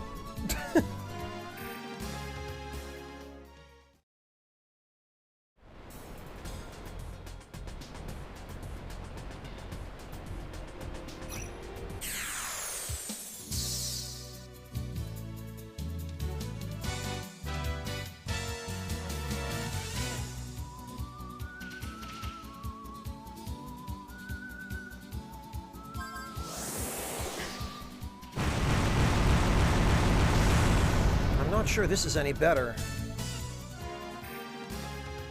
Now we need to run around and find some aliens.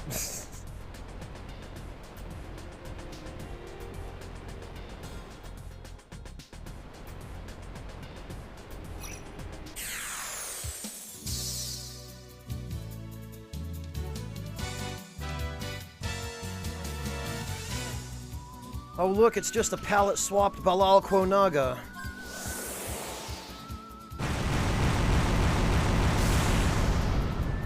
Interesting, Yummy. I've never heard of that anime.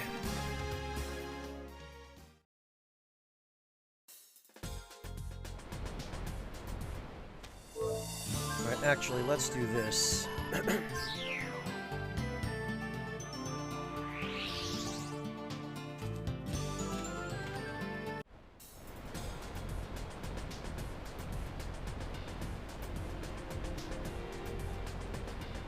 Yeah, it sounds a little bit obscure, Yami. I'm not surprised to hear it didn't have a long run.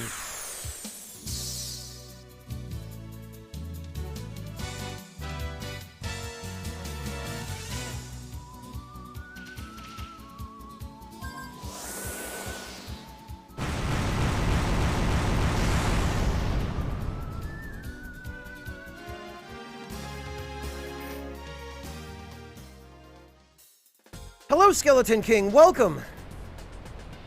I'm doing all right, thanks. How about yourself? How are you holding up? There we go. You can tell because we've got boss music.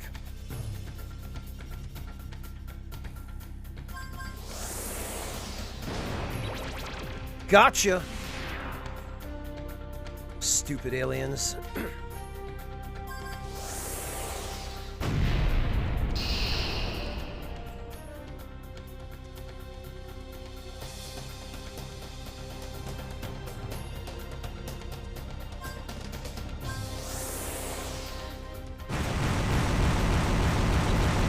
Welcome to Earth, bitch.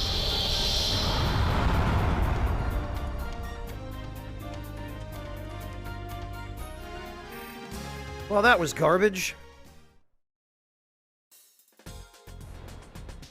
Yeah, Lothario, pretty much. Now we're gonna need to go rest again because...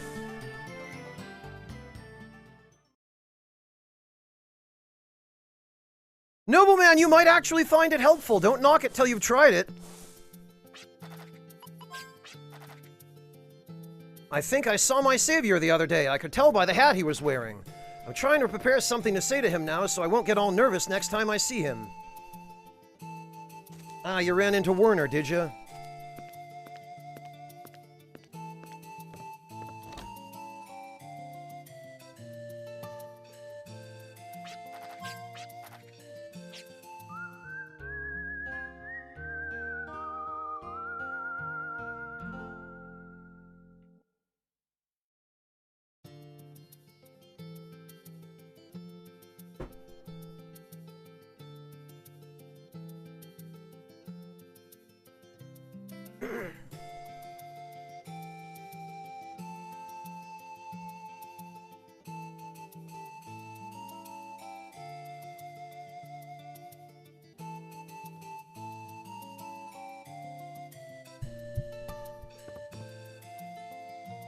I thought that might be the case, Low Kitty. I figured it'd come out better with real peanut butter.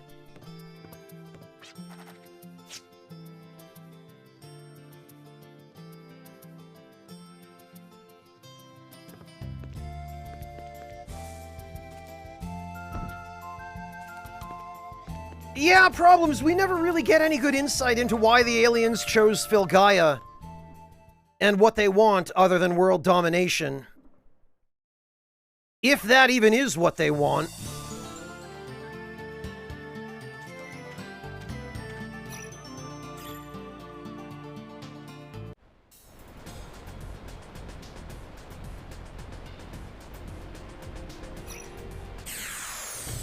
Yeah, we're looking for the green exclamation marks.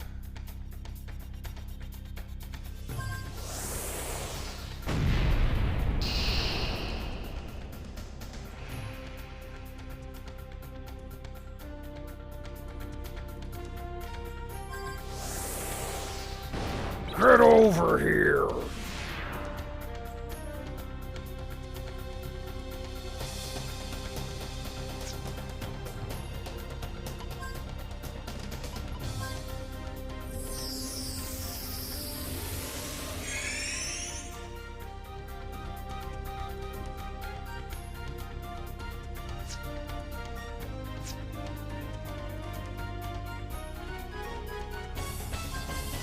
All right. Time to get dunked.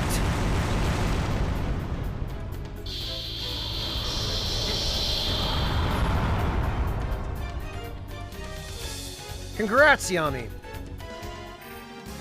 For once, the explosion animation when the boss dies actually makes sense with this enemy type. Because it's a UFO. Like, it's a vehicle.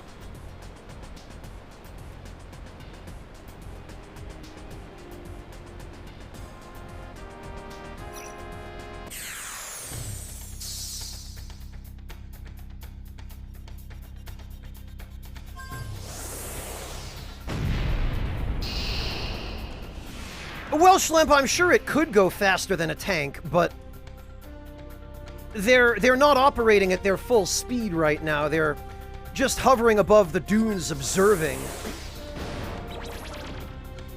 From the looks of it.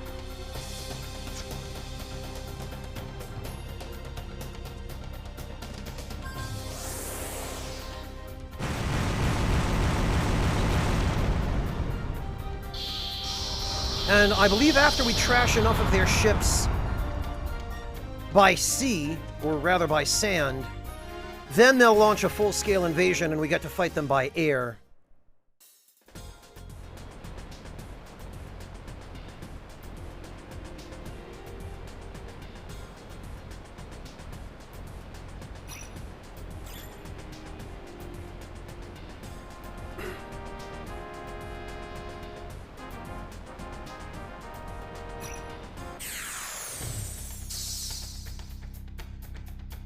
Yeah, monotone. Exactly.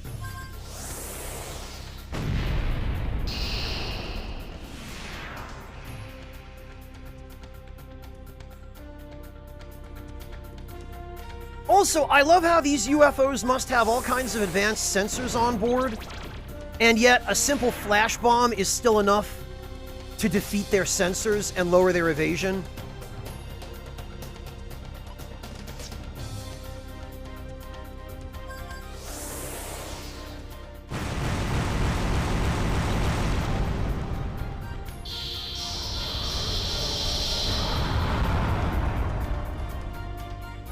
Damn it, those Earthlings keep slaughtering us!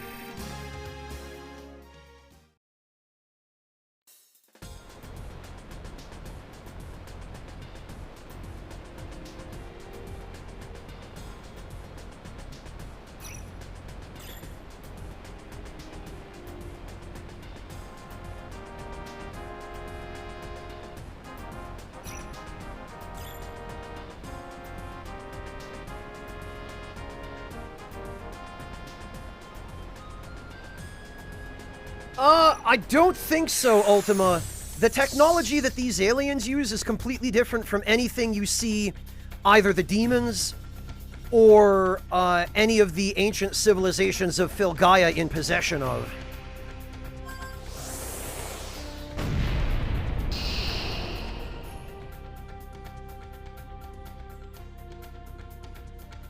And I mean, in this universe, they make it seem like space travel is not all that uncommon. And that guy Roswell mentions that he has associates in the Sea of Stars, so he's in communication with aliens as well, but they don't seem to be the same aliens that he's having us eradicate. Because this alien species wouldn't be contacting him to have him eradicate them. My guess is it's just some other alien race that's warning him about this alien race. And he's like, no, we have to go defeat these aliens, using the information sent to me by those other friendly aliens.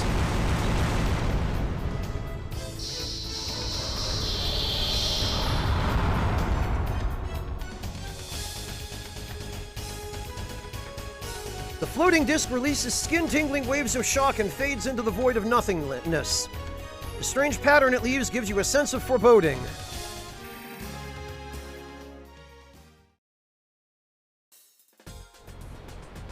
Alright, and now...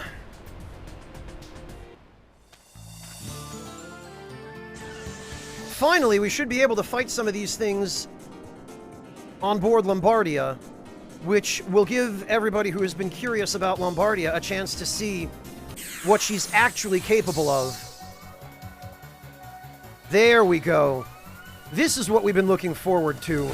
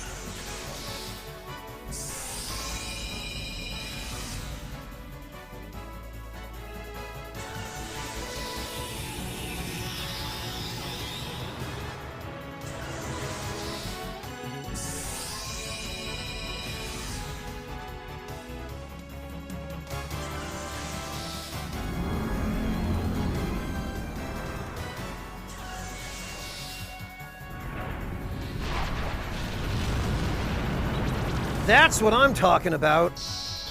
Get dunked on, aliens.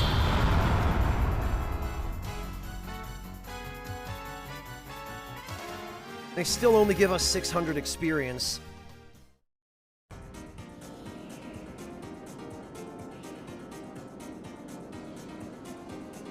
And now I believe we just have to fight a few UFOs on board Lombardia, and then the Big Daddy UFO will show up.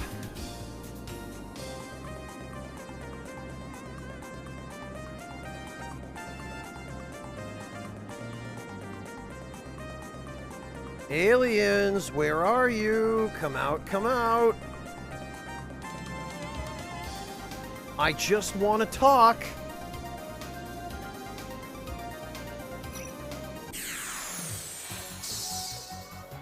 Psych.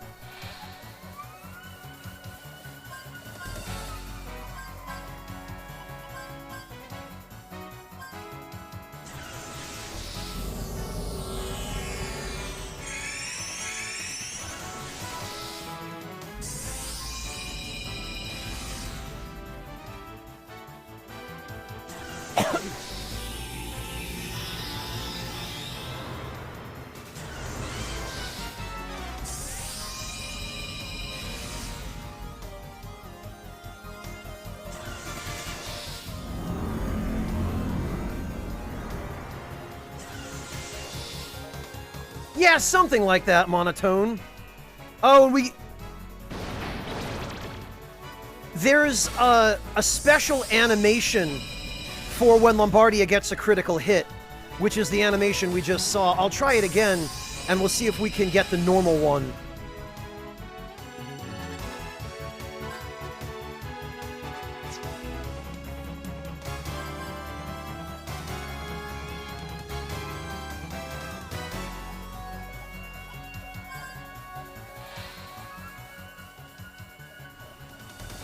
Yeah, this is the normal one. And I think that's a really cool little detail that the crit has its own special animation where Lombardia flies up high and then you see a little lens flare and then she does a dive attack and transforms.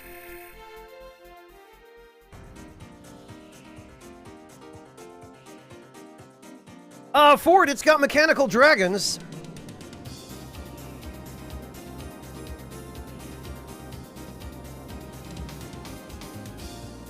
Oh no, Lo Kitty!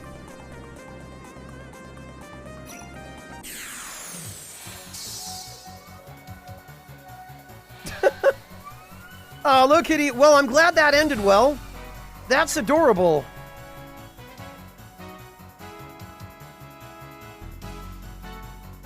Well, maybe you should introduce them for a playdate sometime, Lo Kitty. If they get along.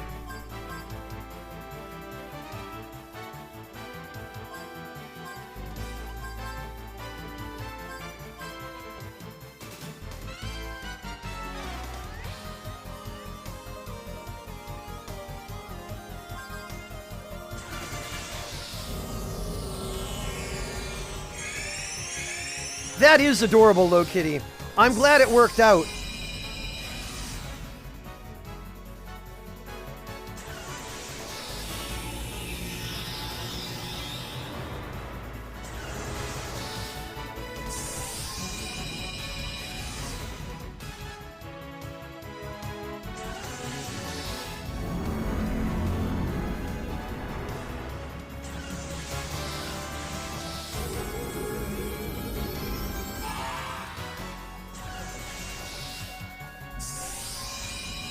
Look, Kitty, it sounds like maybe a play date is in order then.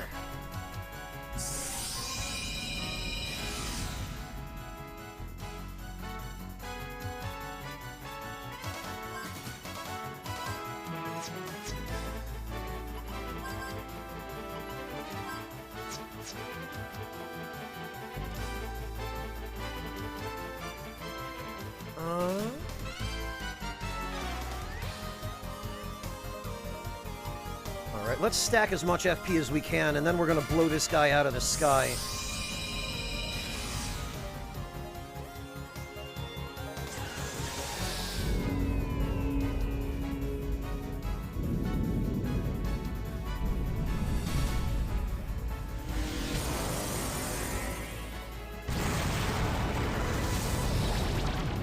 Yeah, okay, there he goes. Later.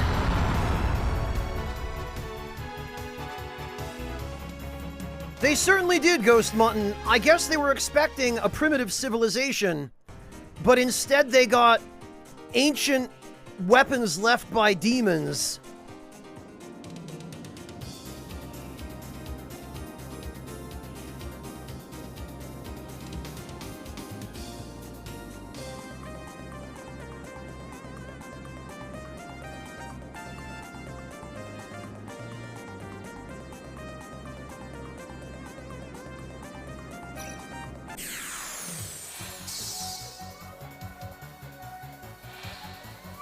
Alright, well...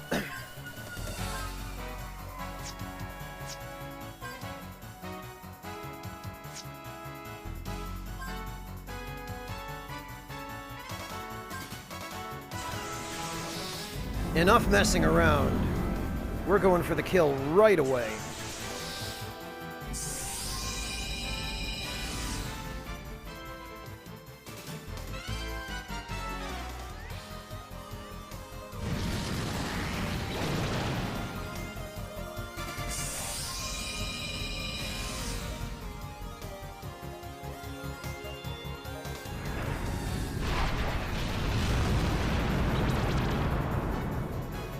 Bye!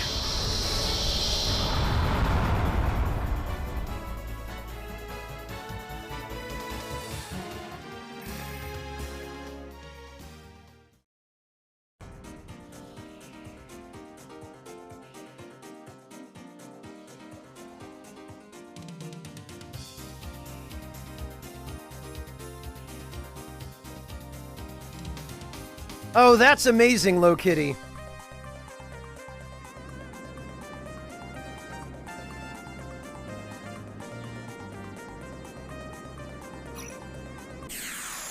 That's a good bluff.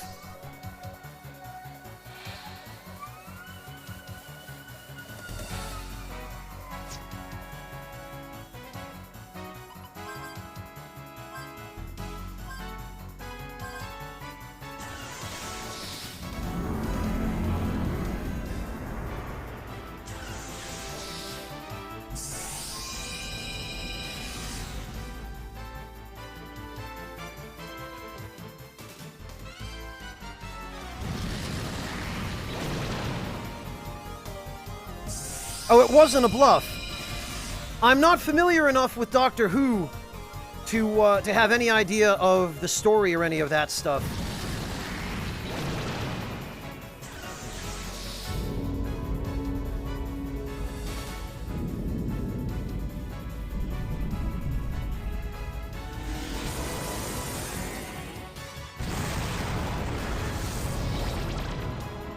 There we go, 178,000 damage.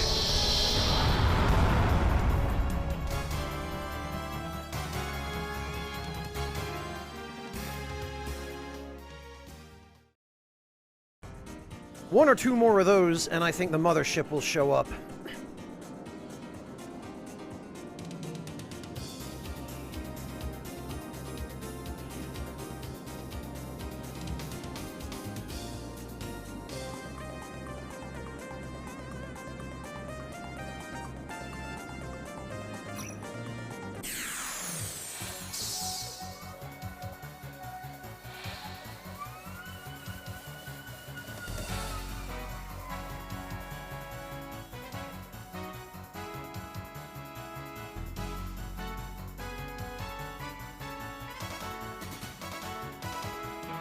Oh, okay, Low Kitty, I see.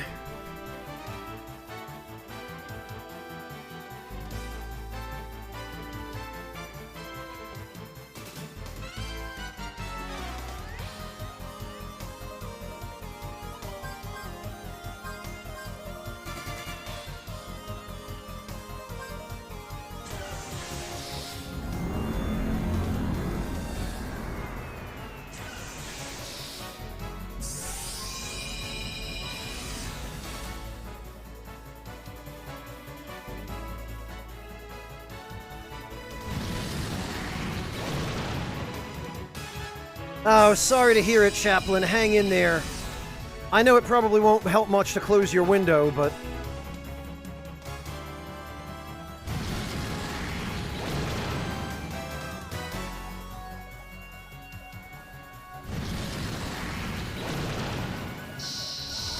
well, there goes the UFO.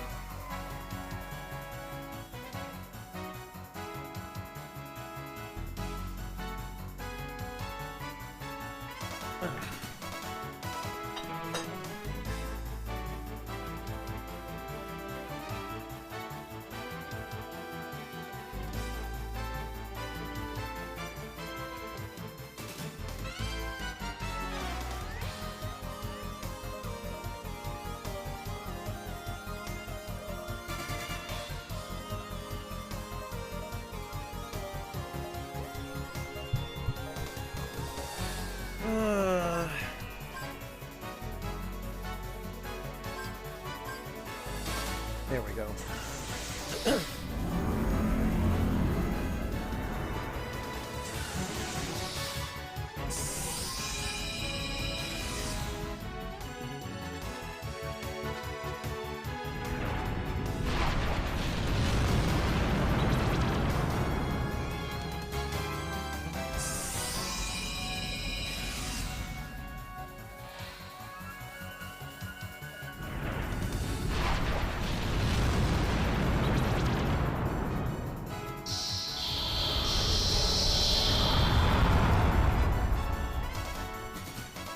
Soul Bishop, I can't help but feel a little bit left out. I have not the slightest idea of anything related to Doctor Who. That's fine, though. Don't worry about that.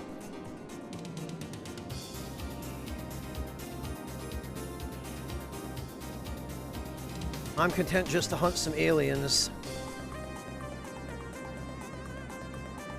Although I'm pretty sure we should have triggered the encounter with the mothership by now, or close to now. Actually.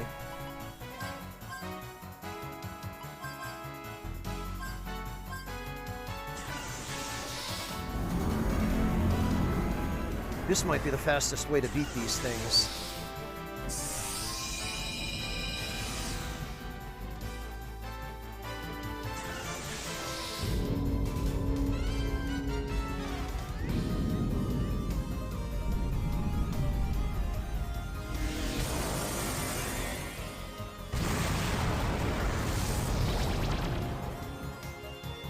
Okay, so we got 116,000 damage out of a Mighty Might boosted Draconic Gun Blaster. I wonder if we'd get any more.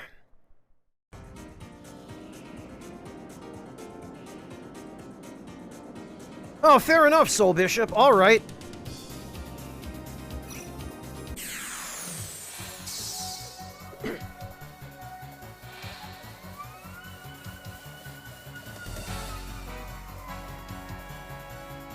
I wonder if we would get any more damage if we used more FP and just went for the special immediately.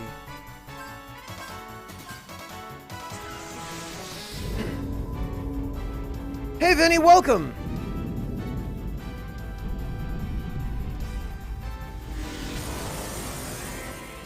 Yeah, Yummy, you and me both, man. I have the same problem. No, Mighty Might does boost it more, even with less FP.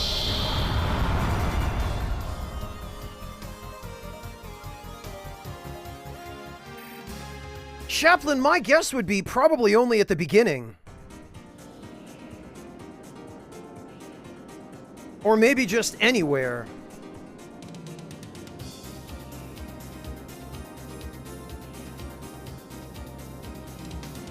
$20 UFOs, Schlemp? I don't remember it being that many. Although I guess I wouldn't be surprised. Actually, since the special just kills them outright without having to boost it, we might as well go for that at the start. No, Yummy, I just lie there staring at the ceiling wishing I was asleep.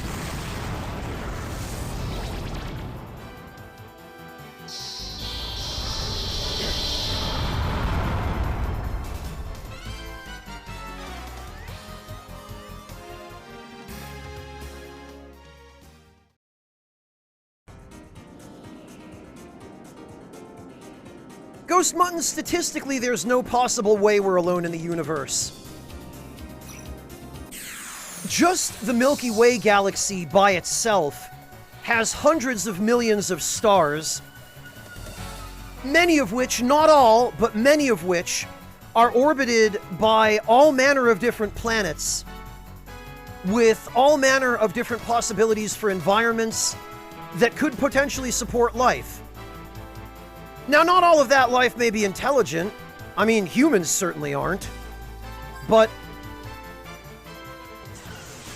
with all of those different possibilities and chances out there, there's gotta be life on other planets. There has to be. You know, there can't possibly not be.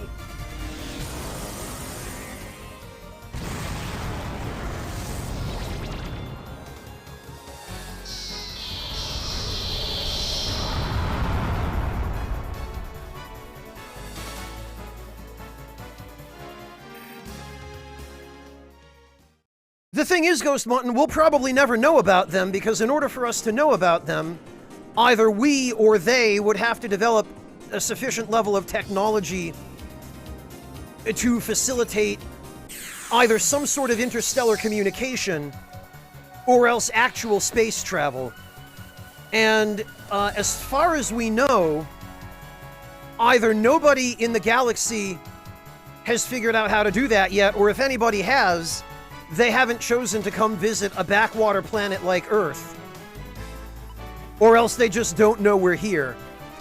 And honestly, it's probably for the best if they don't know we're here, because depending upon who else out there knows we're here, Earth, you know, there's always the potential that somebody could go, ooh, inhabited planet! Free resources if we wipe out everybody there.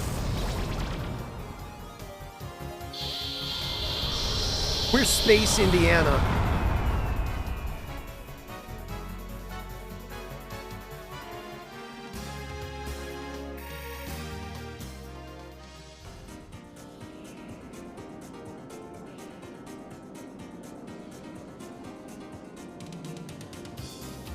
Well, that's a theory, Soul Bishop, yeah. There are a number of schools of thought on that matter. One school of thought is that any species with that level of technology either wouldn't bother with less advanced civilizations or would go out of its way to avoid sharing its technology with them and enabling them to grow artificially before they were mature enough to have that level of technology. Another theory states that there are different classes of civilization, like Class A, Class B, Class C, and each different class has a different level of technology, and that there are theories on why we don't know about other species according to what people think they would or wouldn't do depending on their level of technology. It's a whole bunch of different ideas that I've heard about what might be going on. It seems to me, though, that the most likely possibility is simply that nobody has figured out how to travel the unfathomable distance, even from one star system to the next, never mind across the entire galaxy.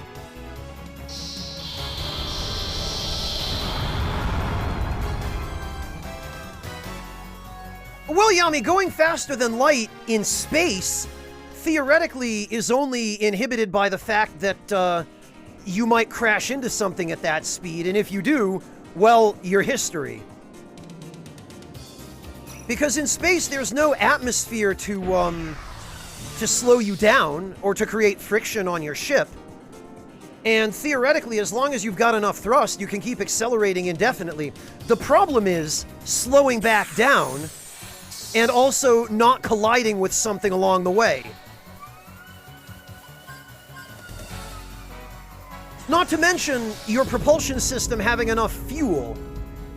Because any kind of propulsion system that human technology could create right now would require some sort of combustible fuel.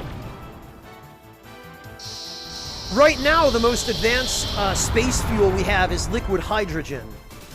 And liquid hydrogen is kind of difficult to come by out in the void of space.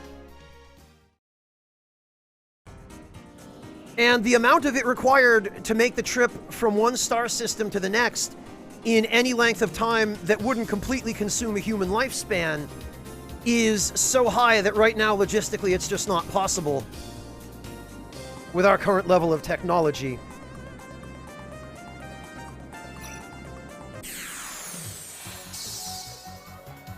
Well, Yami, that's just it. You can't. If you collide with something going at interstellar speeds, you won't even have time to know that you hit something.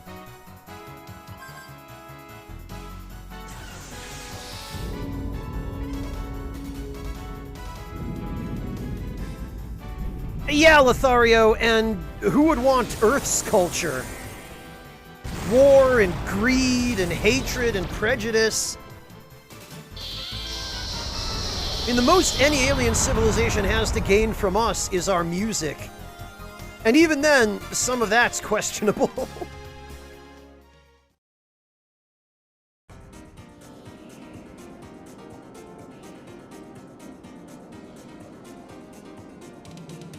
Well, Ghost Mutton, there's that, too. Even if somebody does have space travel capability, there are so many different star systems out there to explore, they might never get around to exploring ours. Which, again, is probably for the best.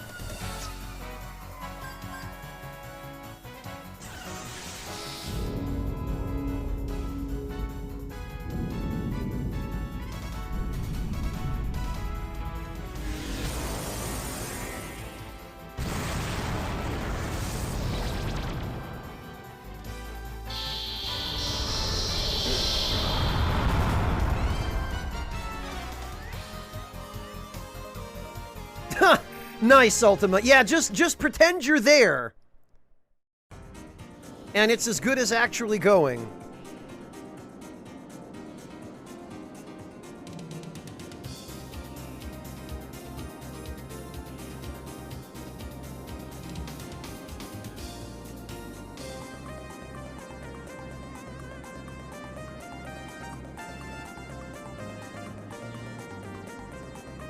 Well, Dolo, there is plenty of sea life that has inspired sci-fi movies. Owing to the fact that, yes, there are quite a lot of marine organisms that do resemble what commonly our idea of aliens tends to look like. Lots of tentacles and weird mouths and that kind of thing. Cosmic horror type stuff.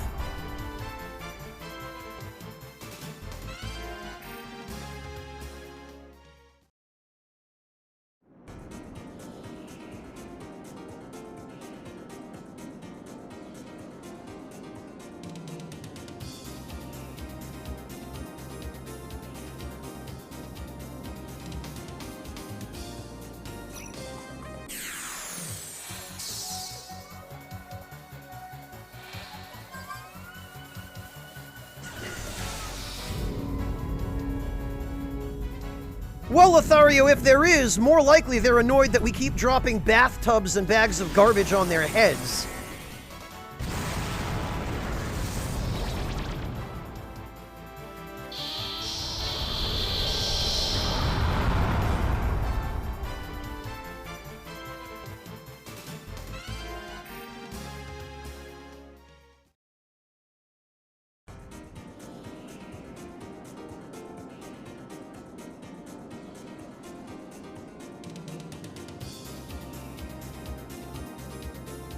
Right, Lothario, I'm sure they do. I'm sure they're just all over that stuff.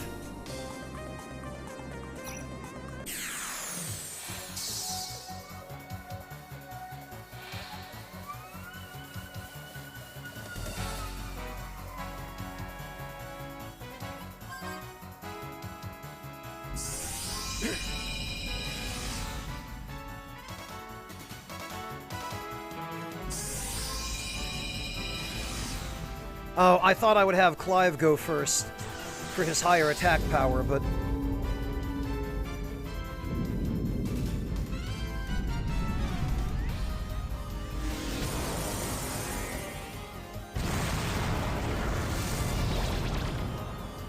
Oh, wow, that didn't do much damage at all. Oh, because Draconic Gunblaster is a magic attack. Okay, we should have had Gallows use that then, probably.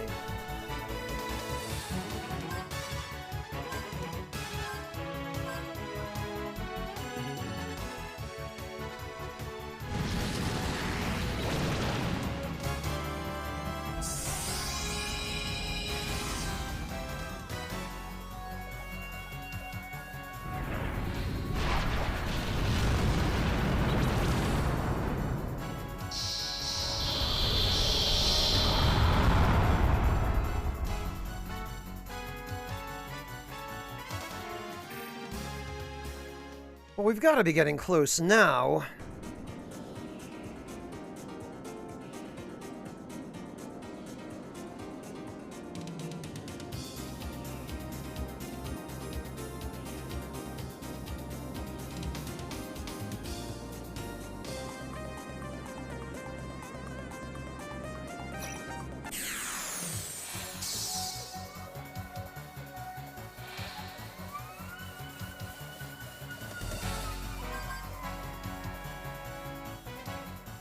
Actually, hang on. Guard, guard, and then we'll have Gallows use this. And then we'll see how much damage it does. Venny, you have to kill a bunch of UFOs before their mothership shows up. This is part of a quest. We're not farming anything.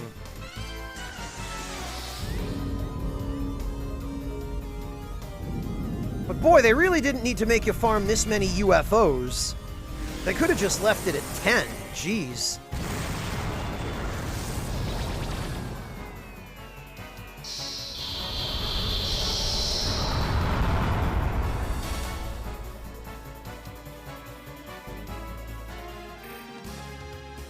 Yeah, you could say that, Lothario.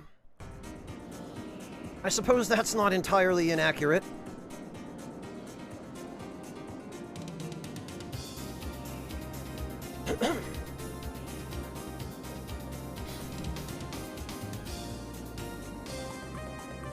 Well, Dalo, that's a very real consideration as well that would impact interaction between spacefaring species, is pathogens, and each species' lack of immunity to the other's pathogens.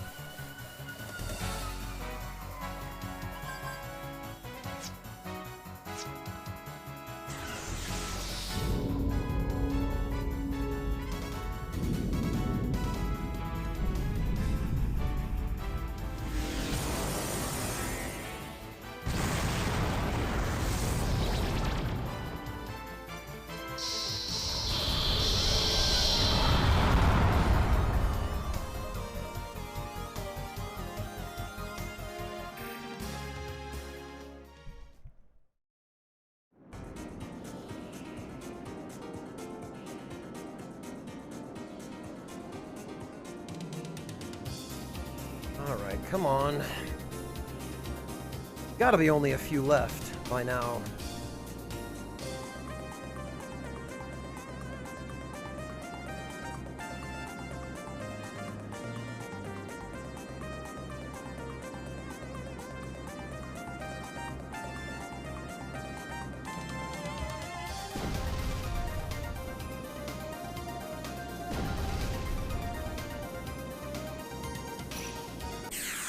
There we go.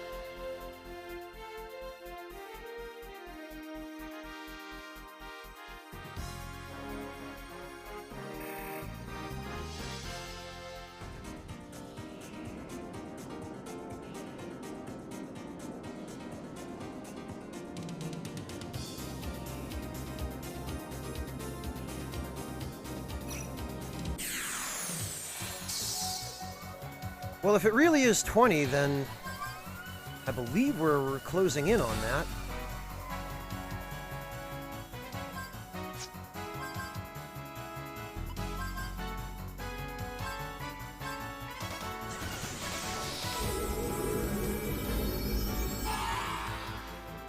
Oh, hey, Breakfast, welcome. Good to see you. I'm not a fan of it, Dalo. I think there are far better ways to provide electricity that are far more renewable and less damaging to the environment. Not to mention that don't create waste which requires extremely specific methods of disposal, and which you can't go anywhere near for the next 10,000 years.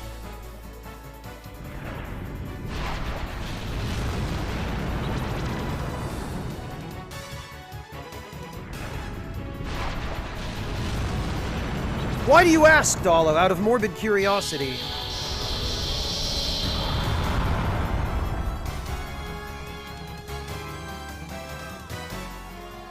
Breakfast, it seems like you're always baking some kind of cake or another.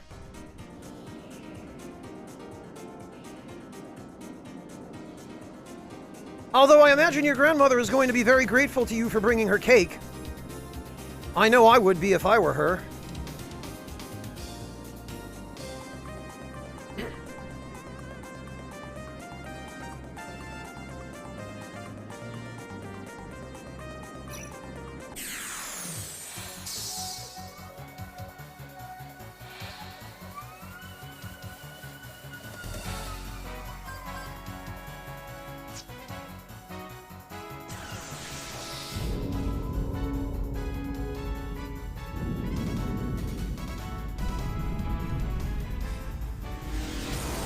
Okay, Swords, have a good night. Take care. Thank you so much for hanging out. We'll catch you next time.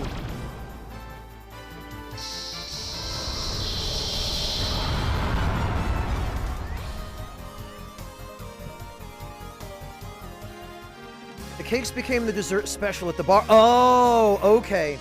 Wait a minute, Breakfast. So is that your recipe for the cake?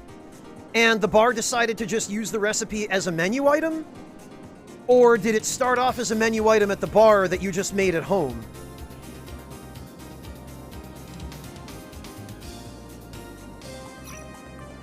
Ghost Mutton, I don't know what you're talking about.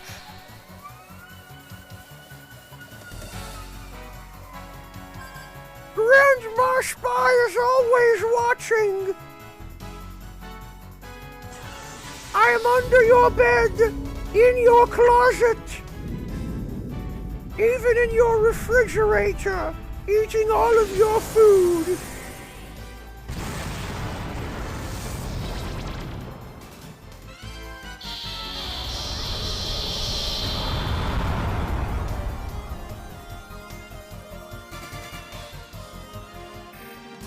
You asked for it, Mutton.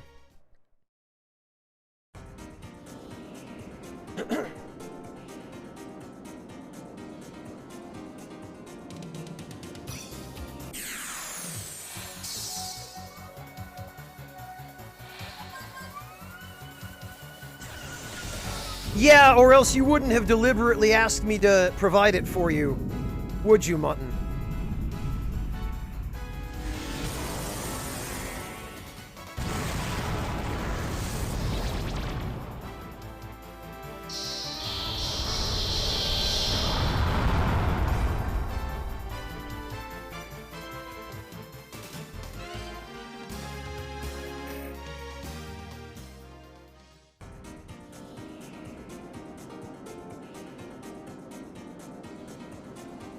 Oh, okay, Breakfast. So they used your recipe as a menu item. That's cool. I imagine you must be proud of that.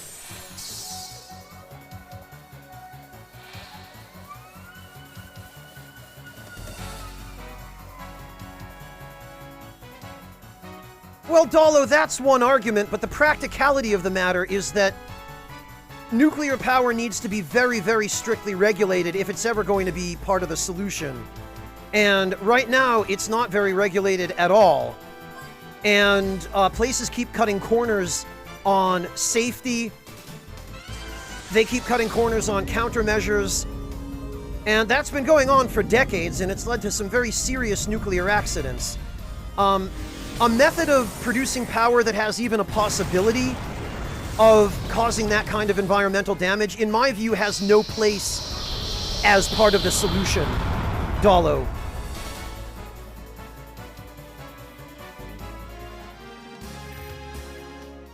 In my view, better solutions are things that utilize, for example, kinetic energy from ocean waves, which harvest the kinetic energy from waves as a way of generating power.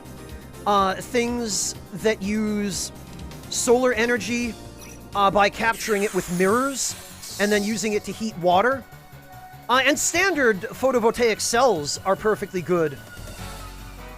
But the storage for photovoltaic cells needs to be improved upon in order for them to be more practical.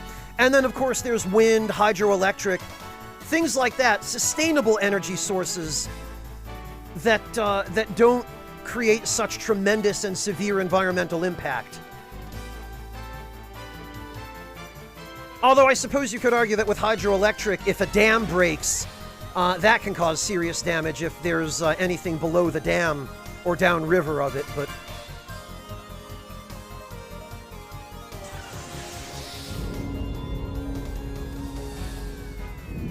Yeah, Floofin, good old Spacer's Choice.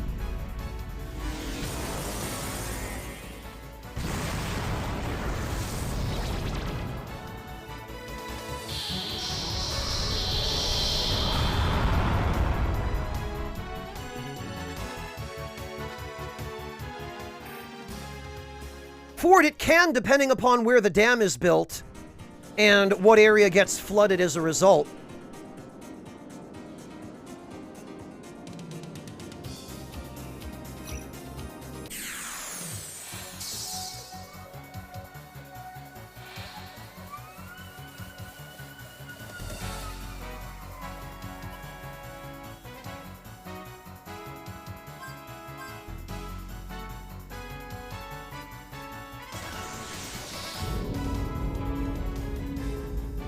Yeah, Dalo, but nowhere near as much of an impact on sea life as a spill of radioactive water from a reactor's cooling units, you know, like the...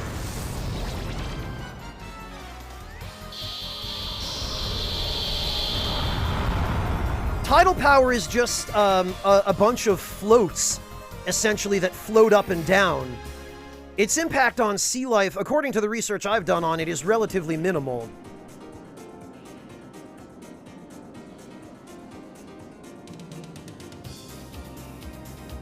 Have you, Venny? Yeah, I guess that's the same problem as with nuclear power, where when corners are cut and people try to save money, it ends up doing a lot more damage than it ought to.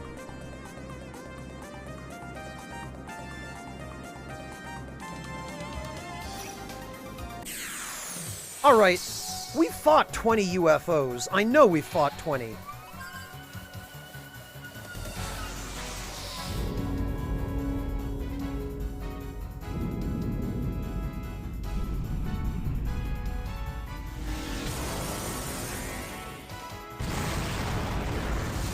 Well, Breakfast Solar is the closest thing to that.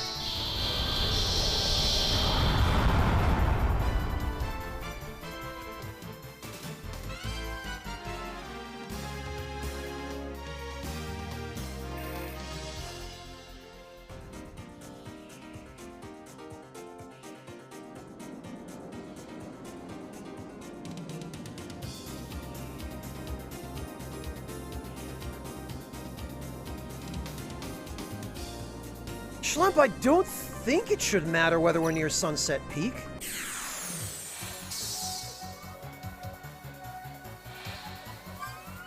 Although maybe we have to go talk to Roswell again. Nice, Breakfast. Great idea.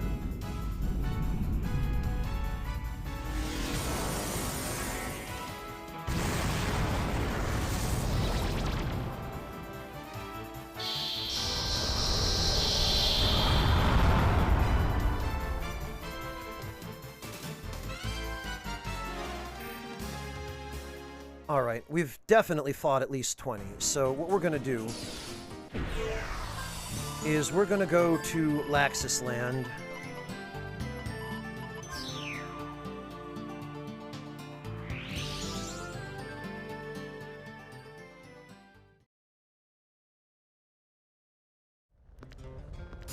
And we're gonna see if Mr. Conspiracy Theorist over here has anything to say.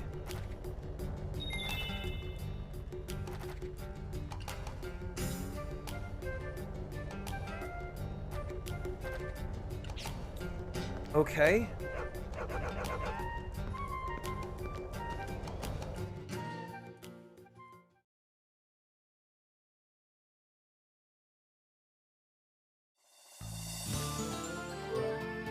Uh...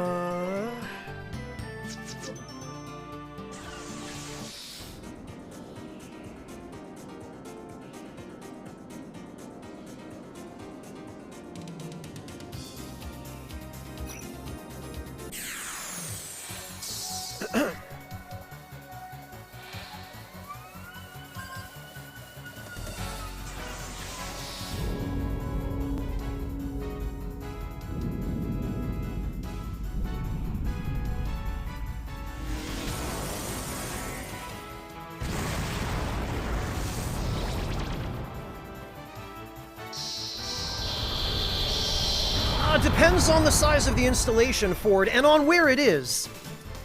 I'm hearing now that a lot of desert land is being used for solar farming because those areas get so much sun. And there are some, as I understand it, there are some large acreage desert solar fields that generate very significant amounts of solar energy. But the problem there, again, is storing it. There's not enough lithium on the planet to go around when it comes to the size of batteries you'd need.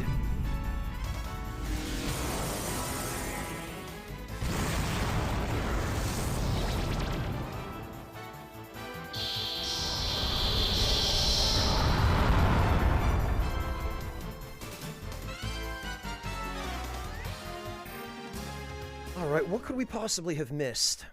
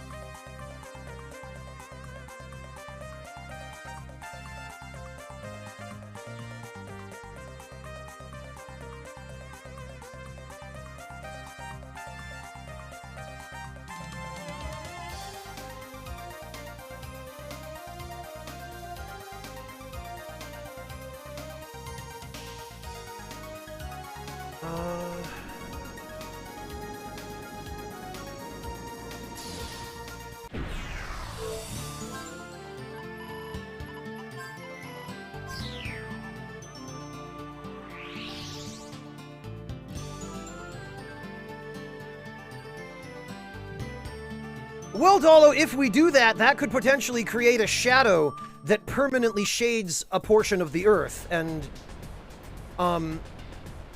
permanently depriving part of the Earth of sunlight might not be the best idea.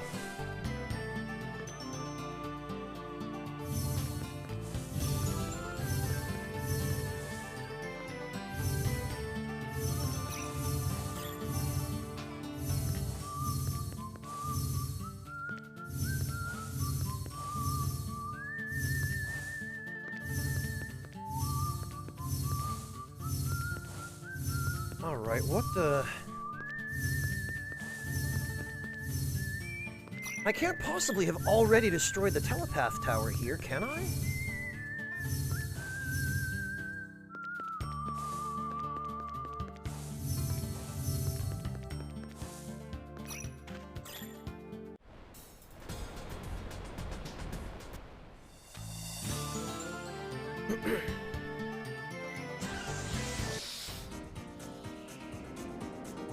Or is it further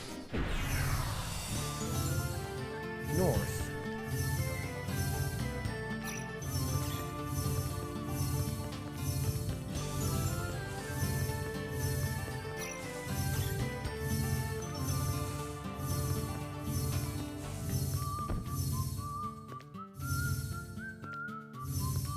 Oh, Ford,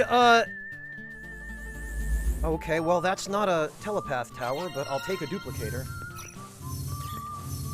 Ford, the mech is a semi-machine, semi-living weapon that was built by demons hundreds of years before the current game time.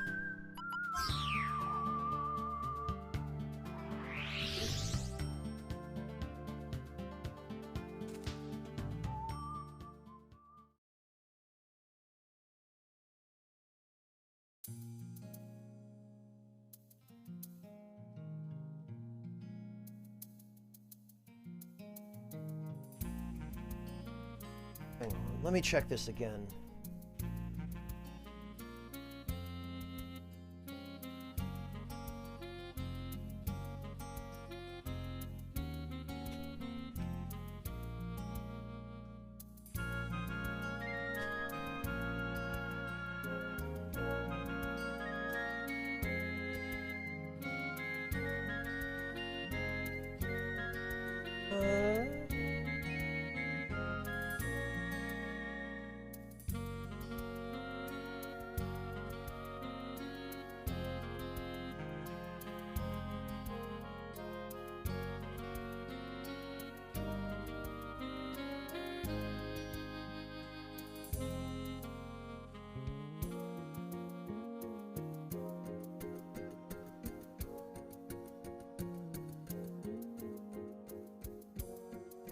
Alright, let's see.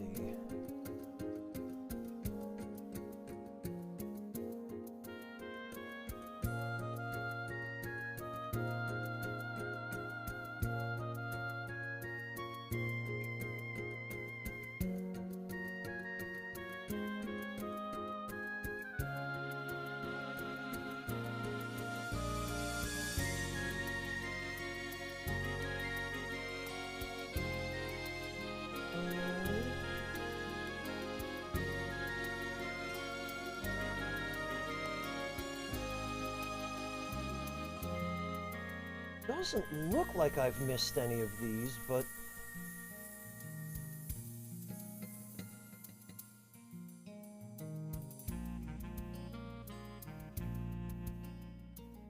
Thanks you, but says there's one more advanced tower you need to defeat.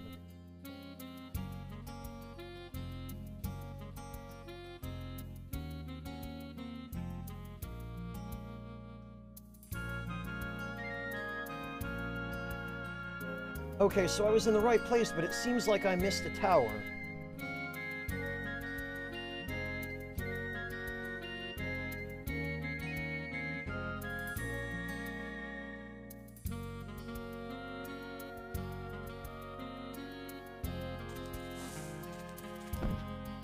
Well, Dalo, I made reference before, and I was hoping to be subtle about it, but I don't know if you remember the Wild Wild Wasteland trait from Fallout. That's basically this game.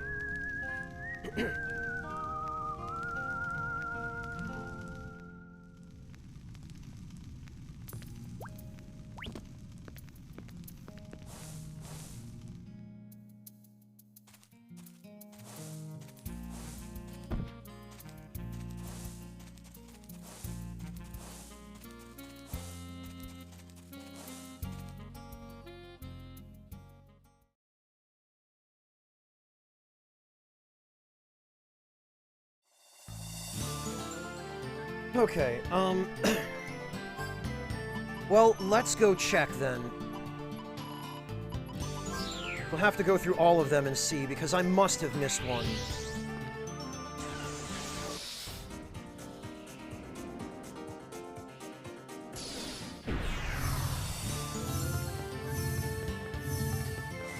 The Laxisland one was right here. Pretty sure we did this one.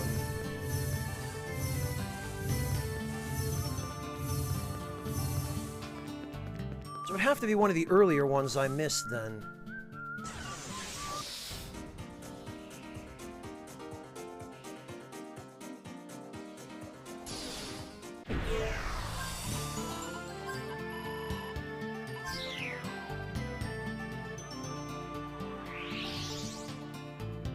Wow, breakfast! Southeast of Gunner's Heaven. I think that one was right over here.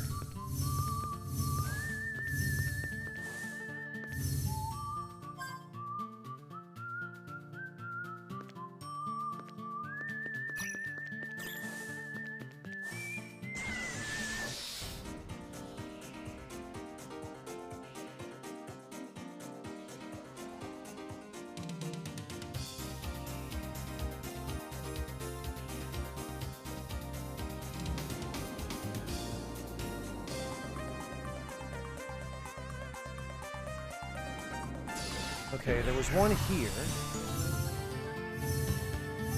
think we did this one already as well.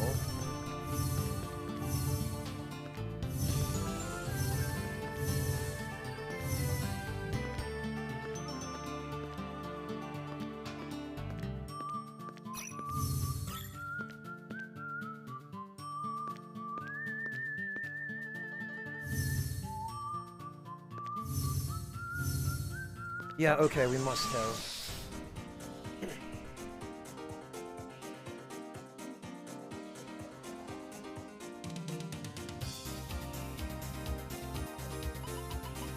Where is the world's footprint?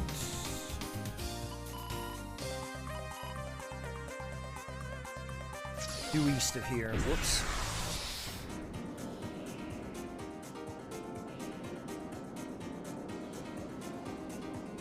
That's this, right? The world's footprint, okay.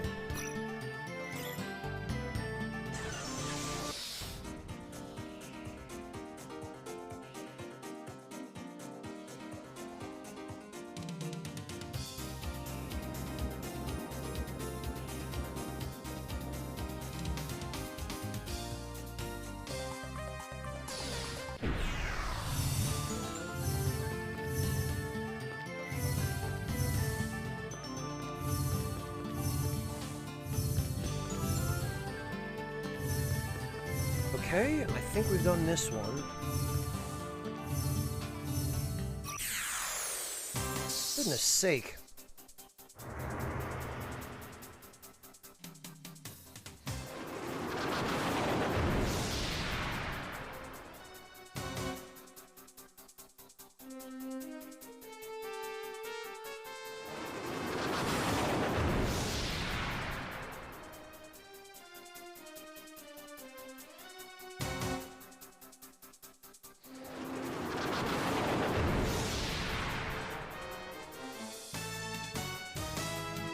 This would have been far worse if we didn't have protection against paralysis.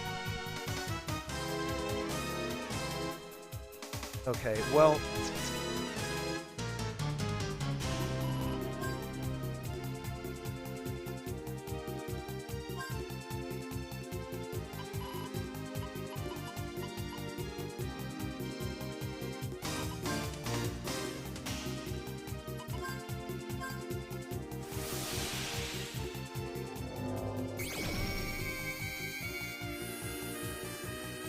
Weak to wind, okay.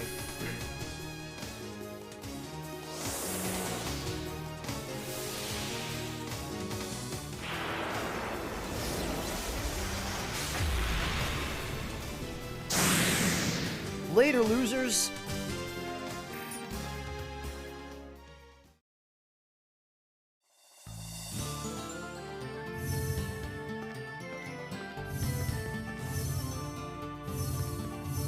Okay, well, we've definitely got this one then.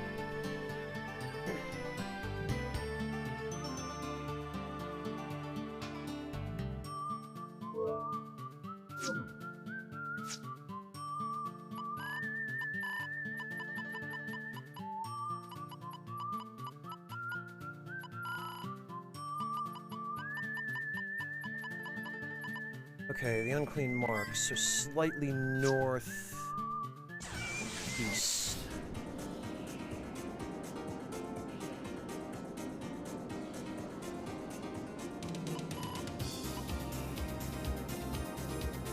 No, the opposite direction.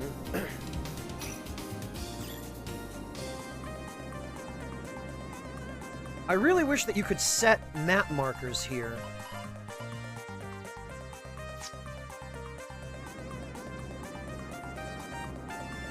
Is it this? Yes, it is, okay.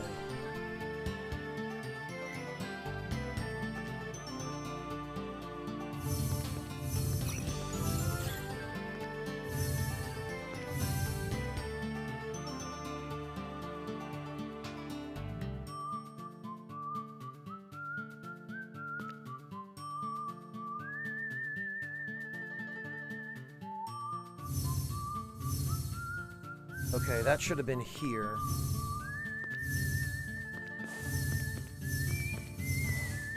So I'm pretty sure we did get this one.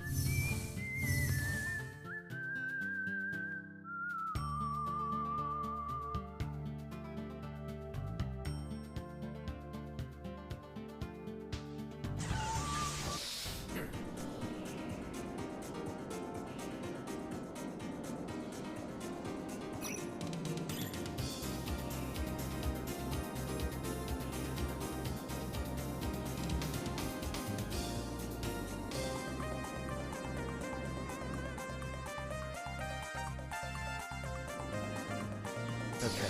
The next one should be up here. Ah! I knew we missed one.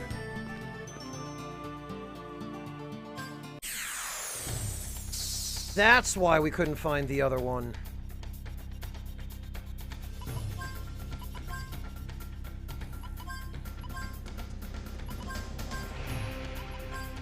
That's always the bloody case.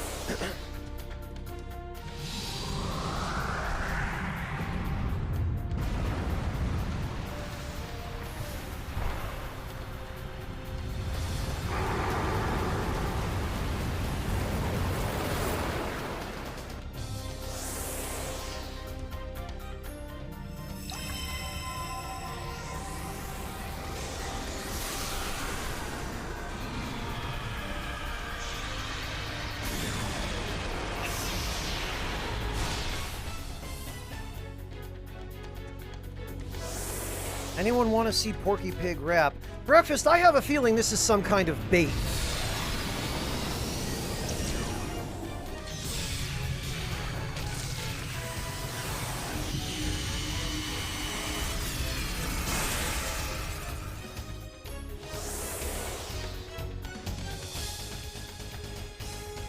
Man, I should have just canceled that and had him use a regular attack. Would have taken a fraction of the amount of time. But I wasn't paying attention. Oh well.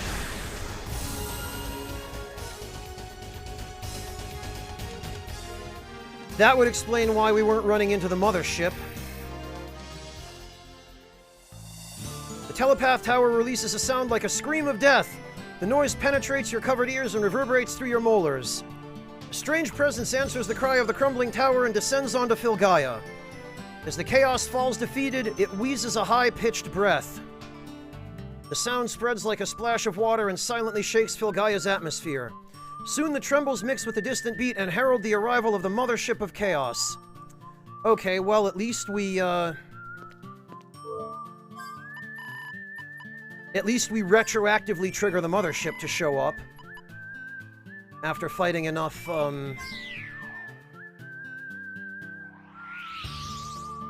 Oh god, breakfast.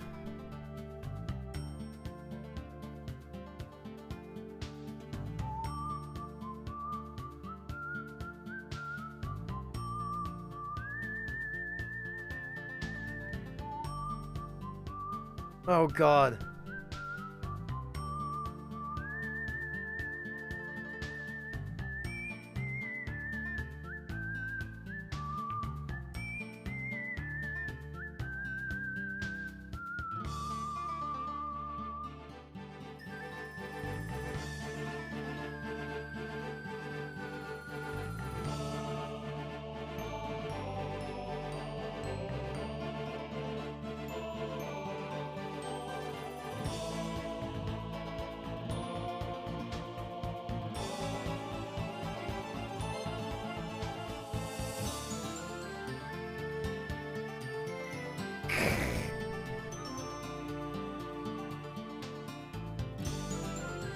Well, breakfast, I don't know what to make of that.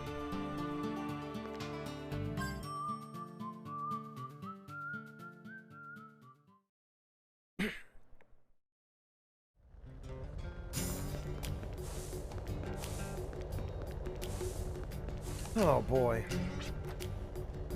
I received a message from my associates last night. My associates in the Sea of Stars have placed their trust in you. You're such a resourceful agent, I'm absolutely certain that you are capable of completing this mission. Said that the mothership of encroaching chaos materialized above our planet, and that this chaos is lying in wait in the shadows, changing itself into new forms to neutralize you. We believe that the enemy is getting desperate. Now is your chance. You must locate the enemy mothership and help us extinguish them for good.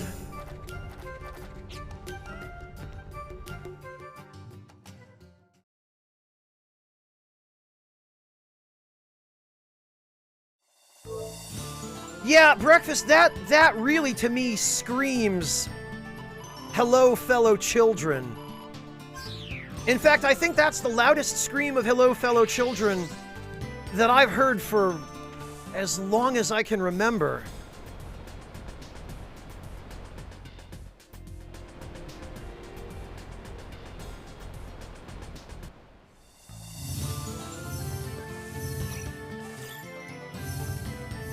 Alright.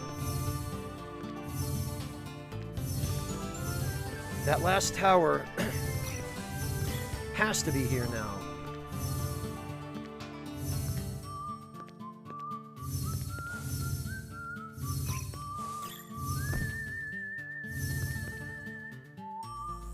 There we go. Okay. Telepath Tower number 0 is at an unknown level of battle readiness. Yes, okay. Hey Estes, people under 20 might have watched Animaniacs. And it's possible that through Animaniacs they will know who the Looney Tunes are.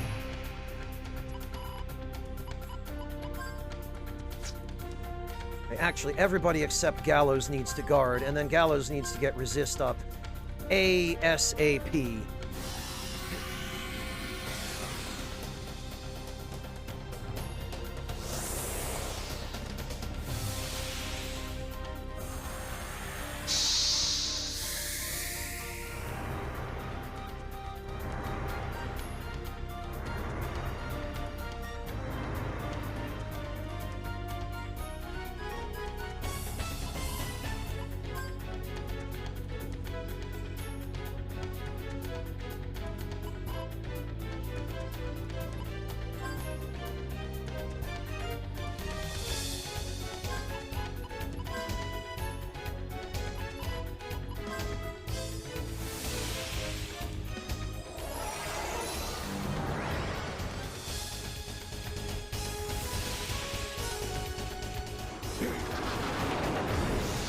I don't know if they rebooted it, hey Estes.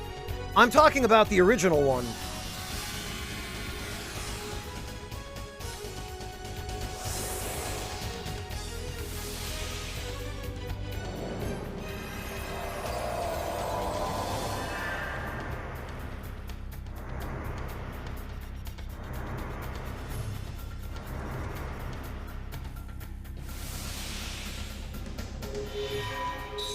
Oh, they did, Breakfast. I don't know how I managed not to hear about that. Although I kind of worry about what the quality of a reboot of those shows would be today.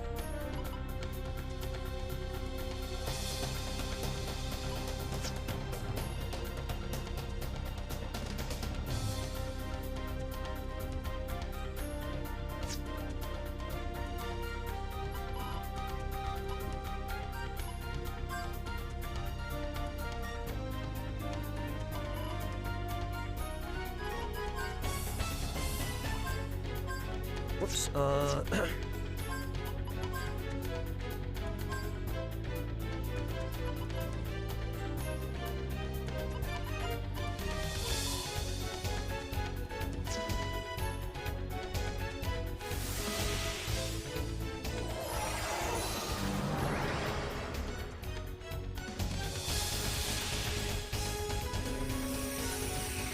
Oh, it's only on Hulu. Okay, so they made it exclusive. Of course they did.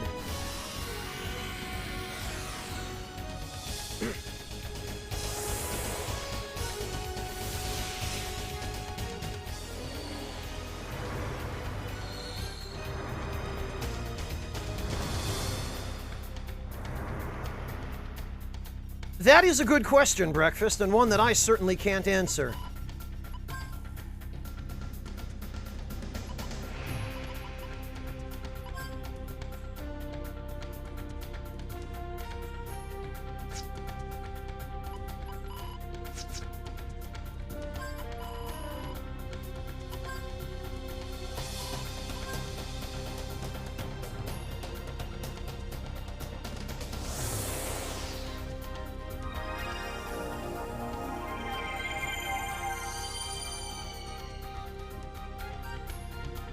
Oh, they did, Artista? Well, then what's even the point?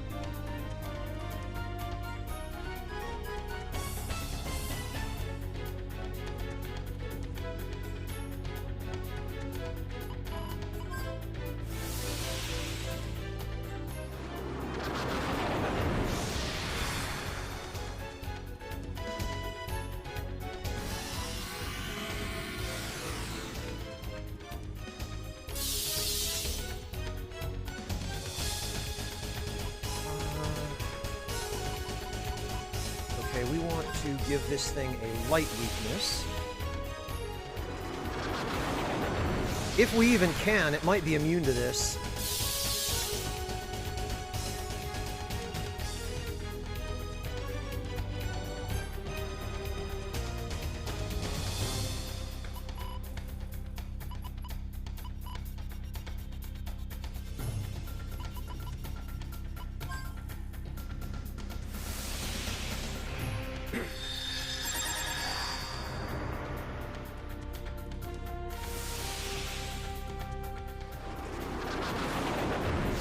Yeah, it might be immune. Let's see.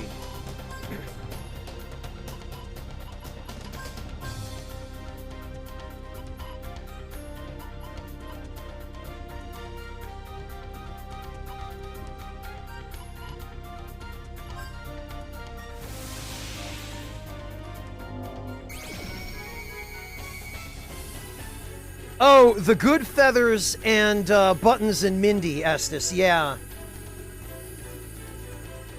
I could see that being the case.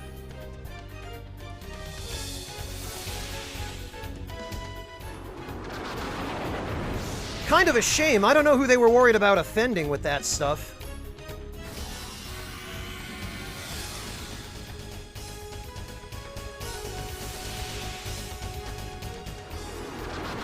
The good feathers in particular, like, they were literally just a reference to the Goodfellows. And not a distasteful one, if you ask me.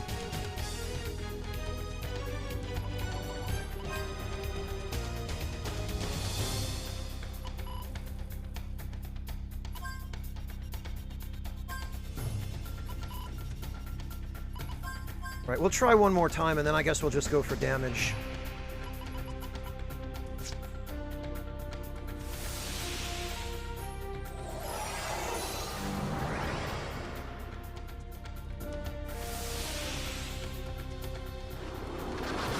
Really, Breakfast? I never heard that.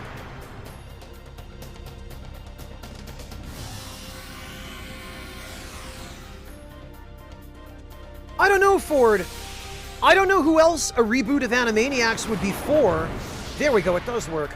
Other than for people who watched the original Animaniacs. And if you're gonna make it for people who watched the original, why leave characters out? Unless there's some budget-related reason why you had to.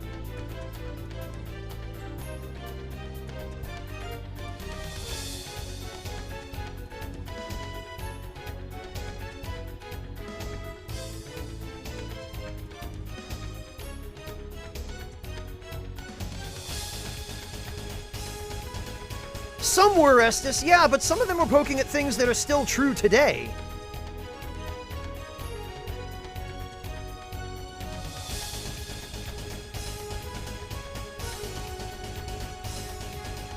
Oh, Breakfast, I've watched that interview. I remember what you're talking about. That was when Nostalgia Critic interviewed a bunch of the voice actors. Like, he interviewed, what was her name, who did Sally the Squirrel? He interviewed... Yeah, I remember that episode of Nostalgia Critic Breakfast. I remember the ones where he interviewed those guys.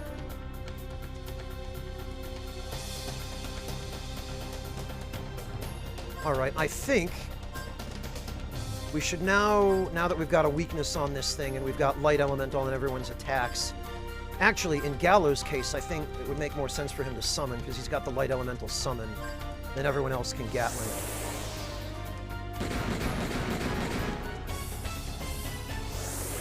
Oh, okay, Breakfast. I don't specifically remember that, but it's possible.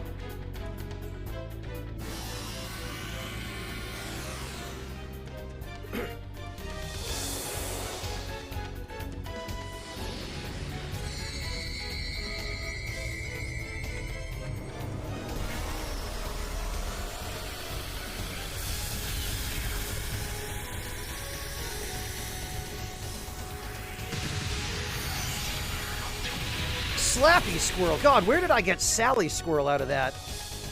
I guess it's been a while for me, too.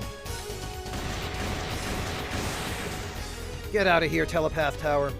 The disk that lords over the skies above you has grown incomparably huge.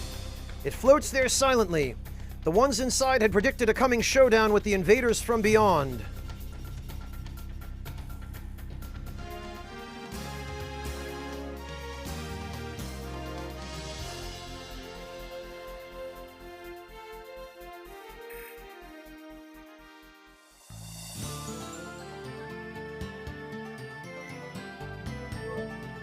Okay, now I think we can go to... Actually, we'll rest at Basker Colony, but I'm pretty sure we can just fly around anywhere and run into the mothership. Because I believe the conditions for running into the mothership are that you have to destroy every telepath tower, including that last one. And also, you have to destroy a certain number of regular UFOs.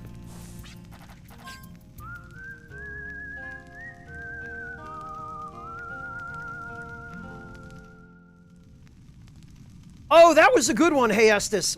Honestly, though, my single favorite skit from the original Animaniacs as a kid, Estes, was the one where they used that song from They Might Be Giants, Particle Man, where they had Plucky Duck as a wrestler, who went by the identity of Particle Man, and then he fought Triangle Man and Universe Man. And I seem to remember an extended cut of that skit where they added some lyrics to the original song.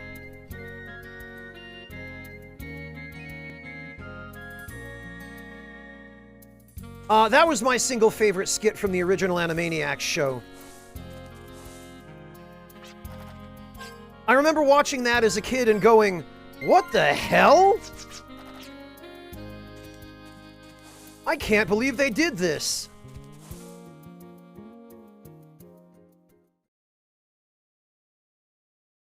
Oh, I remember that one too, Breakfast, where Yakko, Wacko, and Dot kept getting in his way. Man, that show was way ahead of its time.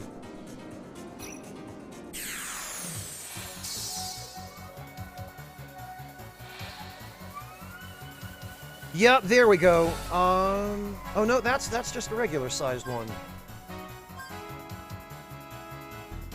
I guess we just have to wander around until we find the mothership. I think the mothership will be a forced battle, though. I think it'll be one we won't be able to avoid. So I guess we just keep skipping battles till we find it, or till it finds us. That one will have the standard boss battle music as well.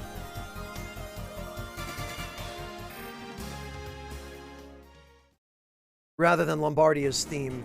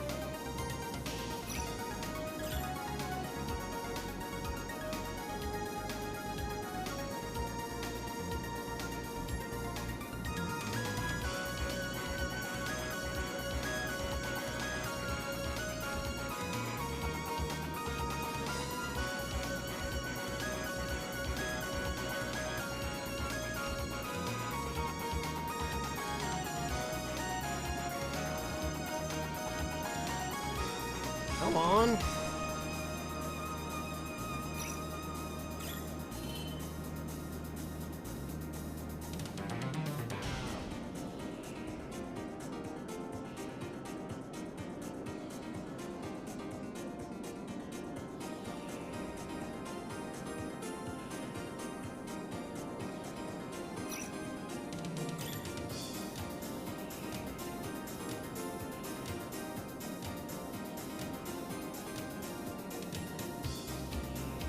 Okay, maybe we do need to continue fighting UFOs then. Maybe it is just another skippable encounter.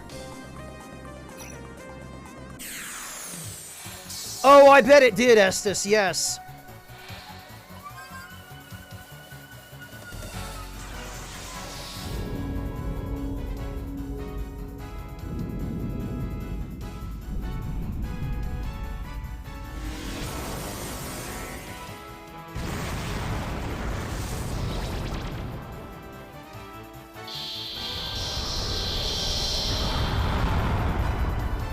Willie, I don't remember King Yakko and Balonian Kids. Which one was that?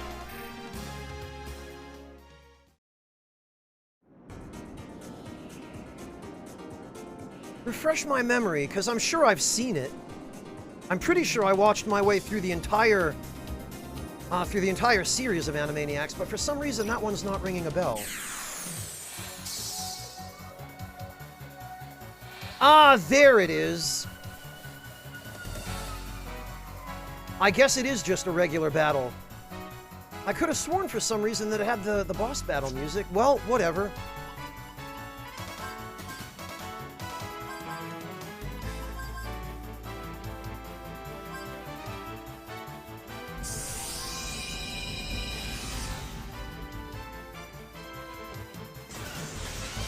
It most certainly was, Artista.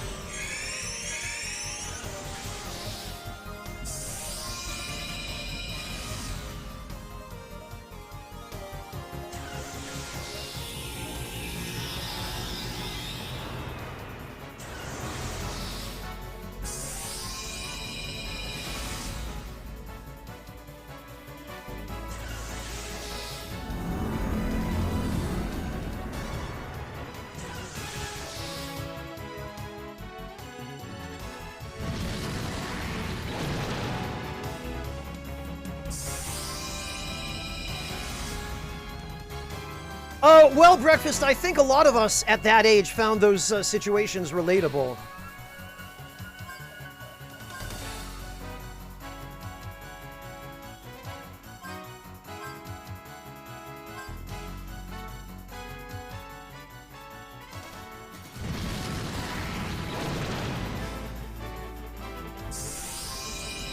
King Yakko inherited the throne of Anvilania Kingdom. Oh! Okay, yes! Thank you, Willie. I remember that one. Okay. I gotcha. Yeah, the Anthem of Anvilania. I don't remember the words to that, but I'm sure it's on YouTube. I'm gonna have to dig that up now.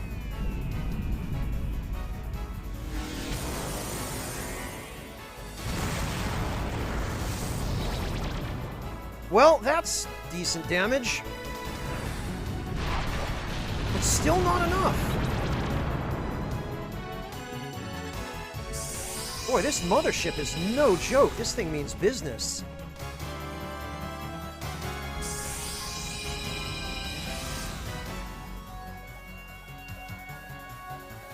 All right, then.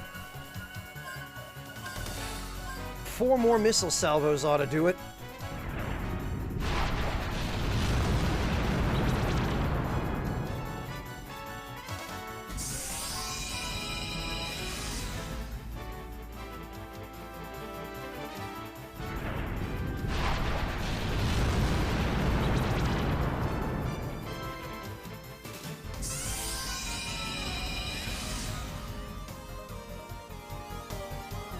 I love how this ship is so big, they can't even get it far enough away from Lombardia for its beam attack to display properly.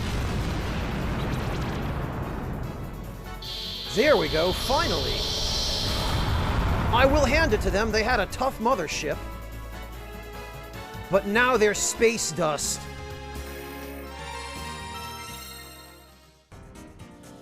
The encroaching force of chaos was struck by Lombardia's attack and disperses into the skies of Filgaia.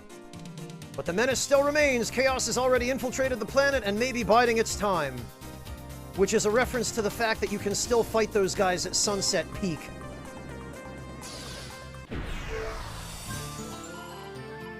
Now let's head back to Laxus Land and report to the Doctor. I mean, Roswell.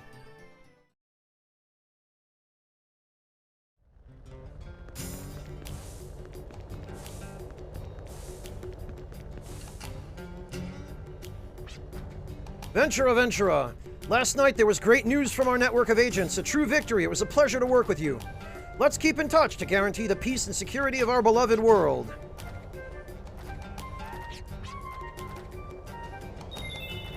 It seems interplanetary vessels were spotted departing from this planet.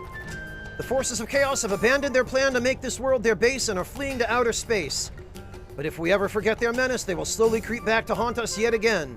We must instruct our children to be ever mindful of the King of Beasts and his encroaching forces of chaos. Well, GG, we saved the world from aliens. Time to go save it from demons now. I don't, Chaplain. I've never played any of them. Oh, Echo Drop, thank you so much for the resub, and top of the garlic to you as well, whatever that means.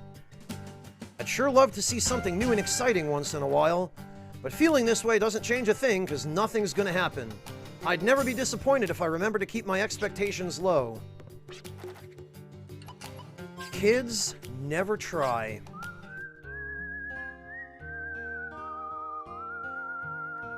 Well, Artista, we apparently just did. Chaos was aliens all along.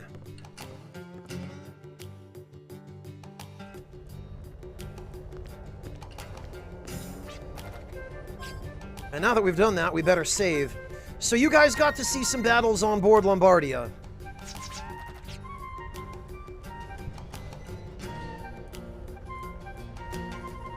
I'm glad we could show that a little bit, because I tell you what, Lombardia and the Sandcraft are really horribly underutilized in this game. They could have done so much more with them. They're such cool concepts. But they just don't get used anywhere near enough.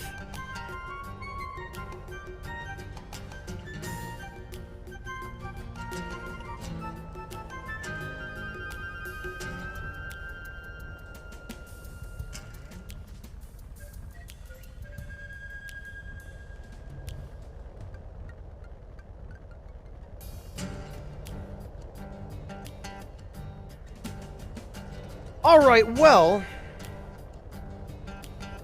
we've been going for about 6 hours, and I'm getting to the point where I'm pretty hungry, and I think I need to go make something to eat. So what we're going to do is we are going to take this opportunity to raid a friend of mine whom some of you might already know.